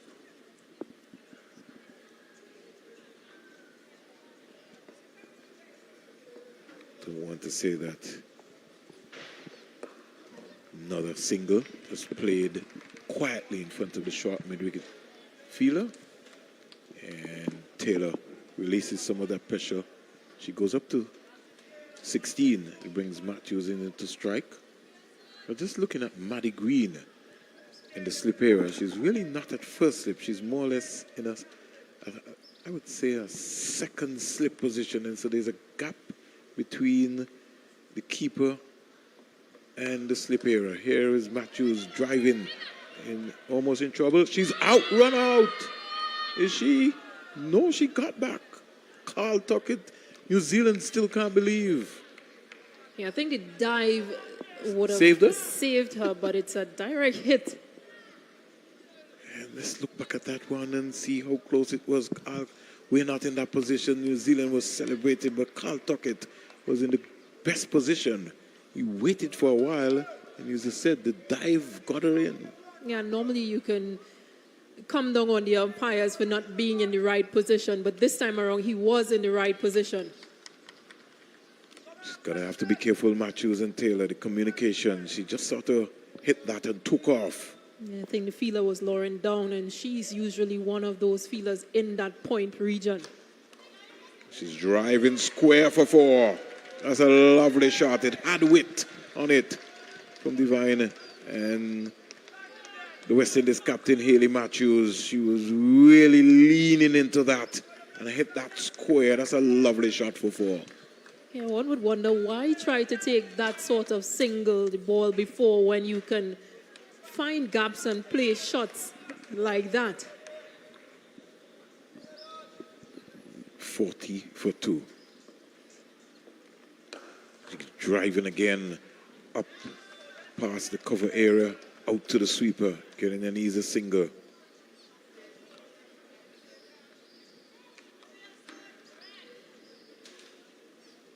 I think she's going to have to just cool her emotions. Taylor just saying to her, just keep batting, keep batting, keep batting, Skip, keep batting. Matthews 20, Taylor 16. She comes into strike. Divine comes in out the boat to Taylor. Taylor is a good strike, comes quietly forward. This is the best I've seen her in a very long time. She looks a lot organized here, Taylor.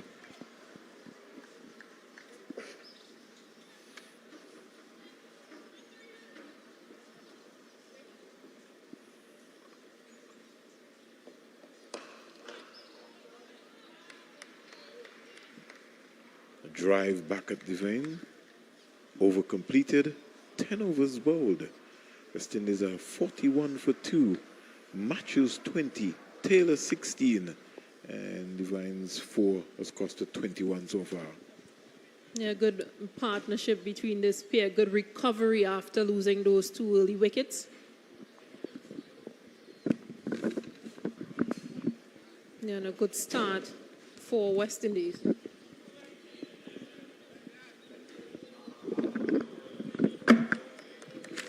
As we make a double change in commentary, Vinu Mamchan, welcome back. Thanks a lot, Stacey. Stacey has been working very hard.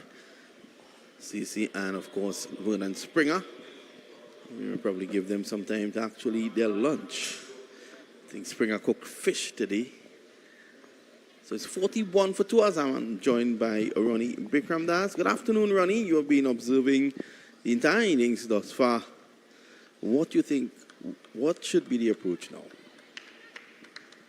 Well, thus far, good afternoon, I should say, Vinod, and good afternoon to all our viewers. And it has been a measured approach thus far by Hayley Matthews, and I believe this is a good thing here for the West Indies woman in having Hayley Matthews open the batting.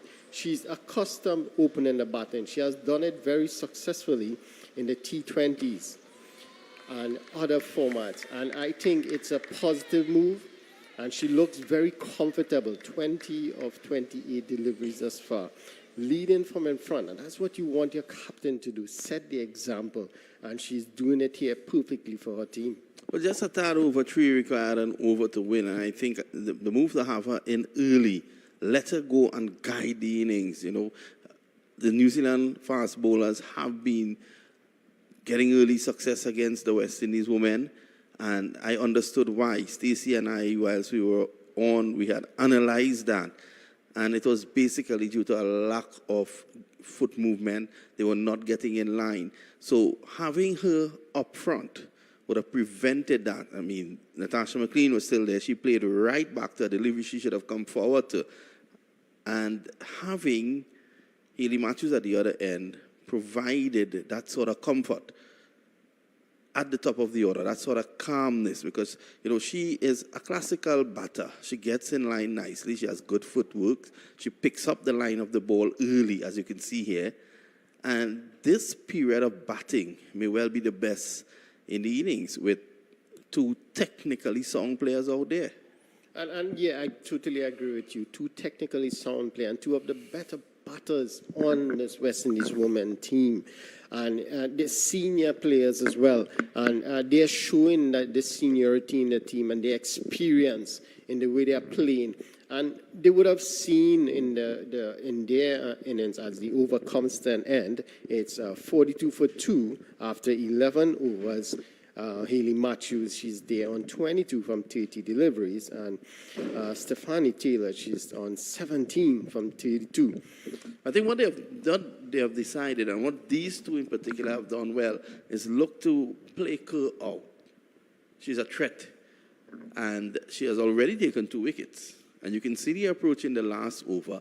They're looking at those balls very closely, very carefully, and just not trying to do anything silly.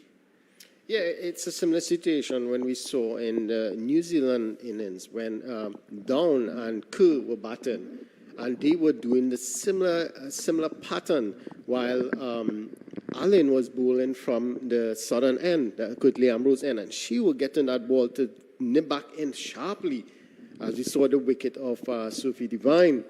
So they actually saw that. They played with nice on the front foot, playing with the swing, able to get that ball to push the ball into the gaps, get the singles, rotate the strike nicely, and build a partnership. And this is exactly what we are seeing here. And if they continue, it can take the game away from the New Zealanders. Well, it's 125 of 234 balls. And even if they have a net session right now, and these two stay long, they can take the West Indies to victory. Nothing rash. Just play proper cricket, and you will get home. I think a win here, there are no dead rubbers anymore running. Both teams playing their first series in the world, the women's ICC Women's Super League, and the West Indies will understand that if they win today, they will still get points. They may have lost the series, but still, points are available. Yeah, and that's a good thing, as you mentioned, with the points on available now for a win. Or everybody wants to win. Even though you lose the series, you still want to win a game. You still want to get points. Yeah, punching off the back foot, getting one. So just playing each ball on merit, and this is what they need to do. Kerr from the other end, better known for her batting. And she created problems in the first game with her leg spin. As you can see, some of the spectators who are normally here every day, there is cricket. Taylor looking so pleasant in playing that shot.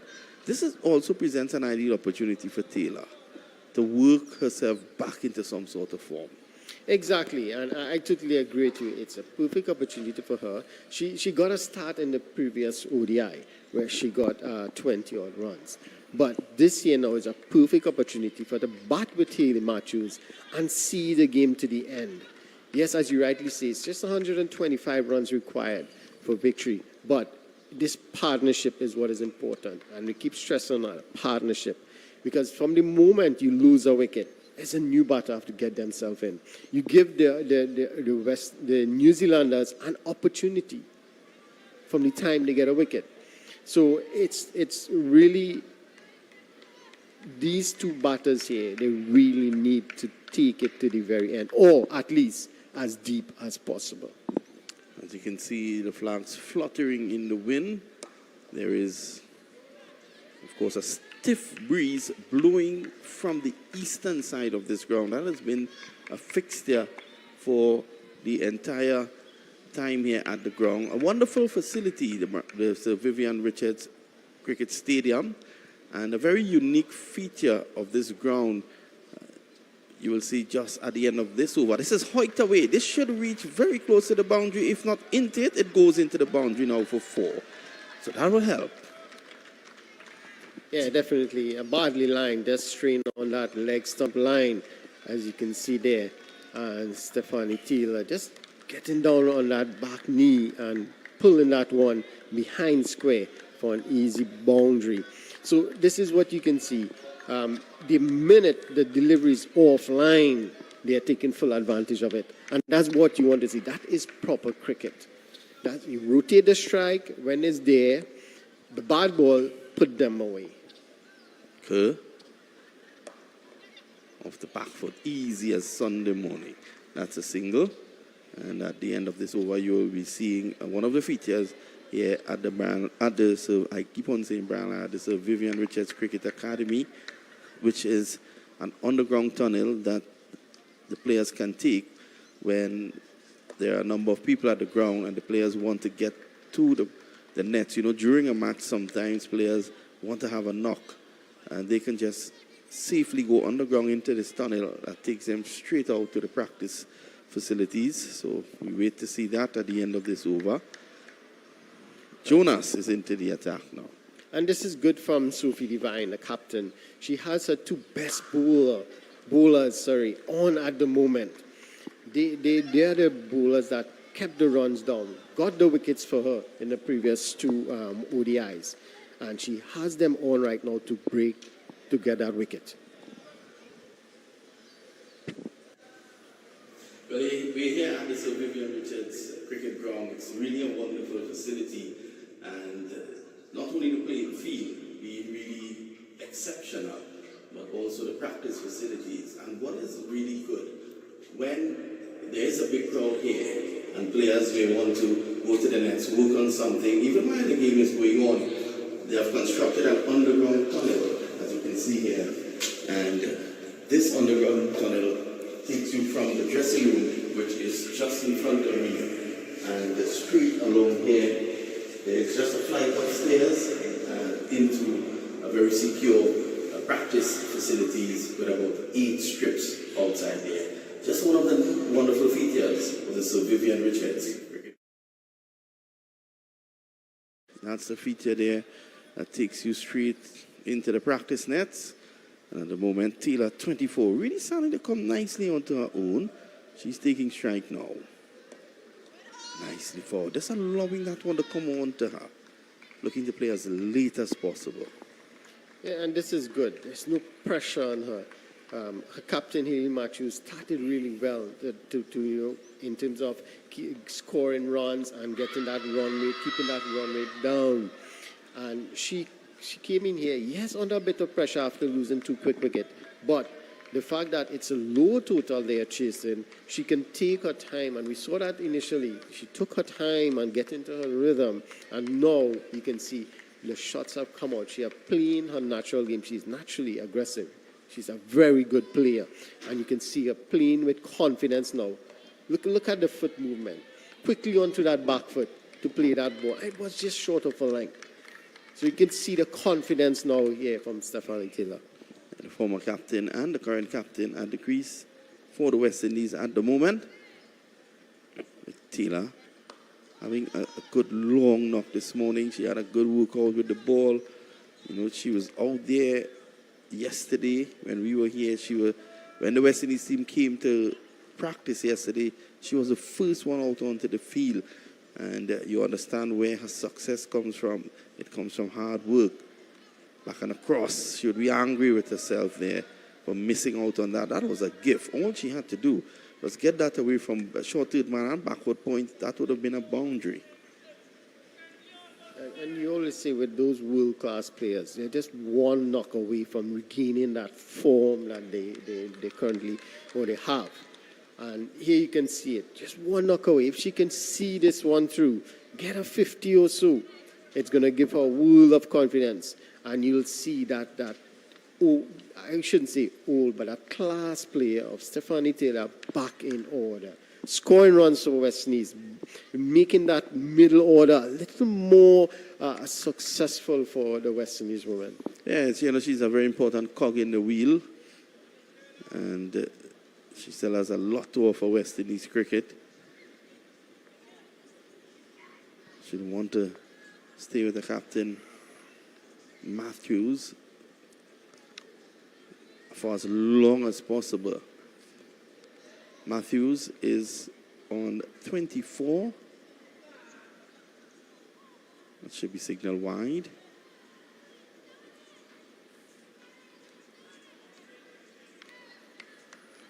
So Jonas has been good.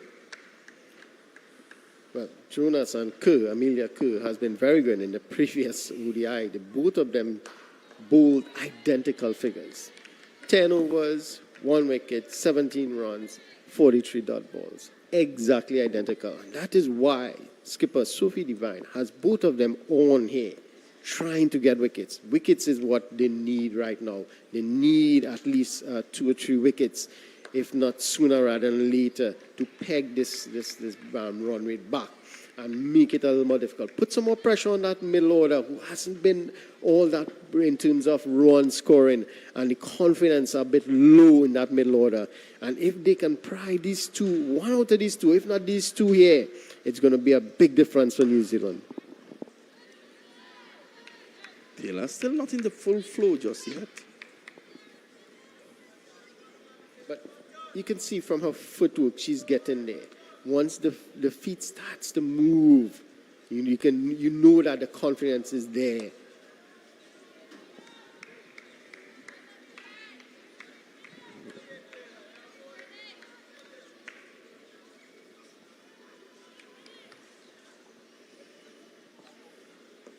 Jonas keeping things tight. It's a full toss. Just push down the ground, not getting too excited about it, given that it was a full toss, and that's the experience there from Taylor. So both Taylor and Matthews are on 25 each. Yeah. Jonas, she needs to really get her line and length in order here. We saw in the previous ODI, she bowled an impeccable line and length. This one you can see just drifting on the pads, worked away nicely for a single on the onside by Haley Matthews.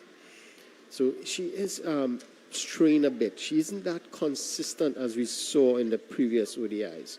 And I think she needs to just take a step back. Yes, it's a low total you are defending, but it's just about smart bowling, consistent bowling.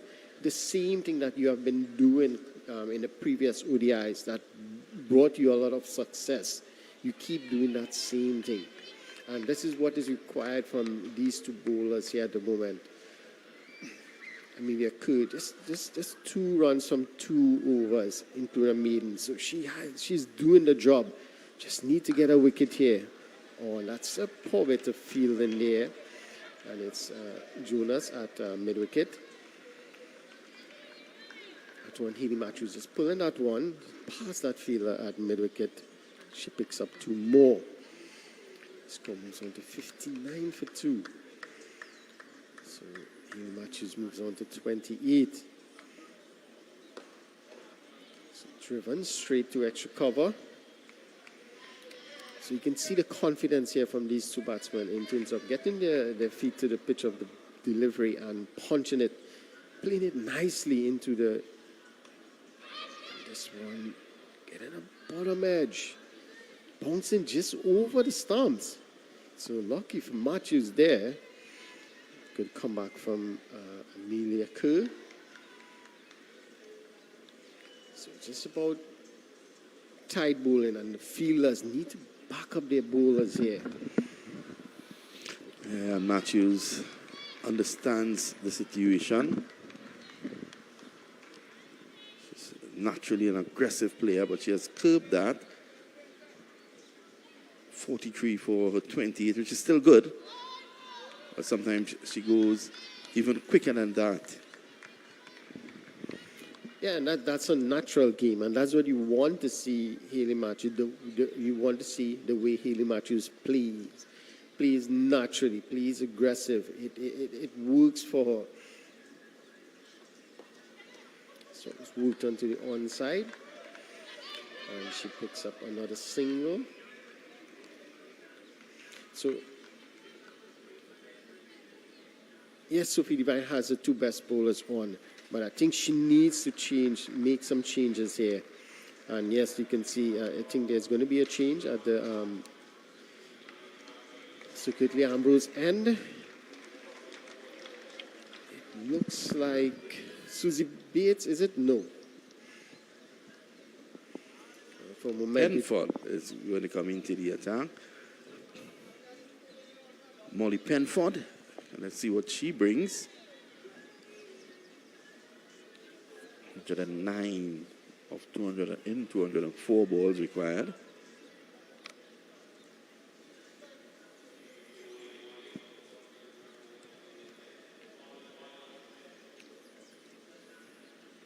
Penfold.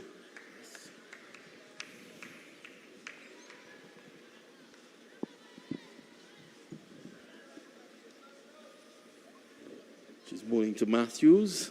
Matthews has been good. She starts with a wide.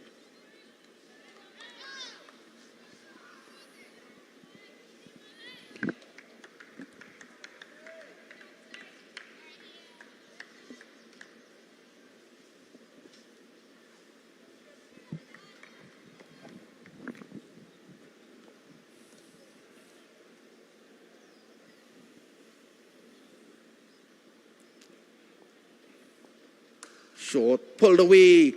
Protection now a deep backward square though. Penfold has a nice high jump on delivery. She's tall. So obviously she will be extracting that extra bounce. Yes, definitely made her debut last year, 2021. Relatively new to the team. It's going to be wide. She just needs to take a little time here just to compose herself. She knows she has to have that control because there's not much runs to play with at the moment. But she still needs to keep that nice, tidy line and length. Look for that fourth, fifth stump line, just short of a length, which is a bit difficult for the batters to really come forward and play or get back. You'll get them in that in-between length. That is what she needs to bowl here at the moment. Here she is. Down the leg side, Easy Case has difficulties but stops it. So she's young in the business, only her third game. Has taken 2 wickets in the previous 2 games at an average of 47, equal rate of 5. So she's now coming in, every over she bowls, she will become better in terms of the experience. Having a first game in this series.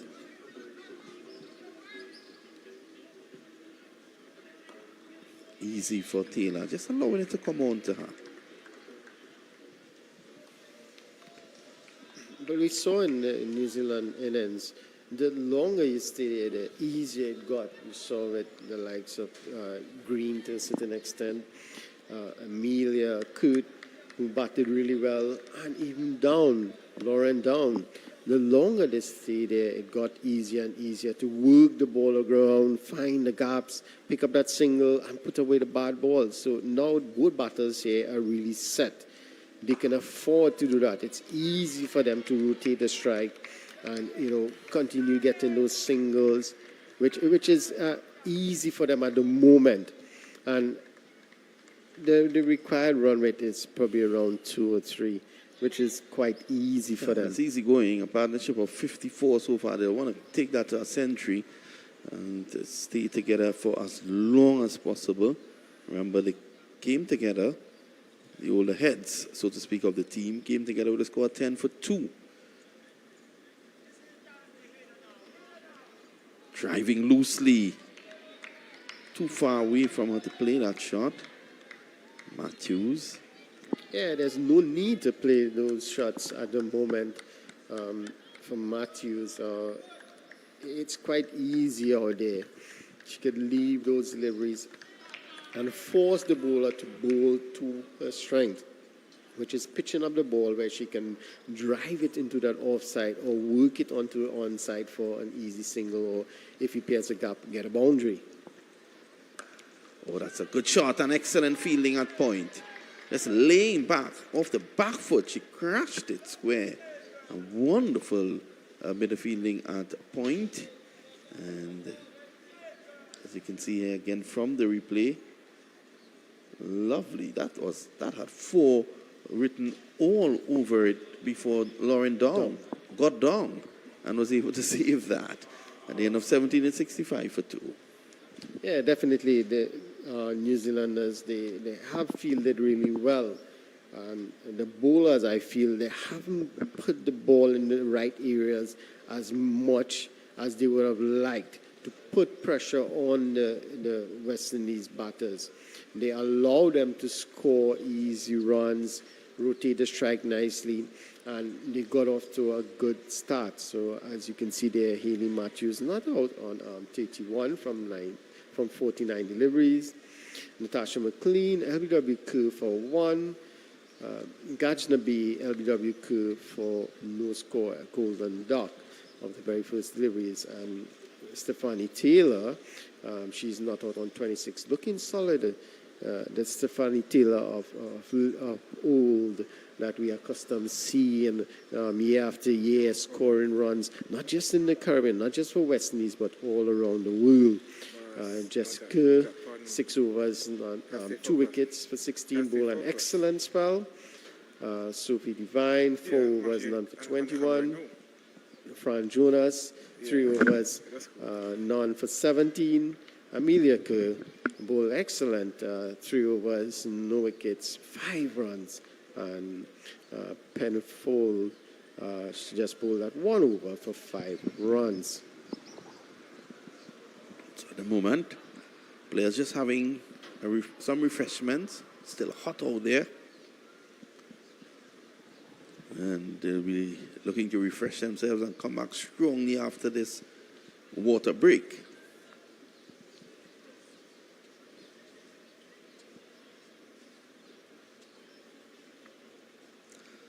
the West Indies are to win this, these two will have a big role to play. If New Zealand are to win, they have to understand they will have to bowl the West Indies out. You can't restrict them over 50 overs to less than that target of 169. Yeah, I totally agree with you. Wickets are of the order here for the New Zealanders, and they need a lot of them and need them quickly if they are to really put a stutter in the step of the West Indies, as they would, I mean, honestly, looking at the current run rate and the way Healy Matthews and Stephanie Taylor are batting at the moment, it's quite easy for them, and I think they're gonna get there. I don't want to say quite easily, but they are clearly on their way. Just 104 runs now required from 198 balls. So it's quite easy in terms of runs required. And it's just a matter of smart, sensible batting now will take them over the line. So it's Amelia Kerr going to continue. So she has bowled really well. She has been very tight, bowled nice, tidy line and length, not allow the batters to score freely, but she needs wickets here for her team and her captain. So it's driven nicely through cover. There's protection on the boundary, and they're going to get one more.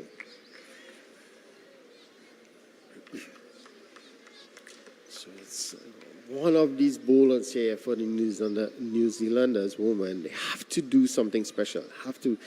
Or is it a spectacular run out, a spectacular catch? Something has to be done to lift their spirits. Give them a wicket.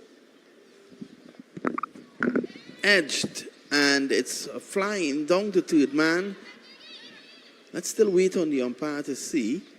Or was that generous turn? Well, it was generous turn. That grip and turn buys. So Stephanie Taylor, I must apologize. I thought you got an edge. Let's have a look. Oh yeah, that one did bite. Better line. Taylor makes the adjustment.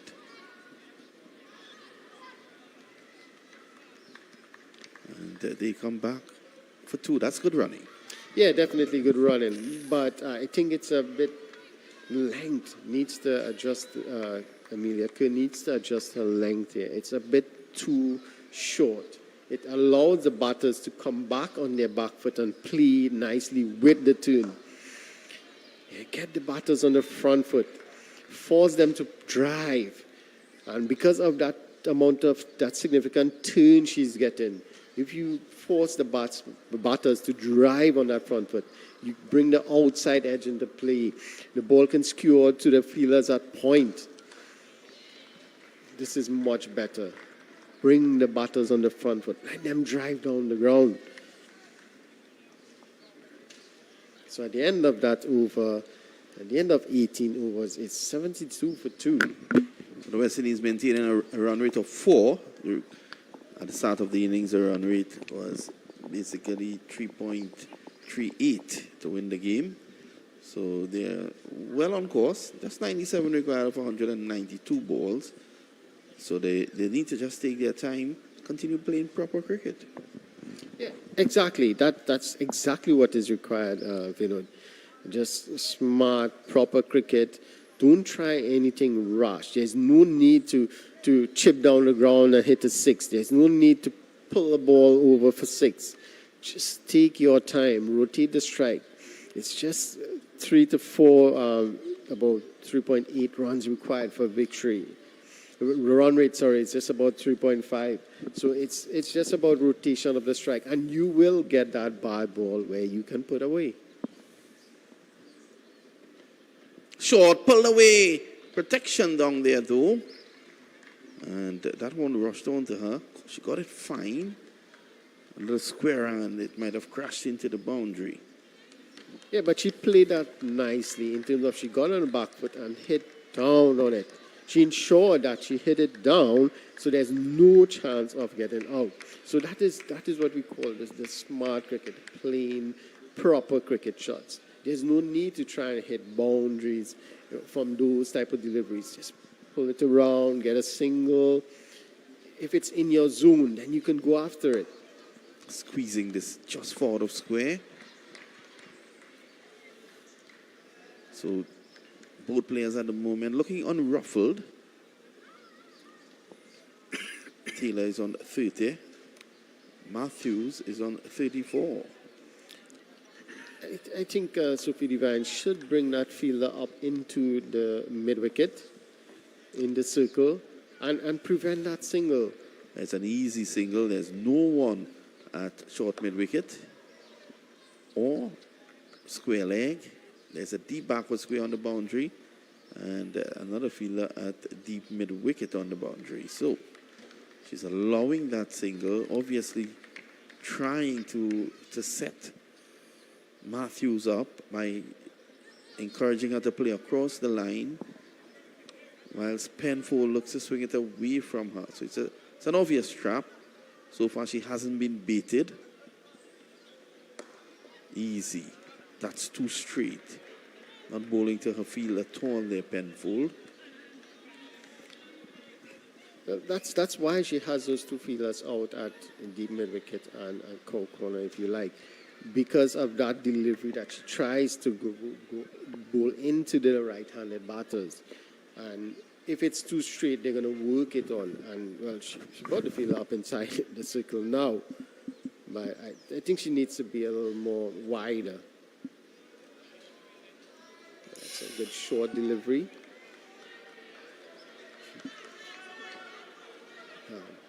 Healy Matthews is inquiring to the umpire. Is that down the leg side? And the umpire just says no. Went over the shoulder of the batter, so it cannot be wide.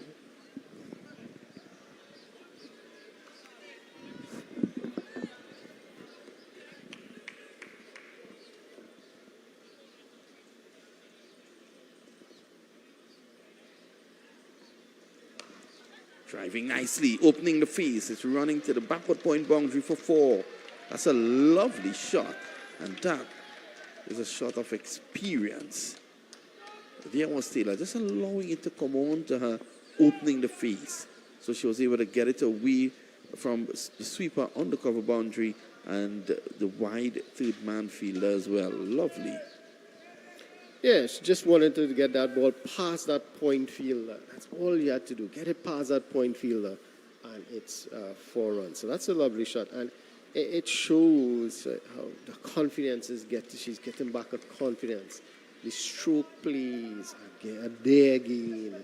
You can see. Because that was a wide. That was about 5th, 6th stump. But she got across nicely.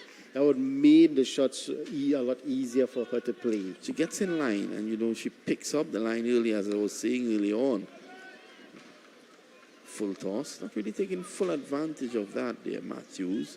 There's no need to play any rush strokes. Exactly, yeah. Just pushing it into the cover region for a single. That's fine. That's fine. That's all is required. There's no need to try and overpower it and, a miss hit goes into the air and you're out. Just push it into the gaps, get the singles. That's all is required. You're going to get that bad ball where you could put away.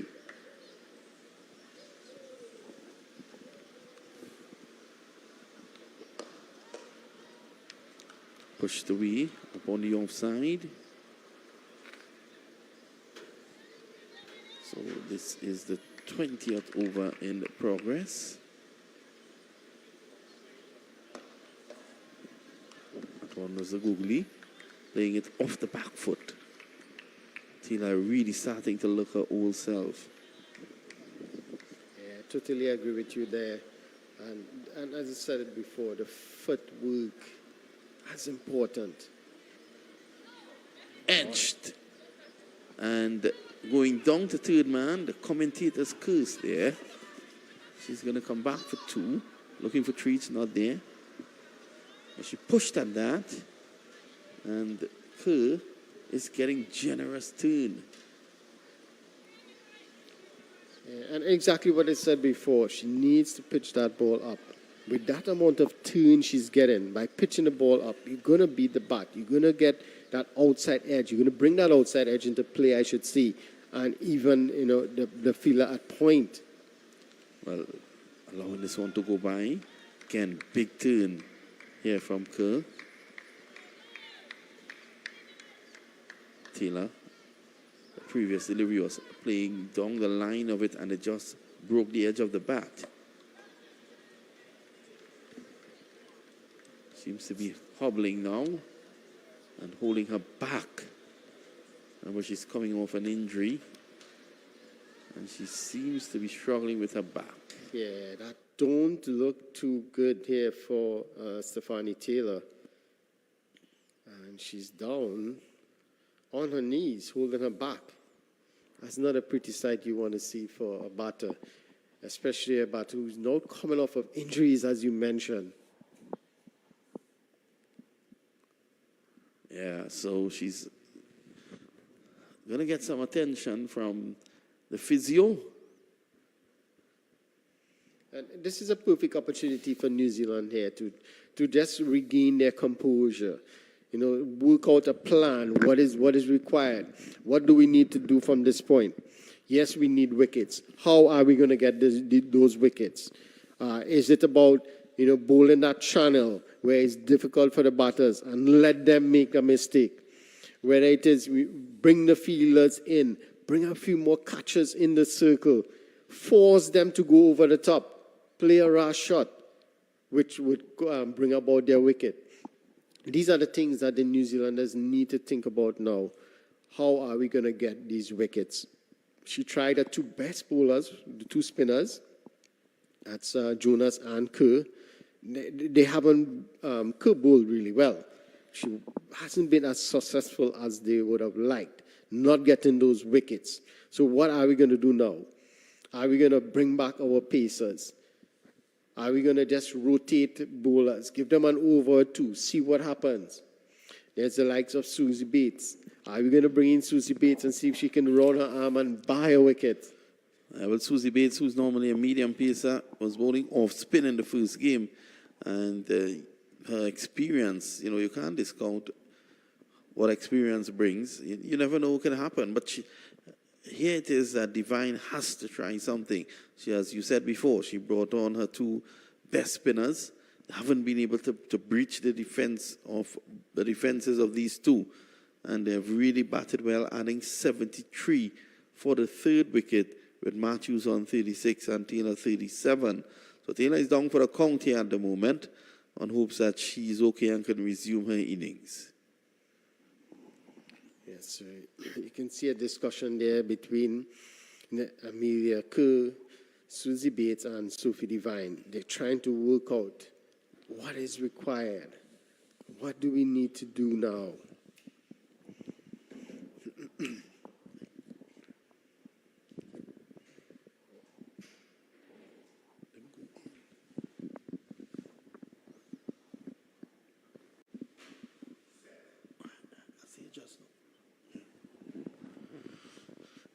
For 2, so we're still waiting. She's going to resume her innings, which is good news. Yeah, that's excellent news for the West Indies women's team as well as for herself, that she's able to continue because she started to look really good. She started to hit the ball really well, time the ball really well, and it would have been sad to see her go off now, knowing that she batted. She's starting to get back into her own, but you can see she's still struggling. And that is not a good sight for a batter of her caliber. You don't want to see these things happen to her, knowing that she just came off of an injury as well. And she's not fully fit also. So Penfold is going to continue. She's going to test her. And Taylor is on 37. West Indies don't want to lose Taylor now.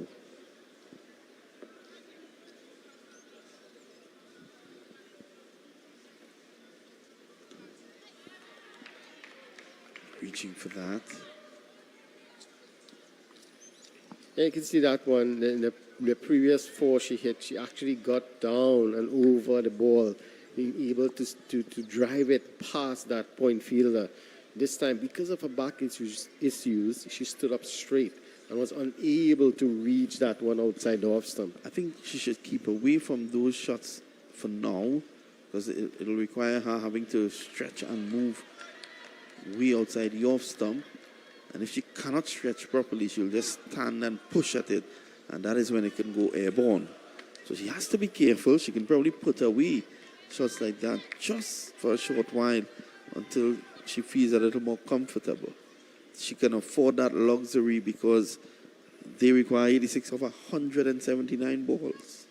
But this is smart bowling from Penfold here in terms of getting it outside and off stump, forcing her to play those shots, which is difficult. And you can see her in a little more discomfort.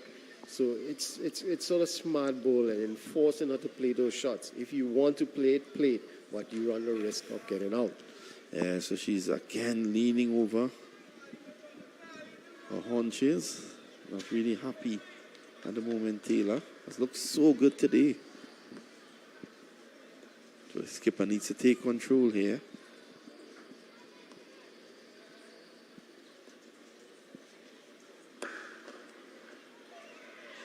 Penfold coming into her own here. This is her third over.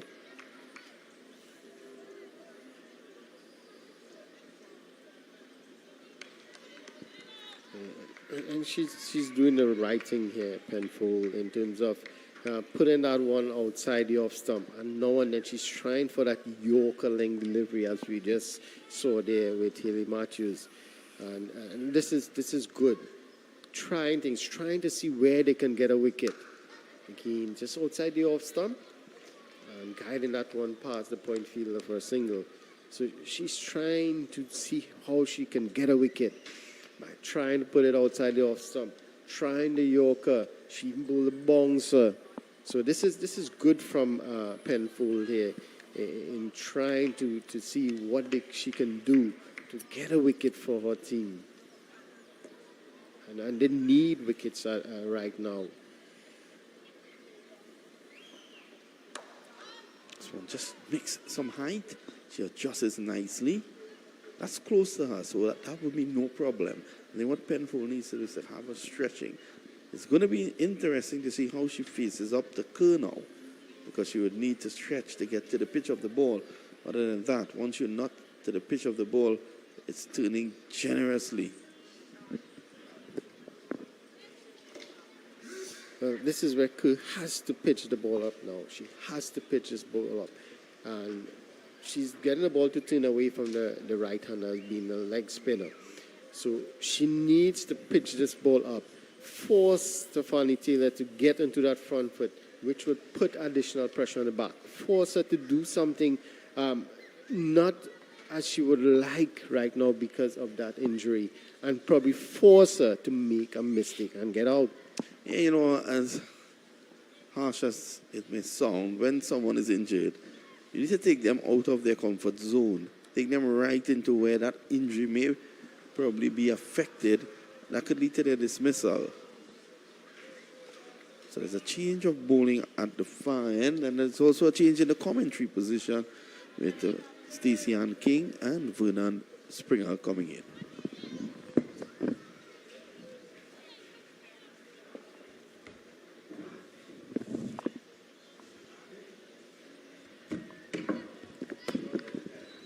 Thank you very much, Vinod.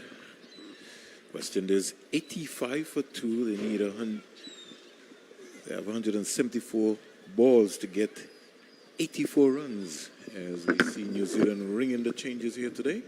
Halliday is having a bowl for the first time, Brookie Halliday. And she's most likely going to bowl some wrist spin. And she's already bang on target, as we call fast wrist spin. 85 for 2, Matthews 37, Taylor 38. Just maybe having a slight injury here, Stephanie Taylor.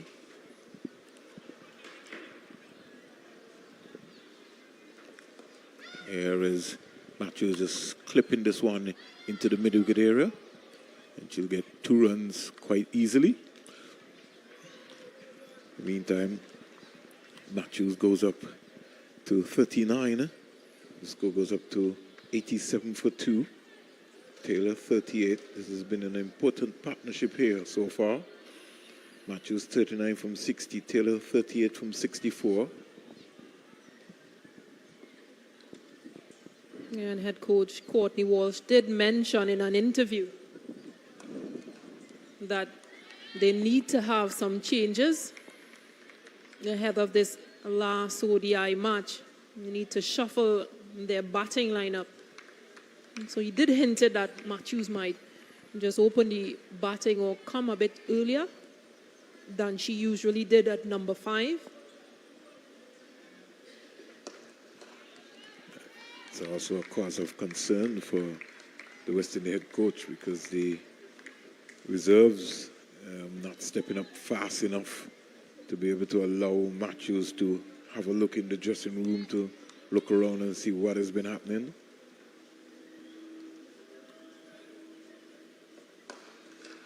Here is a delivery from Halliday, cramping Hayley Matthews. And one thing you know for sure is that the New Zealand bowlers have bowled a lot more straighter to the stumps. Yeah, throughout the series, they've been very good lines bowled. As we see the end of the 22nd over, West Indies 87 for 2, but yeah, they've really created difficulty for West Indies to score in those middle overs. I just look back at that second ODI game just to show the impact that their spinners had. So 28 overs were bowled between spin, 3 maidens, and 65 runs for 5 wickets. 194 dot balls in the West Indies innings. Yeah, 168 balls means that 103 dot balls. And again, Fran Jonas and Amelia Kerr, they went for 17 runs off 10 overs each. It's a different day here today. We got Amelia Kerr, who's been impressive in this 3-match ODI series. It's almost a test, you can say, for the New Zealanders coming into the Caribbean, and they've done quite well. There was an appeal for a leg before, but I think that certainly was going down.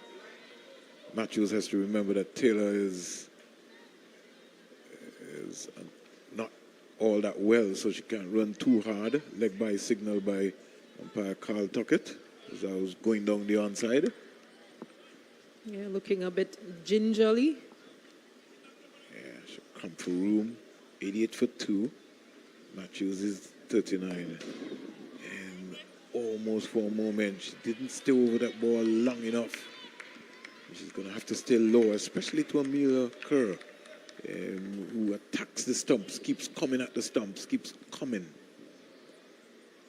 He's got good control. Here is Matthews just missing out on one. She just needed to just open up. She was still going through mid-wicket. Just hit that straight down to the mid-on area. Yeah, flight to delivery that time. She's back and looking to stand up straight, giving herself some room to punch away, punching it up to Bates in the short extra cover area. Yeah, another option might be in just that paddle sweep in that vacant leg side area. Punching it past Bates out to the sweeper, getting an easy single. I think these two have to think that they're the last pair at the wicket. They have to see it home. And, don't say, well, we got Kashana Knight and we got Chanel Henry and we have Selman in the hut. Here is Taylor back and just slapping that past the backward point fielder. Get an easy single. 23 overs bowl, 90 for 2. Matthews is 40. Taylor is 39. West Indies need 79 of 162 balls, and Kerr has got through overs very quickly. 2 for 18. She has been impressive, Amelia Kerr.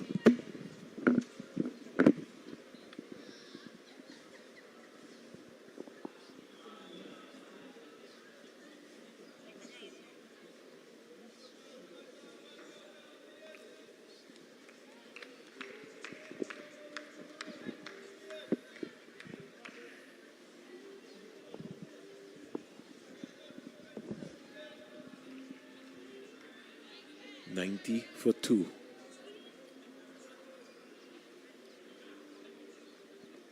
Halliday punched out to the sweeper.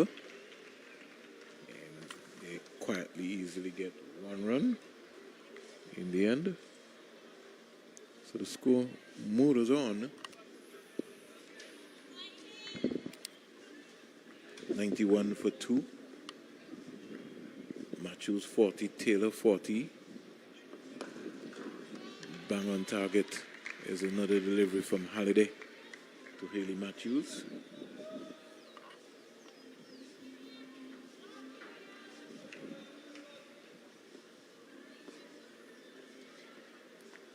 Here goes Bookie Halliday. Matthews driving. She's out caught. A loose shot by Haley Matthews. It was in the area. The hands went, and an excellent catch there. West Indies losing their captain at a time when they really didn't need to. As I was saying to you, Stacey and King, you have 78 balls of 160 deliveries. There was no need for that shot. The skipper goes back for the West Indies. They're 91 for 3. Excellent catch by the captain. Yeah, an excellent breakthrough for New Zealand. And who better than their spinners, because their spinners in this tournament have really stood out. Brooke Halliday getting that breakthrough, that partnership of almost over 80 runs between Matthews and Taylor. She has to go, unfortunately, Haley Matthews, for 40 of 70 balls. She'll be disappointed. That shot certainly was not on. It was almost like a walk in the park. You know, you've done all the hard work. This was a good platform for you to just come and get yourself a nice half century and go into the T20 series brimming with confidence. When you're a bowler, when you can bowl, Stacey and King, and you know this, and you can't get people out, and then you go to bat, and then you just give somebody your wicket, you must feel bad. But a lovely knock by Haley Matthews, 40 of 70 deliveries, and a new bowler in Brooke Halliday has done the trick again, another spinner. Yeah, and as I mentioned, a good partnership between that pair, because the second wicket fell at 10 runs. So this third wicket falling at 91. Good recovery between Matthews and Taylor. But good breakthrough for Brooke Halliday and the White Ferns. So out comes Rashada Williams. And to be honest with you, Stacey and King, I would have gone for Kashana Knight rather than Rashada Williams at this point in time. I think you just needed the left and right hand combination, especially with Taylor at the crease. You just needed somebody to, these two players are similar in stature in terms of style, Rashada Williams and Taylor. You needed a Kashana Knight, left and right combination. We're giving the New Zealand bowler something to think about. Dot ball. Yeah, because you don't want Taylor to stay on the non-strikers, and you want her to be facing. So therefore, Rashada Williams, who will take a couple balls to get herself into this game, might just kill the momentum for Stephanie Taylor.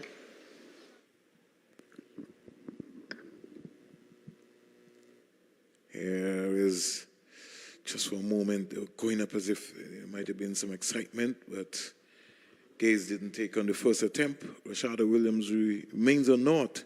24 was completed. West Indies are 91 for 3. McLean, Gajnabi, and the captain Matthews back in the West Indies hunt. But they're still large and in control. They need 78 from 156 deliveries. Yeah, still a long way to go in this third ODI. But you'll see the changes being ringing from Sophie Devine, especially with her spinners. So we have Amelia Kerr, who is going to continue from this circuit. Liam Brazil goes past umpire Carl Tuckett. Good flighted delivery. Oh, that's an arm ball. Googly. Really surprising Taylor. But because she's been around so long, she was able to pick that up. And Kerr bowls those googlies very often. Good flighted delivery. Taylor. We'll have to refocus the mind. She knows West Indies needs 78 of 154 balls, but doesn't want it to get too close. Flighted delivery, stroke cover, can't beat the diving fielder there. Yeah, Susie Bates in that position. And Taylor will think that she missed out a full delivery. Got sufficient bat, but just couldn't beat that diving effort. Amelia Kerr into bowl to Taylor. Taylor driving again, this time to the right of Bates. Up to the middle fielder. Number 5 for New Zealand in Maddie Green, who comes off the boundary. She's 3/4 of the way. And Taylor gets a single, carries it to 41. It now brings Rashada Williams, who originally would have opened in the first 2 games and was used as the West Indies wicketkeeper in, I would say, 2 1/3 of the game in this series so far. Yeah, and just look at the field. Field changes because it's a new batter. And something that you mentioned, but West Indies failed to do while they bowled. When a new batter came on strike or came to the crease, and they still held the same field, but not Sophie Devine. She's opted to put pressure on Rashada Williams right away. And Rashada Williams remains or not. And just to emphasize the point that Stacey and King was making, there was a slip, a cover, a short mid-wicket, mid-on, mid-off. And if Rashada Williams wants to score, then she's going to have to find a way to get a run. She's still on naught. Taylor's on 41. We're halfway there. In the second phase of this game, West Indies 92 for 3. Conversations between this pair, possibly as to how are they going to rotate the strike. How are they going to counter-attack this New Zealand spin bowling lineup. I want to say good afternoon and good evening to wherever you're viewing this coverage, especially the folks in the United States of America, in Bermuda, wherever you're following Cricket West Indies YouTube channel, Australia, New Zealand. Taylor getting a more or less a delivery which more or less bounced on her. She's reversing a shot that, she could have got a little deeper into her crease. Brookie Halliday has bowled well so far. Sweep on the offside. As Stacey and King said, they're bowling to a plan. They're bowling to their feel. And they're articulate in the settings. Protection on either side.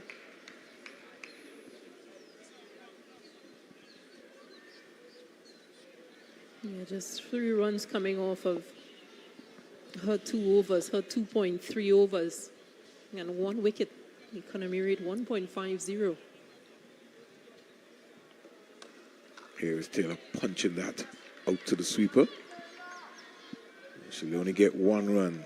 So Devine is contented to just give Taylor the strike, bring Rashada Williams on strike, and then create the pressure because the long off comes in. So it's mid-on, mid-off.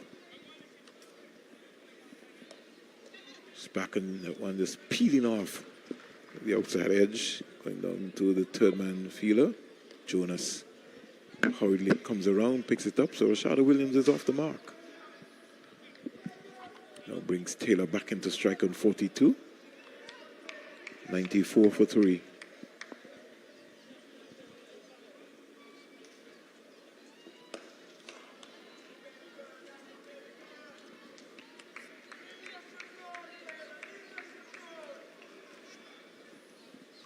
A very short run-up for Brooke Halliday.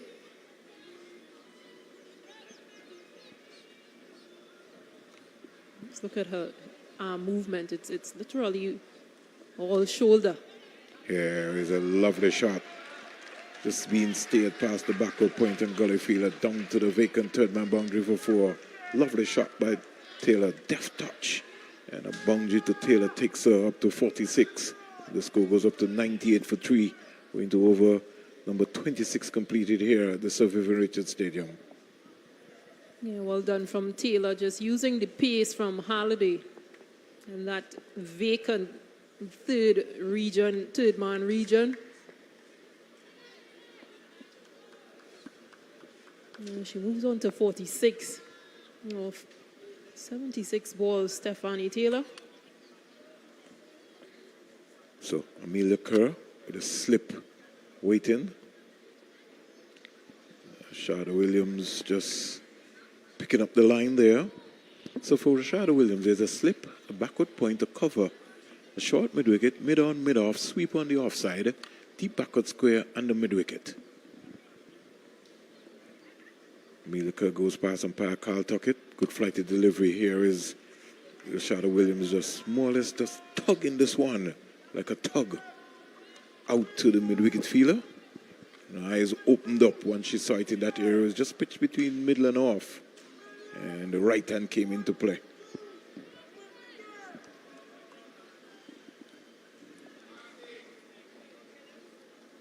Taylor, 46, Williams is 2. Score is 99 for 3. Williams 2. Taylor is in strike.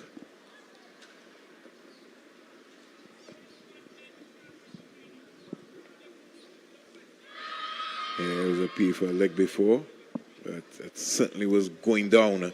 Amelia Kerr sort of looked up and says, Carl Tuckett played international cricket. I can't get away with that one.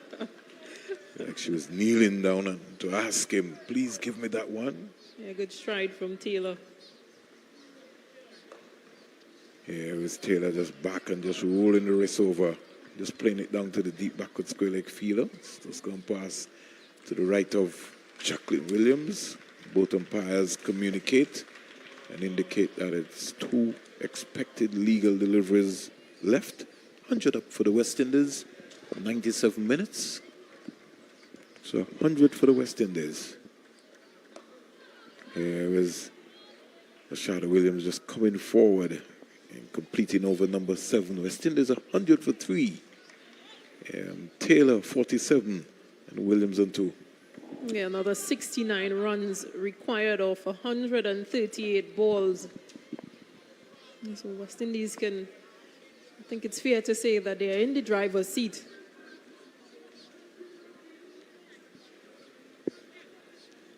We can't so sure that the Nissan is moving, because anything can happen. But this is going to be an exciting game, and this partnership is going to be important. New Zealand would know that if they pick up Taylor and they pick up Rashada Williams, that they could cause a stir. Shillan Henry has been in good form, no doubt about that. Halliday to Taylor, and she's aiming at those toes. Halliday, you can see that because she knows that Taylor is handicapped in that area. And so Divine says, listen, let's pull it out more straighter. Let's look to go at those toes. Yeah, happy to just sit back and wait on those bad deliveries from Brooke Halliday and Stephanie Taylor. Just having a look on the leg side to see where those fielders are, but she's quite capable with her on drives.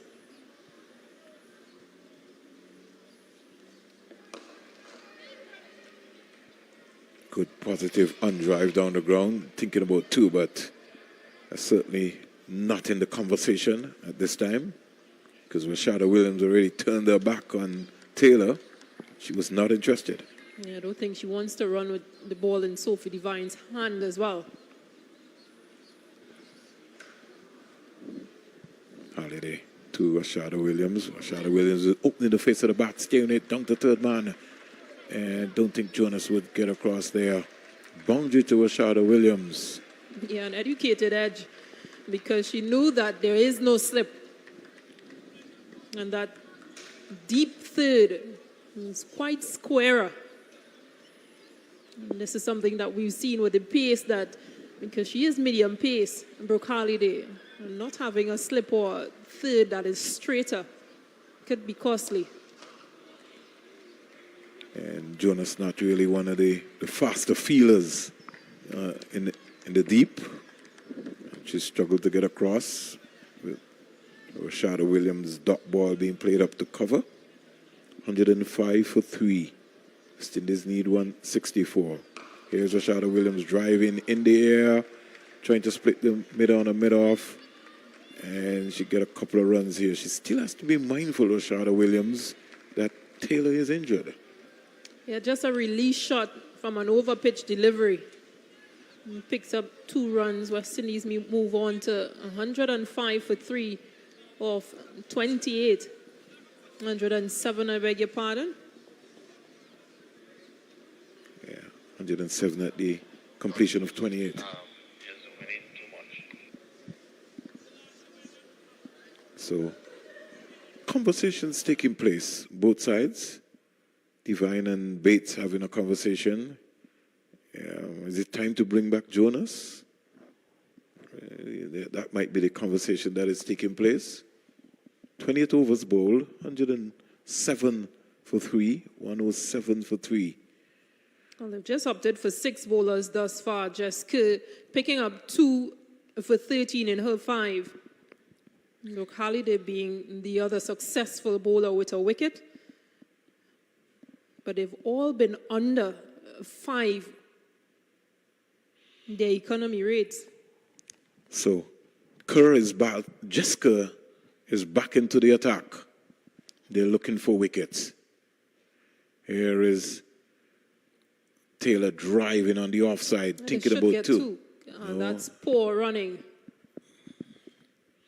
There was some hesitation from Rashada Williams, and eventually Stephanie Taylor decided, okay, I'm still feeling whatever I was feeling before, so let's not chance it. So, 108 in the meantime. Taylor approaching yet another half century for the West Indies. And Rashada Williams, who's on 8, she comes into strike. Jessica goes past umpire Carl Tuckett, and she's fishing at 1 outside the line of the off stump. Good take by Gaze. Really very much impressed with her glove work. Sort of looks like a Healy, Ian Healy. She always just keeps knocking her gloves together.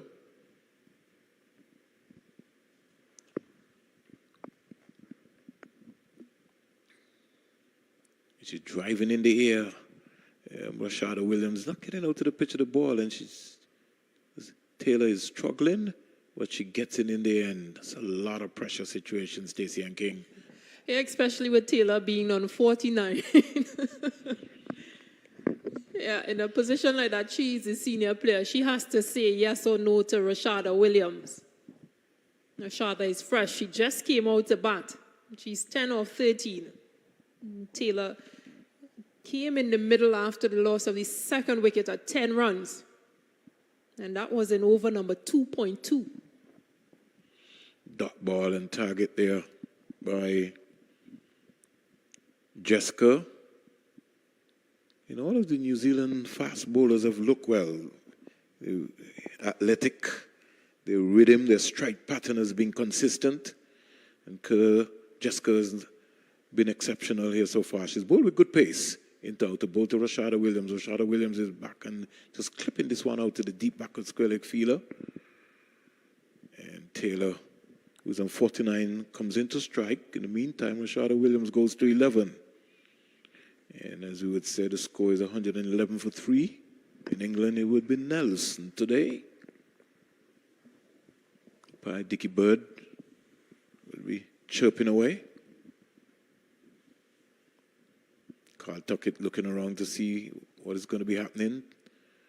4 fielders out for Taylor. 3rd man deep back at square, mid-wicket and a cover sweep on the offside. She's back and looking to punch that. Taylor can't score.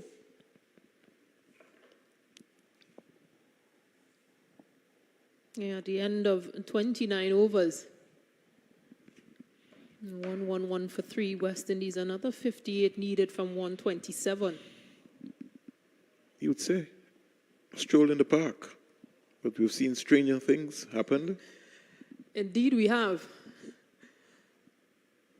But it will be important for West Indies to, and especially Stephanie Taylor, to be there at the end. She's done all the hard work. That partnership between her and Hayley Matthews. really rebuild West Indies innings. They lost 2 quick wickets in the second over 2.1, 2.2. Rashada Williams getting the delivery there from Amelia Kerr, who is now shifted to the Sir Andy Roberts end. Yeah, and slip and play. Yeah, and she's trying to open the face of the bat and steer this down to the thing. I think Stephanie Taylor is really struggling, Stacey and King. Yes, she is. And Rashada Williams has to be mindful of that. Yeah, she's holding her lower back. She bends over this time. Rashada just wants to get on with it. She's already bending to take her mark, but she has to be very aware of her partner. She's driving, gives her hand. Oh, she's dropped. She was giving her hand away. There, Rashada Williams dropped by Penfold. Yes, very costly miss. Here's Rashada Williams getting out the broom. Yeah, she's running again, pushing. And Stephanie Taylor says no. Easy catch there. I think is the first catch. One of the they've first put down. catches that we've seen for New Zealand being put down, and by a new player who's just playing her first game, Penfold. She'll be very disappointed with I think that. it's a position in which she got in to try and get that catch. Here is Taylor stroking this out into the offside. Receives a standing ovation here at the Sir Vivian Richards Stadium for another well-played half-century from her teammates and from the folks on the bank. And in the stand right here, lovely knock by Taylor. A more good, exciting half-century, a good return to form for the West Indies. Yeah, brings up her 38 ODI half-century, Stephanie Taylor. She's made a good comeback from those first 2 games, and genuinely she has struggled with the bat. But this has been good from her. I think out of all of the West Indians, she scored the most runs right here at Sir Vivian Richards Stadium. So she would love to walk around with this track here. Over number 30 completed.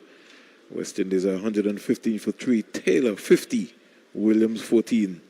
Yeah, just to add to that, leading run scorer at North Song in women's ODI, Stephanie Taylor, she stands out in a span of 2019 to 2021. She has 286 runs. Make sure and add this 50 plus third in 6 matches with a high score of 94, an average of 47.66, and a strike rate of 70.09. So, continuing. Here is a Jessica delivery driven up to cover. Susie Bates.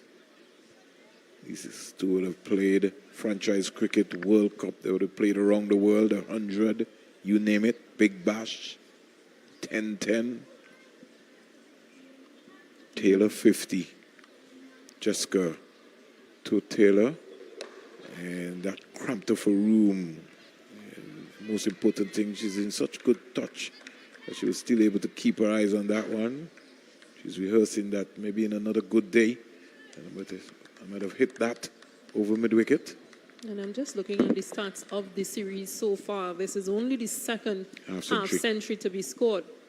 Susie Bates. Here is Taylor back and turning this up to the mid-wicket fielder. Yeah, Susie Bates scored the first half-century. In the first game. In the first game, she would have scored 51 of 65. So runs have been hard to come by here. In this series, we saw Maddie Green getting a 40-yard, so too was Hayley Matthews. Here is Taylor on driving up to Dovian. And, had she hit, she might have been in problem. She knows that she's smiling. I think she had almost given up when she recognized that Divine got to the ball. But it needed a direct hit. She got home in the end. Yeah, but she's struggling. I'm not sure if she'd be better off just coming off and getting a proper stretch. But with 53 of 160 needed, what she doesn't want to do is just stay there and use up too many balls, non-scoring balls. She wants to be able to still rotate, but she looks like she's in a lot of problems here, Stephanie Taylor. Well, West Indies already lost the series. You have 5 T20s to come, and you would really want her. I think you just need to manage that process. And I think you would be advised, I hope the coaching team is looking at that at the end of over number 31, 116 for 3, and maybe just pull in Taylor and giving another, maybe Kashana Knight, they need 53 of 115 balls. Yeah, there's still a few batters in the hatch for West Indies, and again, it's not an undoable job. It's just 53 runs from 114. Still has Aliyah Allen, Afi Fletcher, Chanel Henry, Kaishona Knight.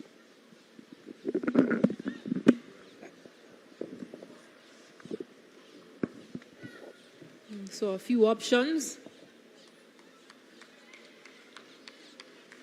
And Taylor, she's still there, 51 of 90. Williams, 14 of 22.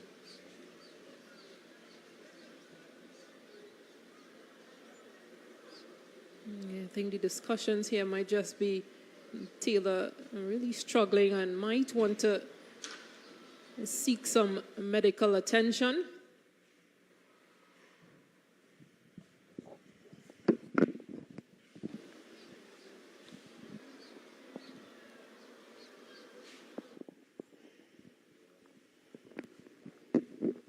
I just wonder if they might just take the drinks break at this point as well. Taylor is lying flat. Yeah, that's not a good sign for the West Indies team, as well as Stephanie Taylor. She just got a 50. She seemed to be getting back to her own in terms of run scoring. And it's really sad to see something like that happen to her now. And as was mentioned before, she just came out of injury as well. And, you know, it would have been delighted to see her bat the way she's batting currently. And this is really not good. But we can only hope that it's nothing too serious and she could continue, because she's really doing a good job here for her team. 51 of 90, which is what is required at the moment, not just for the team, but for her own personal gain as well. Yeah, she was in a bit of a patch that, I mean, any batter, once you get into that sort of patch, it bothers you. You wonder, how are you going to find a way out of it? And she has today, but this injury, I'm not sure if it's lower back, I'm not sure if it's hamstring, because she's holding that left quad, that left thigh. And just seems to be struggling, because previously she held that back, a lower back. Seems like she's going to make her way off, which might be the best decision for West Indies. And for her as well, the longer she stays out there, and if it's a lower back injury, which would affect her quad and even her leg, it's going to, if she stays out there, the longer she stays out there, it's going to be worse for her. So it might be the best option for her to really go out, have a look at it. Probably the physio can, you know, have a one-over and see exactly what is the situation and try and see the best way in terms of either getting her back out or just seeing the game out with some other players. Because they are so far ahead. It might be best for her to just sit this one out and let the others take the team home for victory. Yeah, she's achieved what needed to be achieved in terms of she's gotten to that landmark, a half century, another half century, but also coming in with 2 wickets down for 10 runs in the third over. This has been a good recovery from her and Hayley Matthews. So I think she'll be pleased to understand and to know that she has done most of the hard yards. She's set up this game, this third ODI for West Indies women. Well, you said most. I think she's done a lot of it. Because they are just 53 runs away from that victory. And, well, Knight is really in good form as well. She had a good outing in the first match. I think she got 40-odd. as well as in the second match with that partnership with Henry. That really saw them to a good total. So she is in some form here, and she will want to continue that to see her team to victory. And Rashada Williams, she had a good start in the first game. She had a good start, but she didn't carry on to get that score that is required from her and the team. So this is another perfect opportunity for her to show what she's capable of. Yeah, and a chance for selectors as well to just see what players do in certain positions, in certain roles that you've given them. Rashada Williams, as you mentioned, would have opened the batting previously, so now batting in a different position. Kaishona Knight, I think she batted before, just lower down at number 7 in one of the games. So an opportunity to come up and just showcase what they've been working so hard at, because like we've seen these girls in training sessions, they work hard. So just an opportunity now to show what has been worked on. Yeah, exactly. And to as you rightly say, address the selectors in terms of their capability with the bat and their flexibility in terms of batting in different situations in the game. Yeah, and especially going into 5 T20s, you want to start doing matchups, start seeing which players run better with which players bat better in which parts of the games as well. So an opportunity here, Kaishona Knight being one of the genuine left-handed batters in this team. So a big role for her.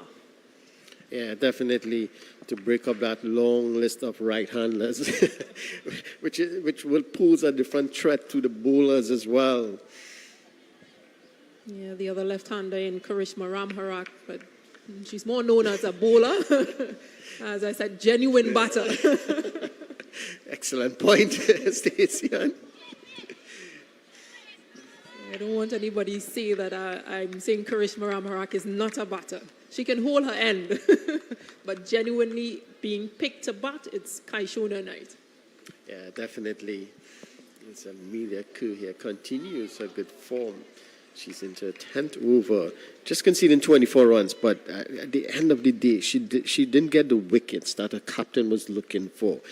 In defending a low total, just 68 runs, you need wickets up front, and you need your main bowlers, that's Jonas and Amelia Kerr, to pick wickets for you. And the batters have done well to prevent them from getting wickets. Yeah, and something that we didn't see is Eden Carson getting an opportunity in today's game. She debuted in the first game and picked up in the second game, and picked up 3 for 31 off 8 with 1 maiden. So maybe, yes, you're giving Georgia Plymmer a chance to debut today, but I think I would have weighed my chances because West Indies were not able to play comfortably against their spinners. I totally agree with you. It was a bit shocking to not see her in the lineup. Considering she bowled well in her debut, as you rightly mentioned, Stacey, and the spinners have really calmed the West Indies batters down in the previous 2 games. And why would you have changed your spinner? That took 3 wickets for you. Yes, Halliday really tried. She picked up a wicket here. This one is pulled away. Is it going to be another wicket? Yes, straight into the hands of that fielder at the backward square. And that's another wicket here for, that's Jessica, yes, Jessica. So she picks up another wicket. That's the end of Knight, is it? Yes. So she didn't get to really showcase her talent here in this period. But, I mean, there's a shot that she shouldn't have played at this stage of the game. Yeah, there's only one fielder in that leg side boundary region.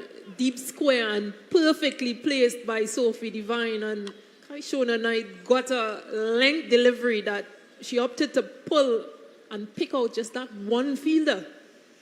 She will be disappointed. She should be disappointed. Yeah, definitely. Just had to work the ball into mid-wicket where there's a huge gap. Pick up an easy single, work your way in. There's no hurry in terms of, okay, you need to get a move on. There's limited deliveries. You have enough deliveries to get that 50-odd runs. Why are you playing those shots? Yeah, and then give yourself a chance as well. We've said this too many times, like spend time at the crease. You've just gotten out there. This is possibly the third ball that you're facing. You really didn't give yourself a chance. Yeah, that's. I'm tempted to use the word poor cricket, but No, it is a poor shot, and I'm sure Kaishona Knight knows that. By her standards, she should know that. yeah, and she's one. She showed her character in terms of the way she batted. She gives herself an opportunity. She bides her time there. Get accustomed with the wicket. Get accustomed to the bowlers, and then you can unleash as such. This one is a big mix-up, and it's another wicket. So that's a huge wicket here. That's Williams. She pushed that one into mid-wicket, and there's a yes-no call from Henry. And Henry eventually ran over to the striker's end. Williams was in no man's land, so to speak. And it was an easy run out in the end. That's the end of Williams. And that's the 5th wicket, is it? Yeah? Yeah, poor communication between this pair. Rashada Williams, as you mentioned, worked it into the leg side, but a start-stop. Chanel Henry, you can't do that with Chanel Henry because she's one that runs. Right. She's always ready. Yeah, this is poor on West Indies' behalf. These are 2 quick wickets just after Stephanie Taylor retired hurt. It shows how important that, well, I shouldn't say wicket, but Stephanie Taylor was at the crease at that point in time. So it opens the door here for the New Zealanders now in terms of 5 wickets down. You're not sure what's going to happen with Stephanie Taylor. Is she going to be able to come back out? But with the lower order not really having that much time out in the middle, not really producing the runs for the West Indies, how are they going to approach this? Yeah, and it's unfortunate because you have Stephanie Taylor, who we mentioned retired hurt. But how would she be feeling sitting out there? That maybe she should have just stayed, but again, and do more damage. This is where you want to see players taking responsibility. Totally agree with you there. These players, they need to. It's not a huge total they are chasing. You only require about 50 runs again for victory. Why is there need for that? The ball went straight to the fielder. There's no need for a single there. In the end, it cost them. Let's hope that these batters coming in now could play with a bit of sense here. Well, the new batter, Aliyah Allen and Chanel Henry, well, they'll both be facing their first balls here. Well, we know the capability of Henry. She's that one. She would look to rotate the strike. That's the way she is. She looks to rotate the strike. The bad ball, she's going to definitely put it away. That's a natural game. But in your estimation, do you think that she needs to play that way now? Or does she need to really just get herself and give herself a chance? Well, in the 2 previous games, well, This one, fortuitous. it's an outside edge there from Henry, and it goes down to the boundary for 4. The West Indies, they will take it no matter how it comes. They will be happy. It's 4 runs to the scorecard at the end of the day. But it's an outside edge, not playing comfortable. Yeah, whilst we've seen Izzy Gates been exceptional behind the stumps, we've also seen those blunders, balls that are edged, I'd say lately, beating her. She won't be pleased with that because that was a chance. Yeah, definitely. Well, she's standing up to the Jessica here, so it's going to be a bit difficult for her. And I mean, you have to give her credit, a bit of credit here. And I'm not taking up for her, but I'm just saying that it's tough for a keeper with those outside, those faint edges. It's difficult for them. That slight deviation, it takes it away from their gloves, so it's a bit difficult. But it's a chance nonetheless. Yeah, and just to answer your question, Chanel Henry, it's a different situation here for her. Whereas in the previous games, they've had to set a target. Now they're chasing, so possibly a chance for her to see herself as a match winner, as a finisher for West Indies, because she had a really good partnership. You mentioned that a couple overs before with Kaishona Knight.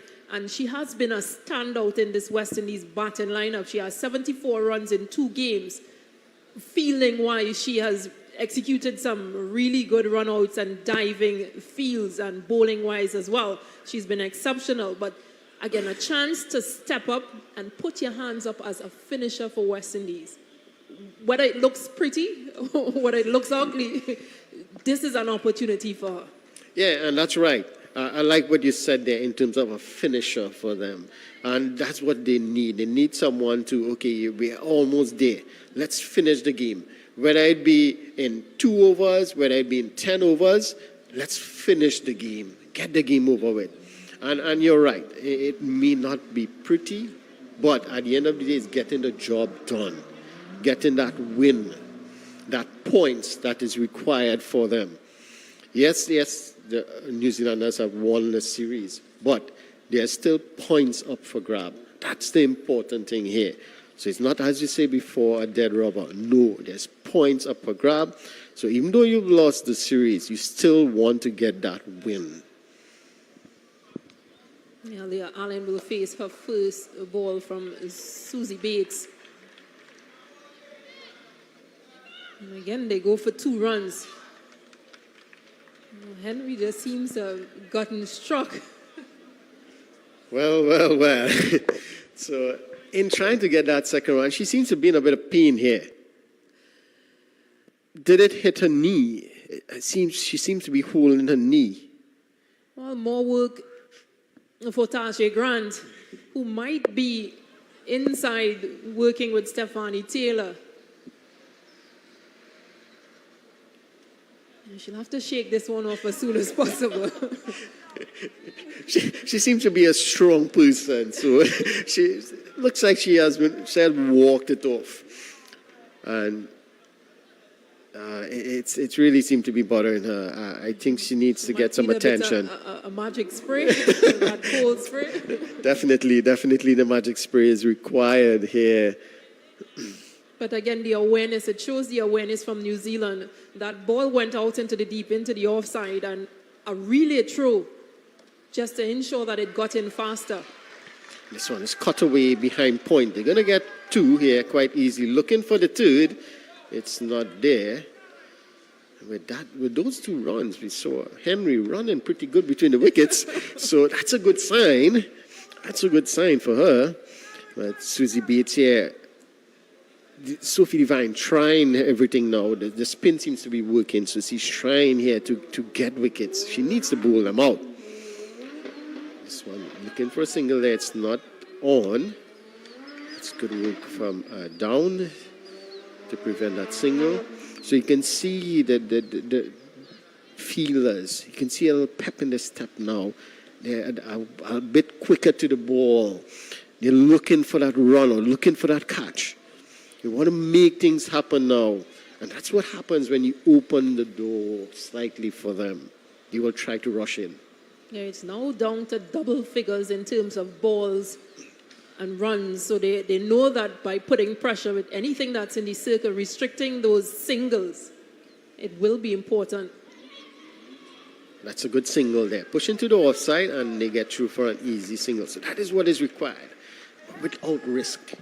Without risk. That is what is required. And as you mentioned, put pressure on the batters. Not allow them to get those easy singles. Make it a bit difficult. Not only that, New Zealanders would know that the top order batters are back in the hot. So it's down to the lower middle or the lower middle to really get the West Indies home to victory here. So they haven't done it in the past. But it's an opportunity, as you rightly said before, it's an opportunity for them to showcase what they are capable of. And Henry to showcase her ability as a finisher here for the West Indies. So. And Aliyah Allen into her first game of this series. So she herself might think that an opportunity for her to make herself relevant. I would say she's very relevant because she bowled really well. She fielded really well. She took 2 excellent catches, and she was there in that inner circle preventing singles. So she already proved her worth to me in this team. Yeah, because she replaced medium pace for pacer Shamila Connell So she has done what Connell hasn't done in the previous games, gotten wickets up at the start. And I like that. I like the fact that they're giving another player an opportunity, because sometimes as a player you get complacent of the fact that, all right, I'm a pacer, I can bowl short balls, I can bowl aggressively, but that's all that I bring. In the field, I don't stop runs, I give away runs as it might be, and I'm not a batter. So it's a good opportunity for Leah Allen. She came in, she picked up wickets early, did what was needed, and here she is with bat in hand. Yes, so this is Jonas now to take up the attack from the Circuit Lee Ambrose end. Thus far, 8 overs. She had bowled this. She's into the 5th over, conceding 21 runs. So she hasn't picked a wicket, which she has done consistently thus far in the series.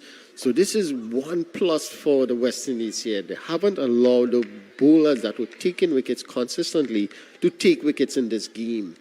They work them around, they put away the bad balls, and put them under pressure rather than let them bowl to a line and length that they are comfortable with.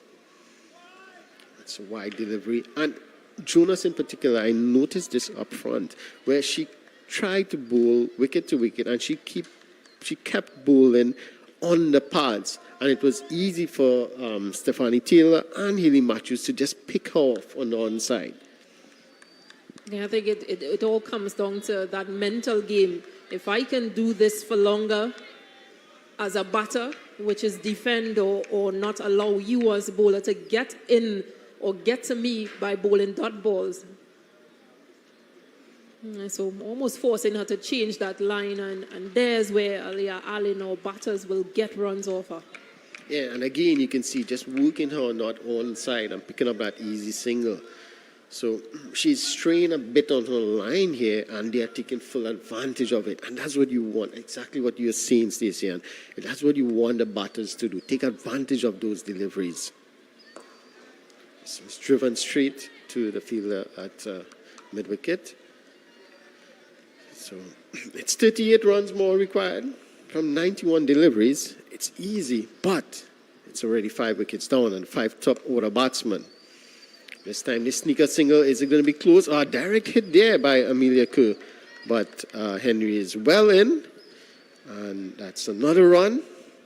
Yeah, I thought that one was just a bit too close, because, again, Henry playing into the onside, but in front of the fielder, who is able to run forward and in her stride pick up and throw. And to her right hand, which is a strong hand as well. So it's a chance they took in the first game, and it worked for them. And they have continued that. We saw that in the second match as well. And running between the wicket, it plays an important part, especially in the limited overs, even in the T20 format, where you put the fielders under pressure. They make mistakes, and you will get that extra run. So that is good work here from the West Indies batters in Henry and Leah in terms of putting the fielders under pressure. And it's an area that they themselves will know that they needed to improve on. New Zealand did it quite well in all of their innings. They found gaps, they pushed hard, they kept putting bowlers and the fielders under pressure. Yeah, so it's Sophie Devine, the captain. She brings herself on from the Andy Roberts end. She's into 5th over, conceding just 21 runs. It's a bit expensive considering it's a low total. But she's one, as we saw throughout her career, able of picking up those wickets, making those breakthroughs. She's a bit deceptive. And you mentioned it, you said it correctly, her variations. She has a lot of variation, which makes her a bit difficult to play. Yeah, I think from a Chinel Henry perspective, might just want to bat out of your crease, give yourself an opportunity. Oh, it's a lovely shot. This one again on the legs of Henry, and she works that one in past that fielder at the fine leg region, and she picks up a boundary. So she keeps on going. And the thing about Henry, what I like about her is she scores at a good rate, either run a ball or more. So she keeps putting pressure on the bowlers, on the fielders, and that's when you make the bowlers bowl the line to you that you require. Okay, this one just down the leg side, wide signal by the umpire. So because of that delivery, that forwards hit, she made Sophie Devine do something different, try something different, and bowl down the leg side. So that's what the pressure, that's what she does as a batter in terms of putting pressure on the bowlers. Yeah, sometimes you just want players to understand what their worth is, because we see it. But just for her and this tournament, this series, she's been exceptional. First game, she scored 44 of 34. On the second game, 30 of 35. As well as we mentioned, picked up wickets. So I'm happy and I'm glad to see her improving and growing in the way that you ought, and you want to see other players come up at this level likewise. Yeah, it's a genuine all-rounder, it's Henry, and you want to see her continue this way to show her worth, not just, as you mentioned, with the ball, but also with the bat. And she's showing it, all aspects of her game. She took a few catches in the second game match as well. So she's showing that she's a true all-round cricketer, which is what you want. And I come back to that point you made early on, where you want to see her show that capability of a finisher, as a finisher for West Indies. And, you know, that is something they need. They need that one match winner as such. That will either give you it with the ball or with the bat. A Ben Stokes, if you like. And she's one that has the capability of being that person. And she plays that role for Jamaica. At regional level, she's really a force to be reckoned with. So it's good to see that she's transferring that into her game at this level, which is what you want to see. And it's something we haven't seen from some of the others. We've seen them really good at regional level, but when it's time to play at international level, it's almost like they freeze and can't perform. But this is good from not just Chanel Henry, but Alea Allen on the other end, who we mentioned got an opportunity in this first game, in this last game, her first game of the series, and really grasping the opportunity. Yes, so while we talk about that, Jonas on the other hand is really bowling well. She's into a 6-1, not for 24, and she's accumulating a lot of dot balls here. And this is what you want, pressure. And it forces a shot like that, but it's well played by Allen. Yeah, that's well played. So she took that ball from outside the off stump, but the fielder at long on was in the circle. So she was at mid on, so it was easy. It was a safe shot for her to play. And she got enough bat on it that it went into the boundary for 4. So that's what you want to see. The bowlers put in some pressure, but the batters just taking that little risk, that extra risk that could produce a shot like that and throw the bowlers off. That's what you want to see. Throw them off their line and length. Yeah, and good from Allen. Get forward now, get a single and get off the strike. Have a look at what's happening on the other end. Another 27 needed from 80 balls.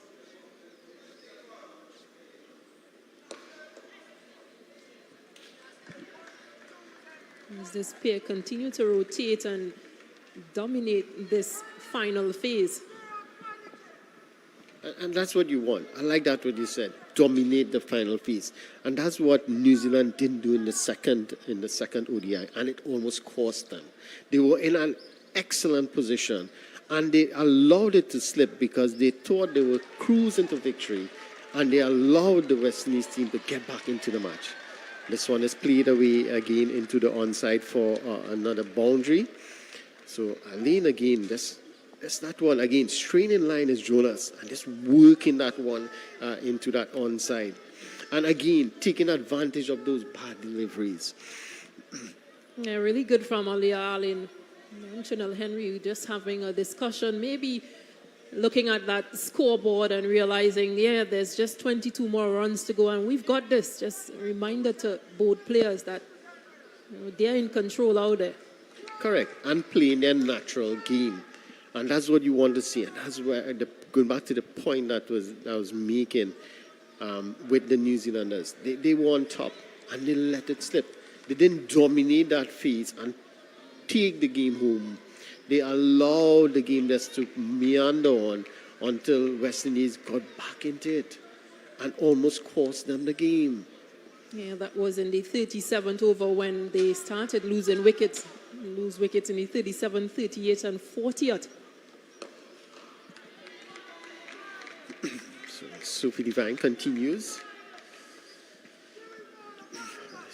She needs to really get some wickets here. We can see the police officers just ensuring everything is safe. All the players and the spectators are safe out there.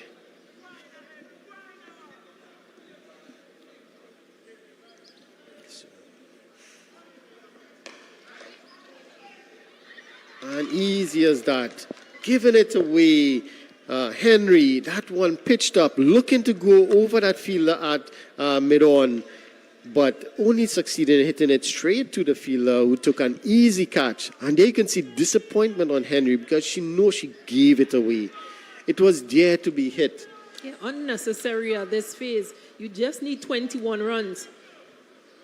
20, who is it? Jessica is not, she's a tall player, so that is not going to be a difficult catch for her. Disappointing from Henry. She departs for 12 off 17. Again, a chance to finish the innings. Yeah, disappointing, and you can see the disappointment on her as she walks off there.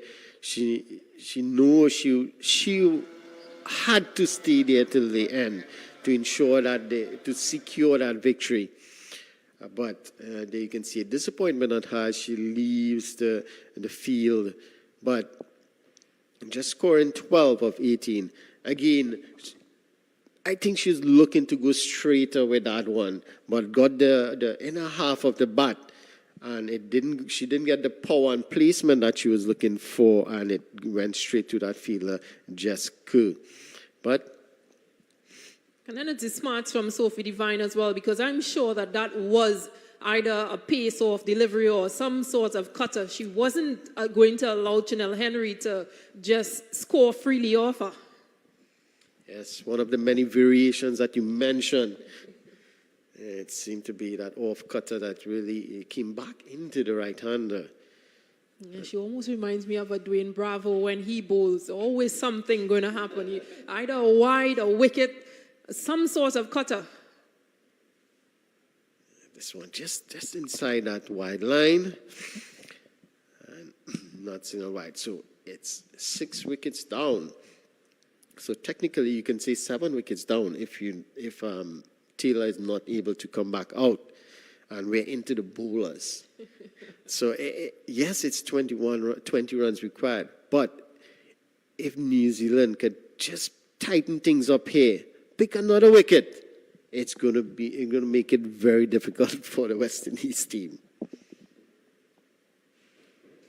Experienced Shakira Salmon, well, experienced player, experienced bowler.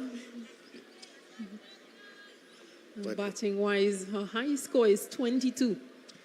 Yeah, her team could do with that now. Well, this is not going to help the cause of New Zealand. It's another wide from the captain. She's been expensive. And expensive in terms of the amount of extras she's bowled. Sophie Devine. And that makes it 15 extras. But you mentioned the experience of Selman. What's her experience in the batting arena? She has a high score of 22, an average of 9.95, and a strike rate of 34.65. Well, the West Indies could definitely do with that. If they can get 9 runs from her here, that would be excellent. But before the series, 95 matches under her belt. So I think that she should have learned a thing or two from that amount of years of being in this setup. Well, let's see the experience, if it will show here in this match. She need to bring that experience to the front here. To see them through the line. But again, they are in the driver's seat, as you can see that over. Conceding 2 wides and a wicket. those wides, those extras really taking a toll on the New Zealanders here. But again, just 20 runs required. Enough time to get it. 72 deliveries required. Legal deliveries, that is, to get those 20 runs. But the wickets is an issue here for the West Indies, for women, and they need to just give themselves a chance. These two batters in particular, give yourself a chance here. If you bat a couple maiden overs, that's fine. Give yourself a chance, an opportunity to see what's happening. Well, Allen, well, she's been out there for 13 balls. And she's on 15. She's looked pretty good with the bat in hand. 15 from 13, that's from 14. That's pretty good. I would take that any day, especially in ODIs. But she needs to stay there, and she needs someone to stay with her. She looks like she could get the runs here, but she needs someone to stay with her at the other end. But again, this one is cut away nicely behind point. They're going to get looking for two. That's excellent running by Elaine there. Excellent running. Saw that she played that one late, just past point. No pace on it. Ensure that she had enough time to go up and down to complete that second run and not expose the non-striker in Salmon.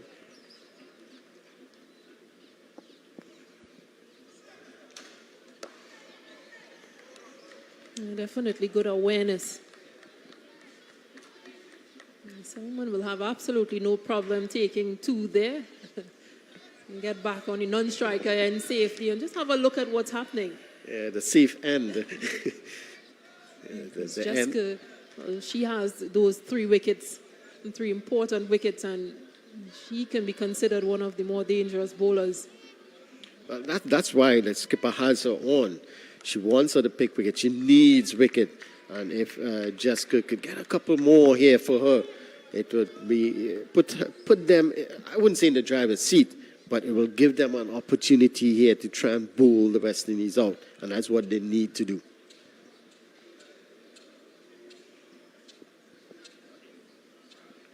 This one is driven straight to cover. That's Susie Bates. Yeah, much more flighted delivery that time around. Trying to possibly lure Leah Allen into playing uppish, but well played. Well, you can see Allen is going hard at those balls. She's trying to hit it hard with power. So a little pace off is what is required. And that's what you see here with Jessica. She's trying those variations. This one played nicely late. Looks like it came off the outer half of the bat, but from our end, we can say that she played it late. And she picked up a single at the end of that over. So at the end of 39 overs, it's 152 for 6. The West Indies just requiring 17 more runs for victory here. Stacia. Someone calling for her helmet. And Sophie Devine, it seems, will continue. But we've seen her getting a couple of short balls as well, short rising deliveries. Not afraid to bowl a bumper. Yes, not afraid to do it. But it's good safety for the players to wear those helmets. It's there for their safety. It's Sophie Devine. This one is played behind point, another single. So this is smart. So she has confidence on Salmon here, especially. Take a single off the first ball, yes. Definitely, she has confidence in Salman, and it's just a matter of survive. If you can just play the ball around, and there's lots of room on the onside for singles. So let's see how she goes. Oh, that's excellent. Just leaving that one outside the off stump. A bit of swing and movement there for Devine away from the batter. Yeah, absolutely no troubles there. Respect good bowling. You can see the kids enjoying themselves as well. Yeah, the play area set up for the kids today. This time, fuller length delivery, and she chased that one. No footwork, but just had a waff of that one outside the off stump. There we go. That's the footwork you need. And Divine is persisting with that offside, almost measuring that red line, that width for that wide. So from that perspective, I think she might think about bringing another fielder into that offside if you're going to maintain that offside line and force Salmon to possibly play there. I think you might need another fielder. Yeah, definitely. I agree with you. Another fielder in the circle, or even have the third man up in the circle to put that extra pressure. Again, full outside the off stump. There's no need for someone to play at those deliveries, but she's determined to play at them. But again, confidence shown in her. She has survived thus far. Some of the supporters taking on an excellent game here. And that's driven nicely to the fielder at mid-on. That's the end of an excellent over. 16 more runs required from 60 deliveries.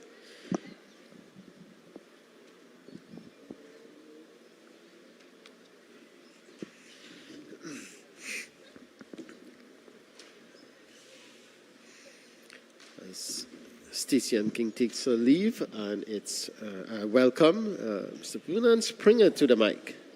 Good afternoon, sir. How you run? I'm good. Lots of sporting activities happening in Antigua and Barbuda today. Next to us is the drag racing track. They're going to have a meet, if it's maybe not started yet. You also have football at the technical center, and you got basketball, business league basketball, you got golf. And we're back with the cricket action. West Indies needs 16 in 60 balls. Yes, and it's just Kerr. She's going to continue. Yeah, and Sophie Devine is sticking with her. I think she's into her last over here. But wickets is required. She has already gotten 3 wickets for them. So Sophie Devine is taking a gamble here. If she can give me a wicket or 2, it's going to put us closer to to winning this game. This one is cut away. They're looking for 2. That's Arlene looking for 2, and she's going to get it quite comfortably. And Salmon is safely back to the non-striker's end. But again, looking for wickets. And this is good here. As you can see, 4 fielders on the offside in the circle. So she's looking for wickets here. She's trying to prevent them from getting easy singles. This is smart cricket. This is good cricket from Sophie Devine here. Elena's batted beautifully so far, enterprising 21 of 25 deliveries. Sort of eased the pressure off. And I think the Chanel Henry getting out in the way she got out, that's, you have to understand and read the scoreboard to know at the point in time you just needed 21 singles. So no need for you to try anything rash. Yeah, I totally agree with you there. Again, this one, she's driving, they're going to get the single.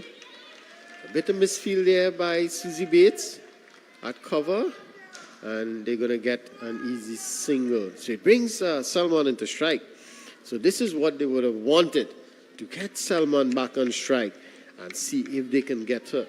Because Arlene seems quite comfortable. 22 from 24 deliveries. She seemed quite comfortable. And she seemed very aggressive. Is it going to work here? The plan for New Zealand. That's a good delivery. That one tail back into the right-handed Salmon. And she got there in a half of the bat and got through for a single. So she survived. Yeah, very important period of play here.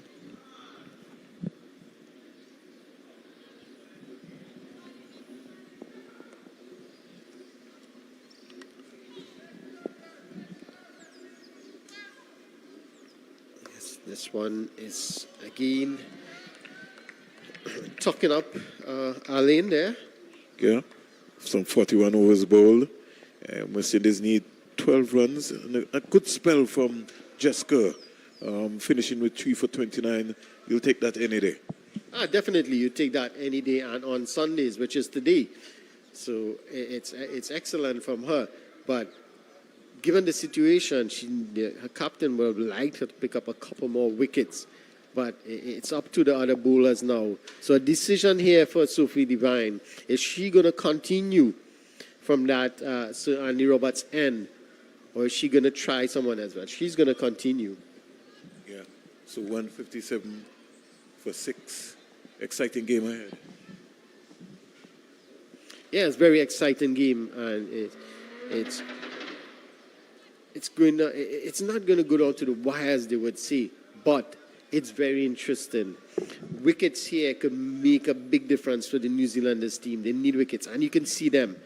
Oh, that's a good delivery. They're swinging away from the right-handed Salman, and 4 fielders on the offside in the circle. So Sophie Devine is looking for wickets here. And this is what we didn't see yesterday in the previous game from Hayley Matthews. She wasn't on the attack when they needed to get wickets. And this is good we've seen here from Sophie Devine. Well, there's something, one, that we wanted to talk about in terms of the West Indies understanding when they're on top. I think that is going to be also very important. Allen, 22. Playing her first game of this CG United ODI series.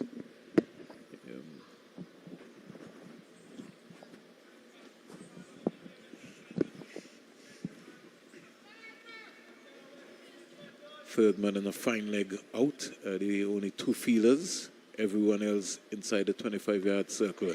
Here is Allen steering this down to the wide third man area. Jonas coming around. She's weak with her throw, but they get an important 2 runs there. Yes, 2 more runs to Salman there. And Allen continues to show confidence in Salman, in giving her the strike and coming back for that second run as well. She's a senior player, Salman. She's played, experienced player. she's played 98 games for the West Indies. Oh, chasing a wide one there and signal wide by the umpire. So it's another run to the total. It's a good offer. Good offer. Good offer. I like that. I like that, Vernon. Good offer. Good offer. And a lovely outswinger, too. He did touch down. He just started around about middle and off. She gets a bowler short ball. Good control shot there by Salman. Just rolling her wrist over and just keeping it down. It's now down to single digits. Yes, that was a good surprise bouncer there from Sophie Devine. But as you mentioned, Salman played it very well. Used all the experience there in hitting down on it, not trying to hit it out of the ground. Yes. So that's excellent. So it's Sophie Devine again worked into the onside. That's an easy single. Allen looking for 2. Is she going to come back? No. That's all they're going to get. And that's smart. There's no need for a risk in that second run. Salman is showing that she's very much capable. So Allen don't have to take those unnecessary risks in trying to get back for that second. So it's Devine. That's past the outside edge. That's a beautiful delivery again from Sophie Devine. She's been pretty expensive. Her 8 has cost 34, a number of extras. And by her standards, she'd feel that she's maybe let the team down here today in terms of not only her batting, but even her own bowling performance. Well, probably that's why she has kept herself on, trying to make up, trying to see if she can get that wicket to lead her team to a victory here. But I don't think it's going to be enough. It's 7 runs needed. It's going to be difficult for them. Stranger things have happened. Careful run. Totally agree with you. It's a game called cricket. Well, it's Jonas into the attack now, because as you mentioned before, Jessica had completed her 10 overs. Again, bang on target there is Jonas. And I heard you mention it a number of times, the control that Jonas has. And that is really good. Yeah, the variations. She puts a lot of revolutions on the ball and controls. So, she knows the areas that she wants to bowl in. And as you mentioned that, Vernon, the late Shane Warne, he said the more revolution you put on the ball, the more turn you're going to get out of it. And it shows, nowadays the modern cricketers want to dart the ball in, and there's no revolution, you get no turn. But she's doing a good job here in allowing the ball to go into the air, allowing that giving more revolution or imparting more revolution on the ball, and she's getting that extra turn, extra purchase of the wicket. Single being stayed down to the third man area. One of the things you have to understand, Ron, is when you're a spinner, you want to get the ball above the batsman's eye line because his head automatically is going to move and lower you go. So you have to be mindful of that. And Jonas has bowled well down the onside. Lucky to get away with that one. A sneaker leg by. To me, in today's match, she has bowled a bit too much on the pads, too much on the leg side, and they allow the batters. I think it would have also to do with the breeze too. So in terms of where she start delivering from, I think she was getting a lot closer to the stump rather than going wide, giving her enough room so that giving her enough. She got so close to the umpire and to the stump, and I think because anytime she drifted and her hand dropped, and the ball was going to go down.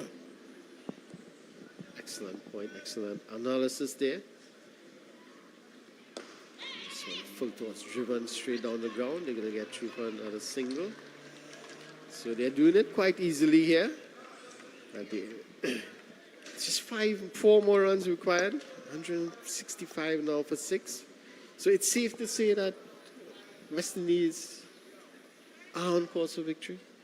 Certainly, and I think this would all go well for them getting into the T20 series. But I think they're going to have to work on their awareness, their game awareness, in terms of understanding that you're on top and you seize that pressure. You just don't allow it to take place. I think the West Indies, they are a better T20 team because the nature of their batting, most of the players are naturally aggressive. It works well for them in that T20. And that's definitely a low ball above the waist. It's going to be a free hit also. Yes, signaled by the square leg umpire, signaled by the main umpire. And there you go, you can see a warning given to Sophie Devine. She quickly apologized, so we knew that slipped out of her hand. The game could be over with this delivery. Definitely. So it's a warning, official warning. Should be now down to 3 runs. So it should be 166 for 6. Should be. Game over. Is it? No. It's taken, but it's run out. So she looked to go down the ground with that one, but straight to the fielder at mid-off. But got a single still. Single. So a risky one because a run out could have been the end of her. But I think it was to the left of the middle fielder, which is like Penfold. I thought Penfold could have been more to her right, so it was going away from her, and it was on her left-hand side, meaning now that she would have had to be able to switch off balance to get that one back in. So it's all happening. Yes, it is. You're now down to 2 runs. Yeah, just 2 more runs required.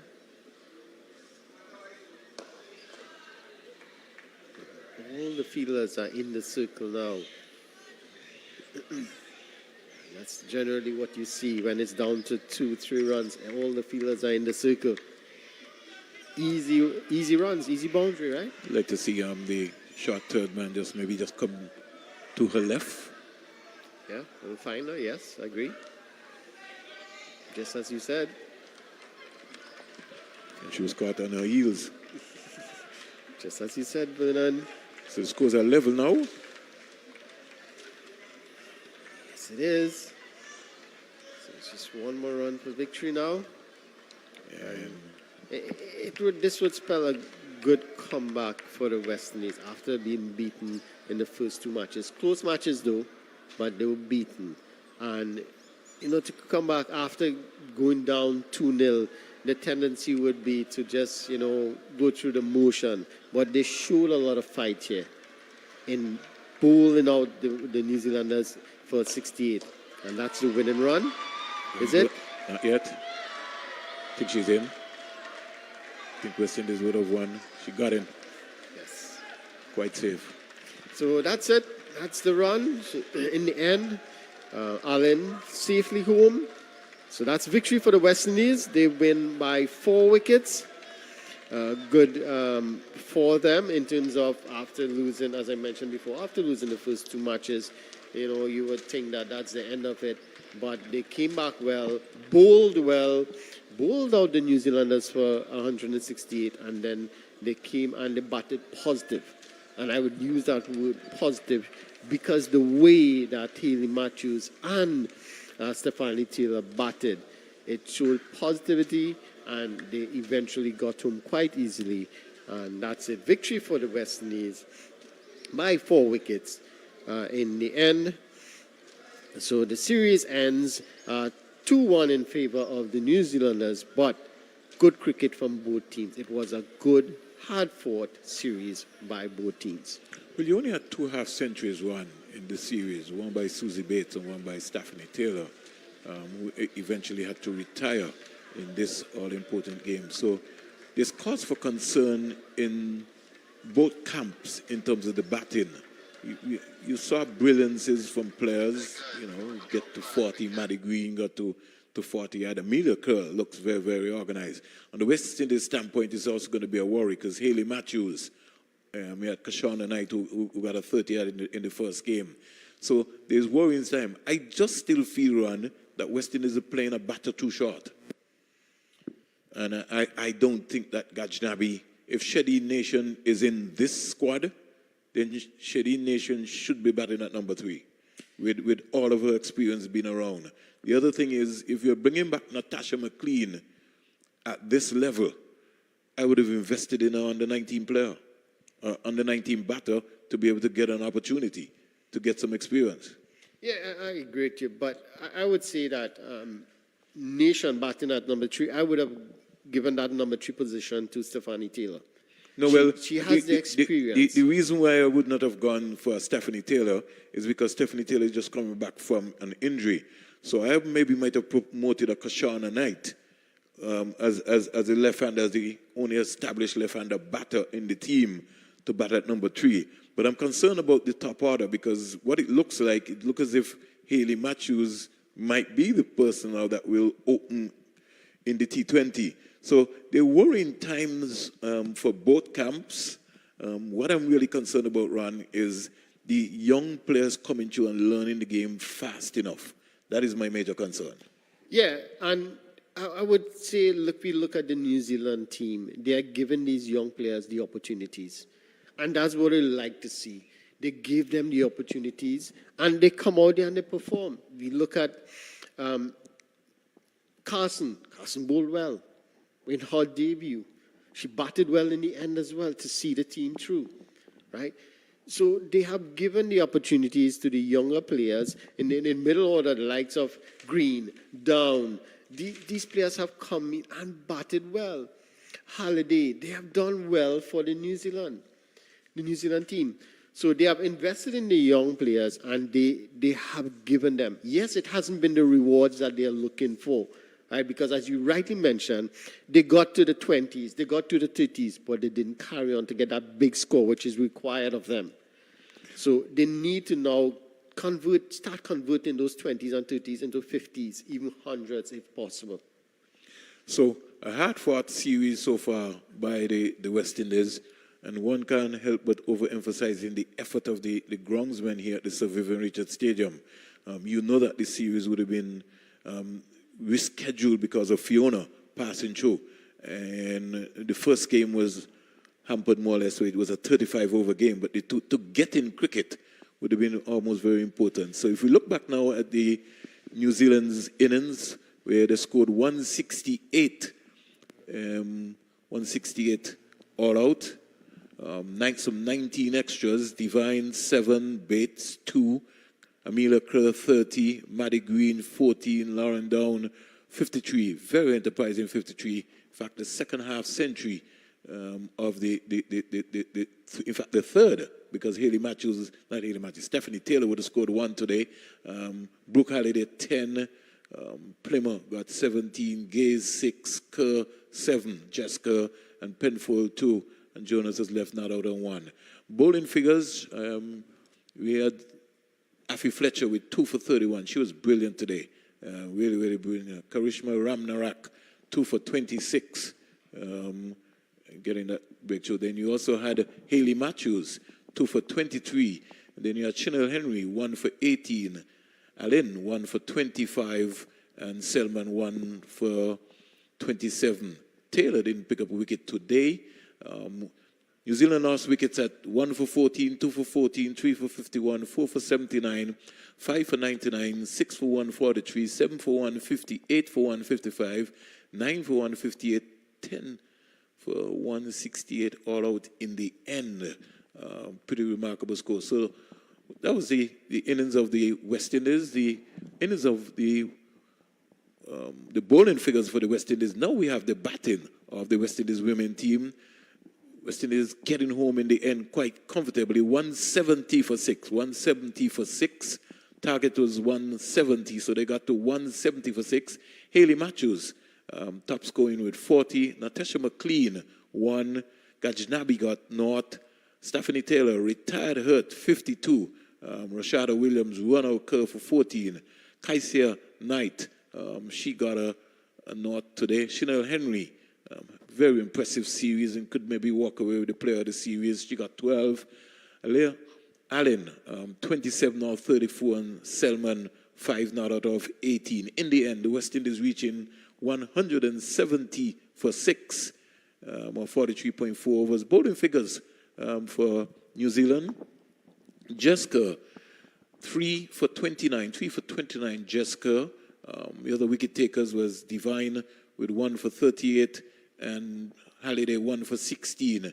Jonas, Kerr, Penfold, and Bates all bowled today. But I think it was the Captain Divine who was pretty expensive today, Juan. She had almost 1 for 38 by her standards. Jonas was also expensive today, and she don't normally be that expensive. Her 7 overs cost 36 runs. So pretty interesting period of play in terms of what's happening. But in the end, the West Indies would go into the one-day series with a comfortable victory in this game. And sometimes you just need that drive with 5 T20s to go. Yeah, I definitely agree. It would give them the confidence that they need to go into that T20 series. And as I mentioned before, to me, I think they are a better T20 side in terms of their batten, the caliber of batten they have. They are more aggressive batters, and it will suit the T20 format for them. So we'll just have to wait and see how that plays out. But looking at the ODI series, the series ends 2-1 in favor of New Zealand. Their first away series victory in the Caribbean. West Indies. Yeah, yes. That's excellent for them. And considering the set of young players that they have, it's excellent for them. It's good for them for the future. And it's nice to see a series. Yes, it's 1-2. New Zealand won the series 2-1, but as you rightly said, it was a very hard-fought series. All the games could have gone either way, up to the very end. So it makes good for cricket in the region, in the Caribbean, and we wish them all the best in the future. Well, it's also a work in progress for both squads, both the New Zealand and Cricket West Indies squad. New Zealand have now employed a system run. In fact, they have signed off with the Players Association in New Zealand and the New Zealand Cricket Board by now having equal pay for both male and female cricketers. So that, I think, is going to be another talking point coming up in the West Indies right here.